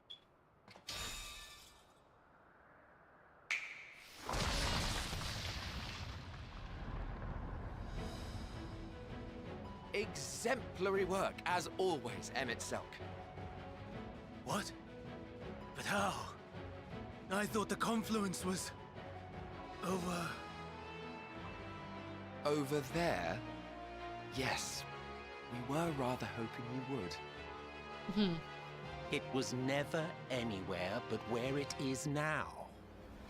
The instant those two began making their way towards nothing, 'twas clear the plan was a diversion. I'm quite incapable of destroying a confluence, I must confess. A gambit brazen beyond words. Though we've grown accustomed to reckless improvision due to the antics of an incorrigible associate. Though, in the case of certain present company, incorrigible is an understatement. Honestly, I'm beginning to suspect it's a requirement for every Azen.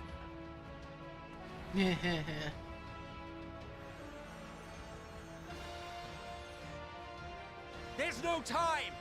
Quickly! Even now, I do not believe your tale. I would not suffer us to walk such a wretched path. Still, if it must be said, do not squander it. The legacy I leave you.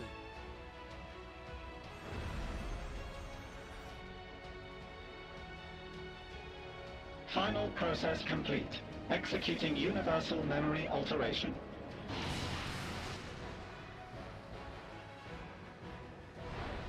I love that we get to see him before he was warped.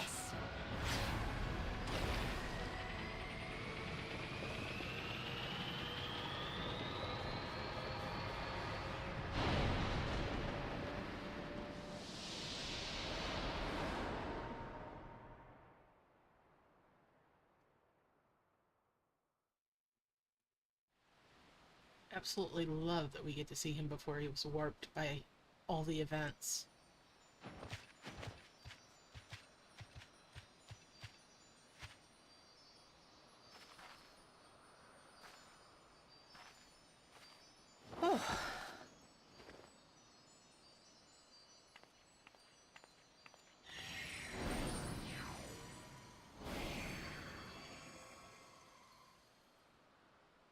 I'm fine. Just a little tired.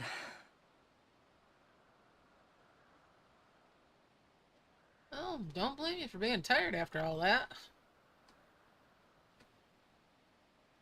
Can it be true? Are we the only ones left who see beauty in the world? In life? Are the stars above no more than husks of fallen civilizations?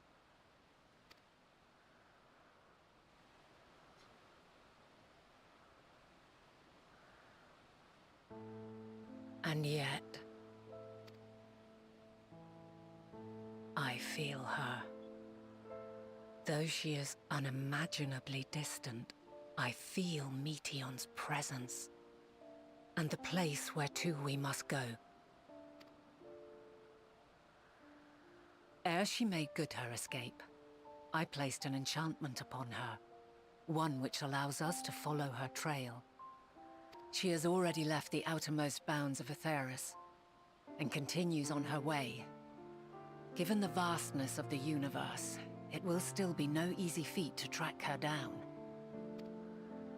But thanks to Emet-selch and his Ladeus, all is not lost. We remember. So long as we remember, our fates remain ours to shape.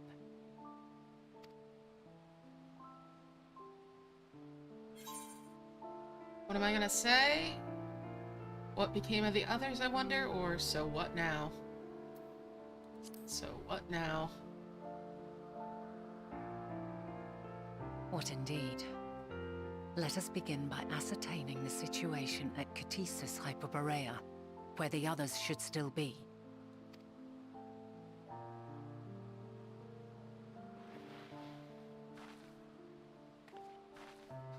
Given the likely state of their memories, however, it would be imprudent for us to approach them directly. In which case...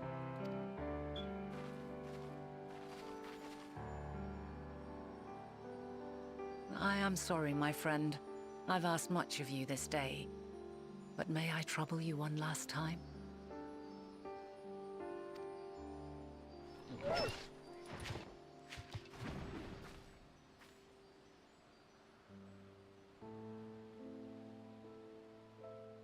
Argos will investigate in our stead. We will share in his consciousness and see and hear as if we were with him. Now, close your eyes and open your mind.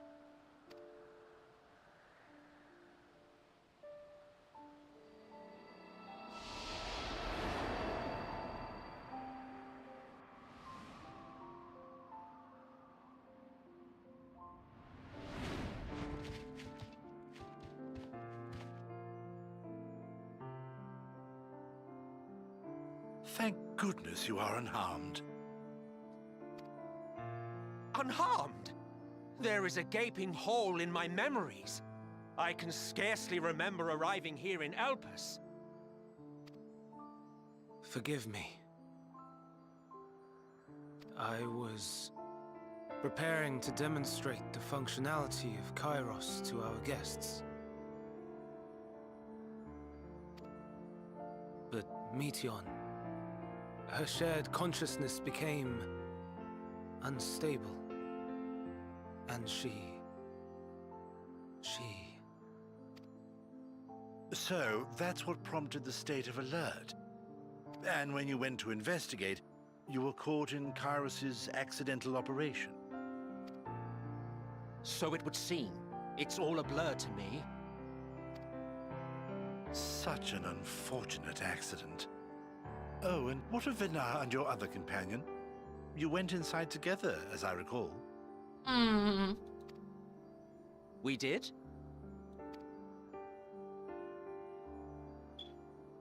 If Venar was with us, I have no recollection of it.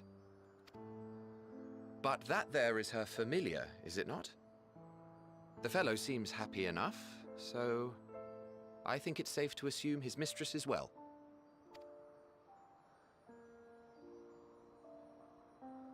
I haven't the slightest notion who this other companion might be, however. Ah, well, that individual struck me as a bit different, for want of a better word. Perhaps it wasn't actually a person, but some manner of creation. Curious.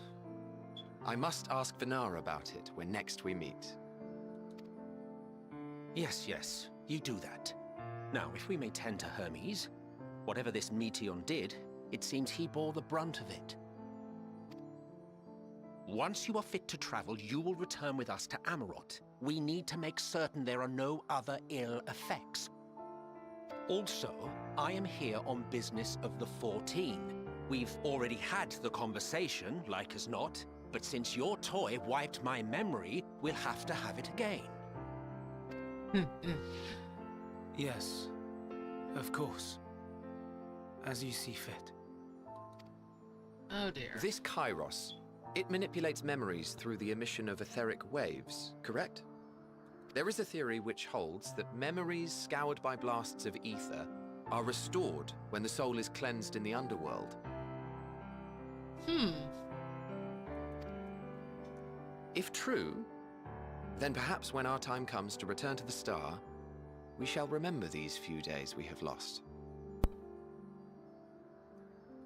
One can hope. I doubt aught of interest occurred. Look forward to the revelation if you like, but I should prefer to reminisce on more meaningful moments.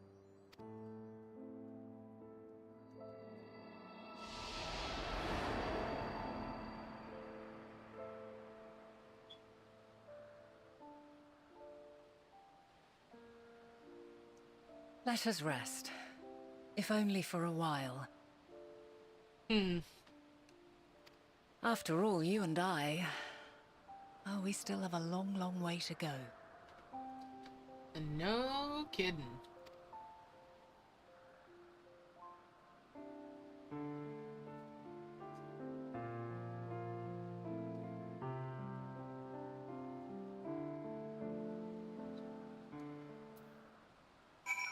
All right.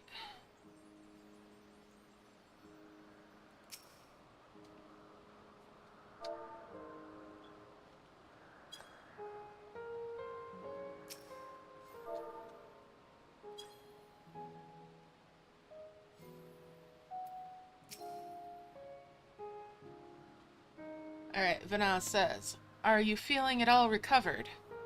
I understand that your exertions were more than purely physical, but resting one's body, if only for a moment, is never without merit. As for Hermes, I think it unlikely he will create more Entwalkers. He poured much of himself into Medion, and now that she and her sisters are gone, dissipated, in his mind, the grief must be unbearable. He will blame himself. He will believe that, and had he never acknowledged his dissatisfaction with the world, then the Matea would have never been born to suffer and die. The offer to join the 14 will be a welcome distraction, and one day hence he will face the advent of the final days in the role of Fandaniel. And that is that quest complete. Now may enter Catesis with the party of NPC avatars. Alright. So I've attuned. Vana is watching you in quiet contemplation. Thou must live, die, and know. Alright. I'll accept that. Vana says, listen to me. Our duty now is not to denounce Hermes for his misguided determination, or to convince emet-selch and Hythlodaeus that they have been deceived. No, we must instead ensure that the experiences Hermes sought to expunge are preserved. What remains in our memories alone will be our weapon against the final days. You must fight this battle in your age, and I in mine. Come, let us walk together once more. I will see you to the doors of Propylion.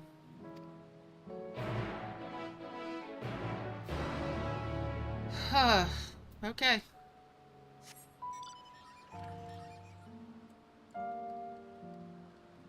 Oh, that's over that way.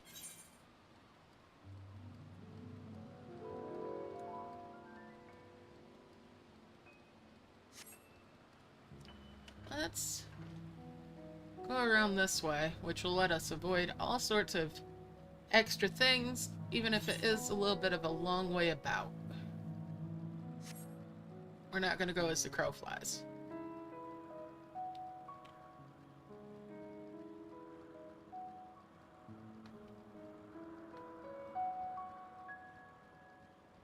The two that were there were two of the people that were in the dungeon with me.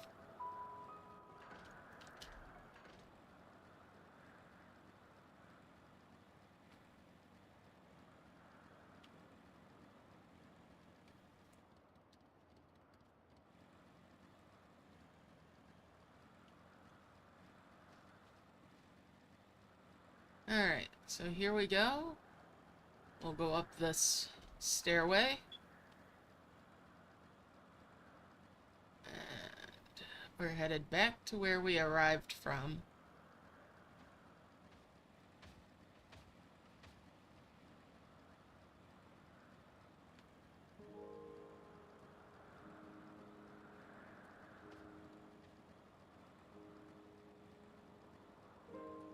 Alright, let's talk to Vana again.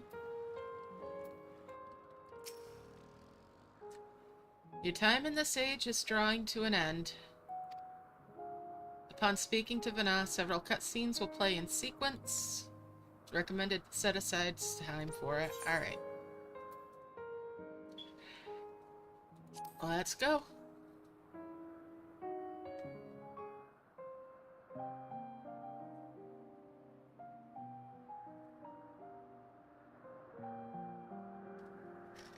So, it is within. The portal that brought you hither, and will take you home.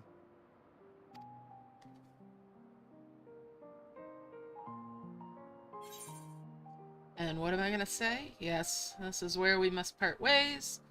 Perhaps I should stay and help. There's not much I can do. This is where we part ways.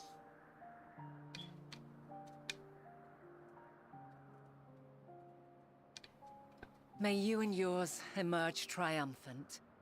Make use of the knowledge you have gained, that your days in Elpis and our friend's sacrifice be not in vain. With Meteion free to pursue her designs, 'tis only a matter of time until the final days are upon us.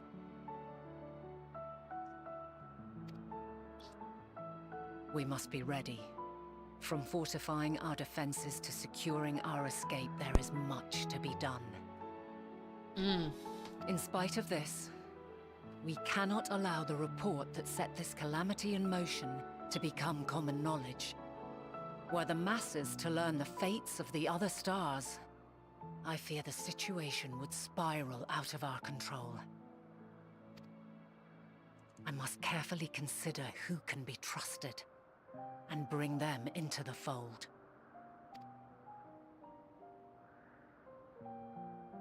Ordinarily, I wouldn't hesitate to call upon the 14.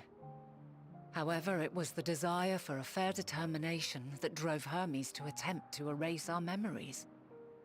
And were he made aware of his actions, there is no telling whether he would remain a friend or become a foe.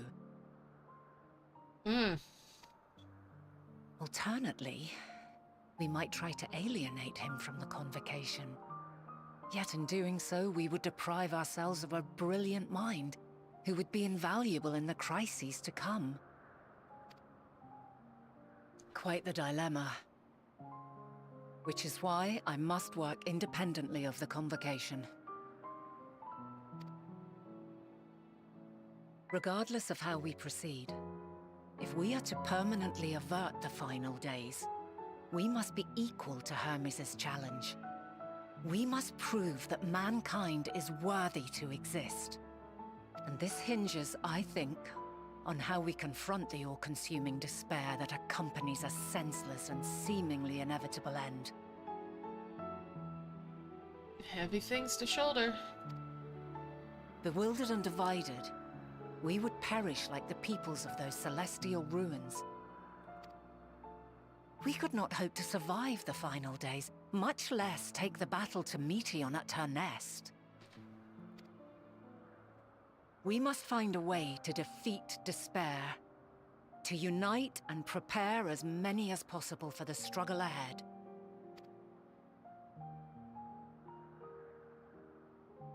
Heavy will weigh the burden of guiding this legion of souls.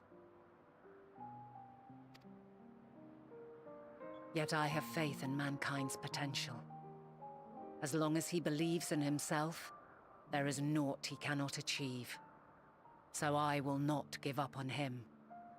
On us. You may find your world to be very different. Or perhaps the erasure of our friend's memories has sown the seeds of a conjunction between us. We cannot know until the moment is at hand.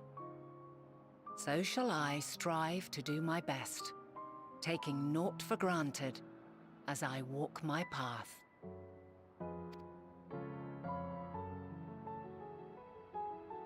And I pray you walk with me to the end. As you move forward, so too will I, as will all, resolved to fight for the morrow. And when mankind has found the strength to stand against despair, we shall silence the song of oblivion. She who sings it will learn our journey is far from over. This I promise.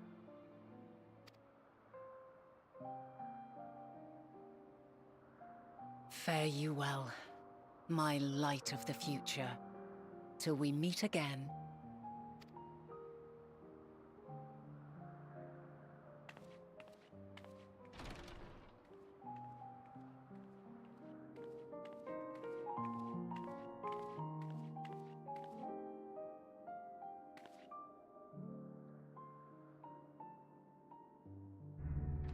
Yes. See you later, Vana. Back from your nap, Ugly. Hope you had a good nap.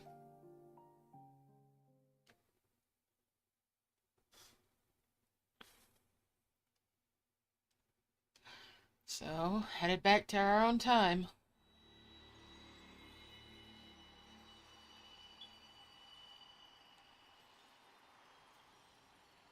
Hey, at least it was a nap.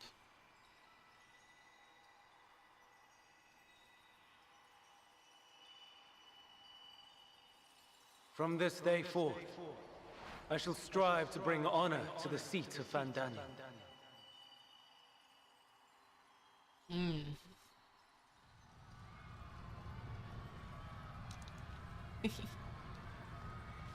Oh.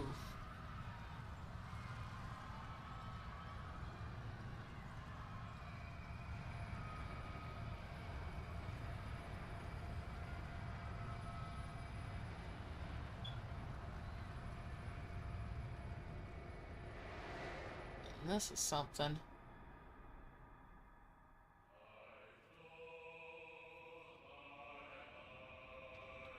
The first final days.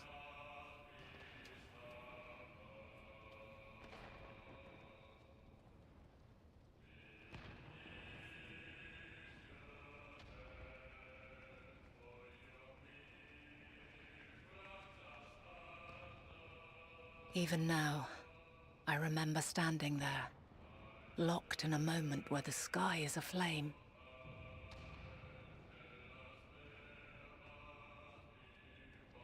Where stars fall as tears, and screams darken the seas. Where resignation rots the trees.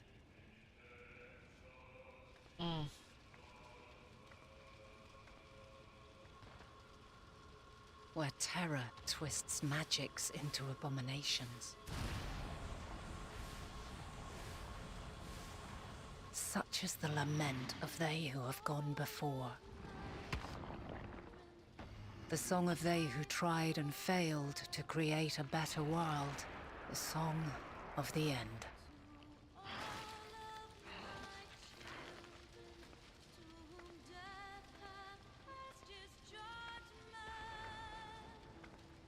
Ooh. That which hides at the edge of the universe is no longer hope's creation.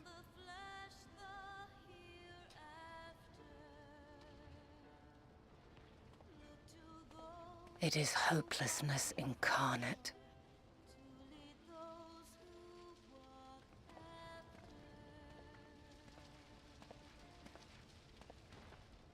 That day, mankind saw half of its number sacrificed to bring forth Zodiac.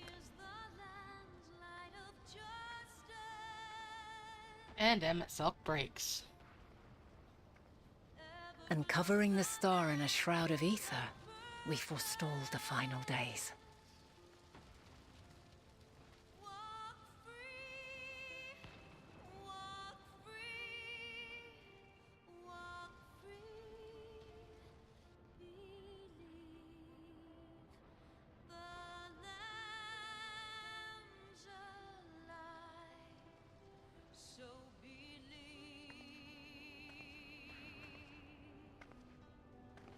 Yet the cries echoed still.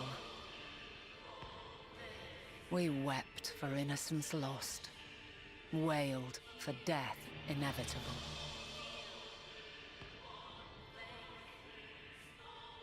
A reality too terrible to bear. And for too many who sought comfort in gilded memories of joyful days and tranquil nights.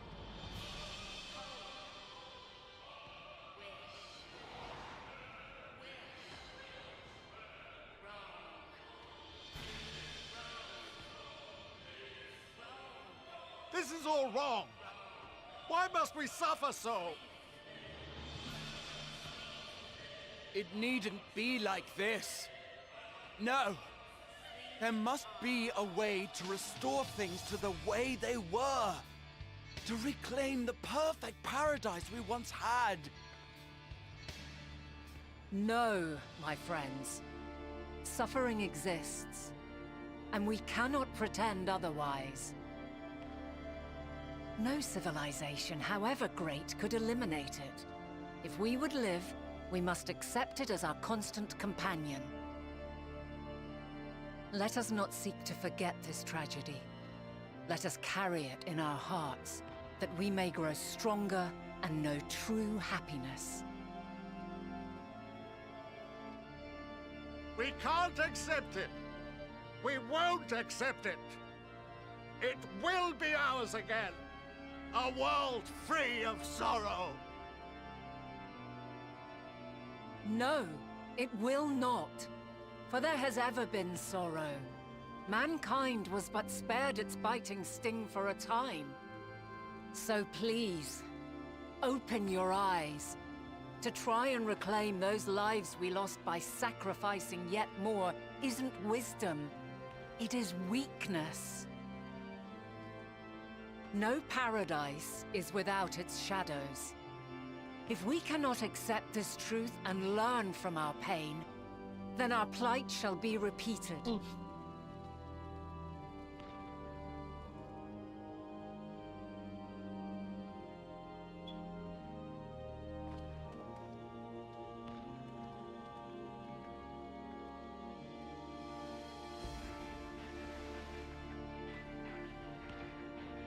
O mighty Zodiac!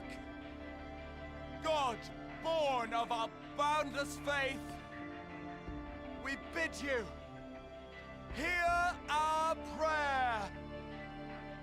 Accept this offering of lives, and deliver unto us the lives we once had. Deliver unto us the days of old, the days when the star was a font of love, and we knew naught but bliss.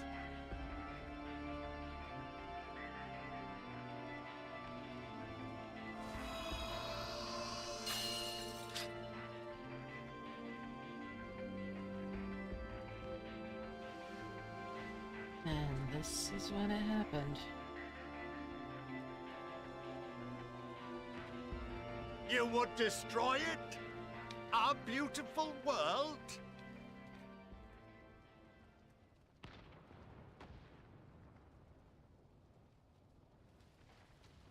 Lands that stretched on forever. Skies one could drown in. The heartbeat of nature, silent yet strong. And amidst it all, a people. Beacons of light and life. Laughter that warmed my heart like naught else before. They are my meaning and my purpose. My love. In spite of, or perhaps because of this, I choose to believe in mankind's potential, in his ability to find a way forward. So let there be no way back. From that temptation, I sunder us. No more shall man have wings to bear him to paradise. Henceforth, he shall walk. Ooh.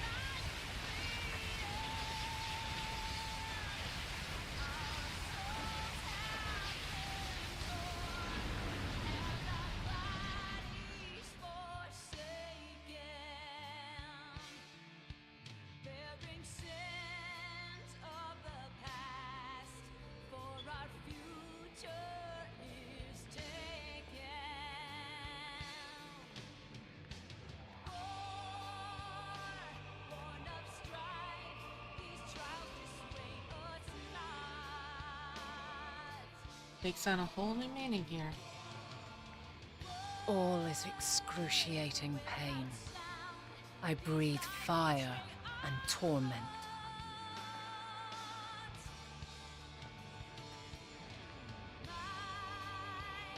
I birth a world of suffering to mire and plague.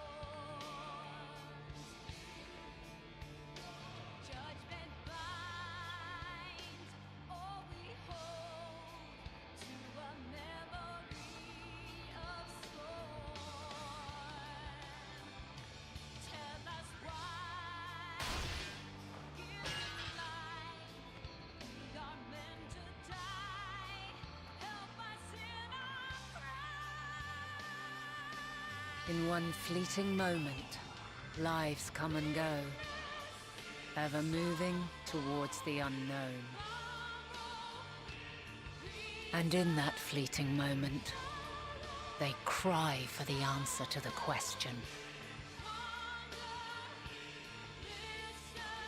Why, given life, are they meant to suffer, to die?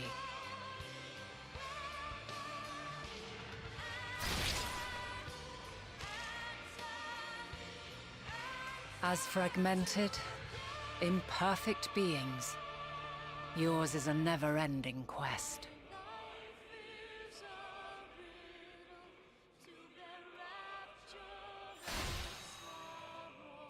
A quest to find your purpose, knowing your end is assured.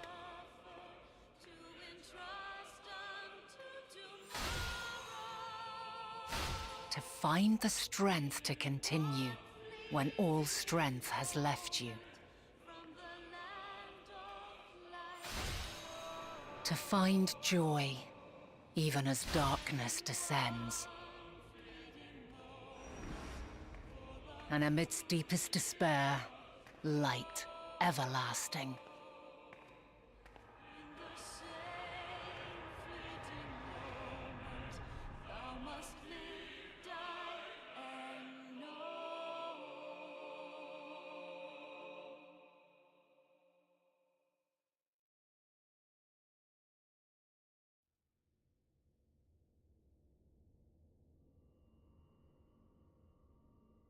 A conjunction has begun to form, an intertwining of your time and mine.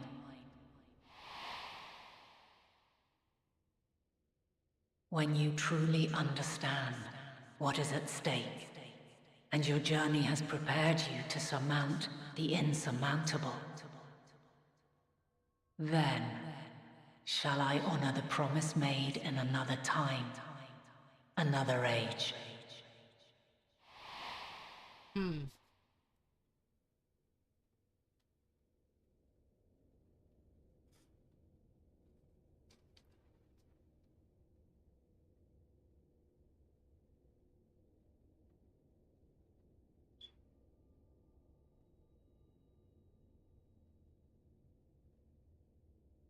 Now we know.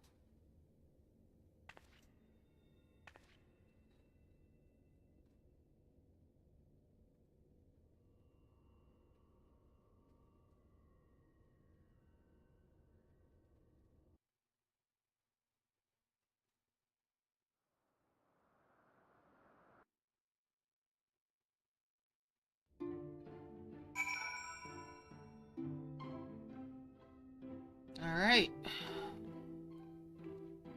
So our next destination is the Valdacian Annex. I'm gonna head over there And this is where I'm going to wrap up for tonight. Or today. I think we've had a healthy chunk. Almost 5 hours of stream.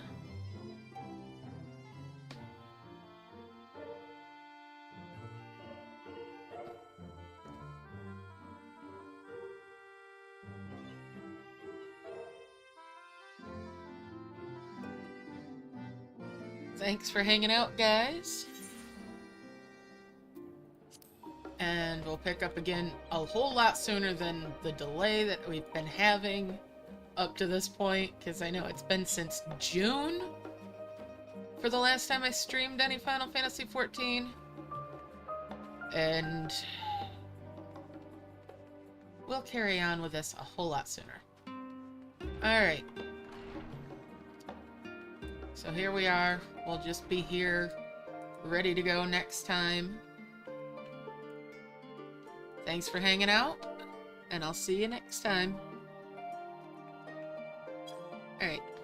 Bye for now, guys.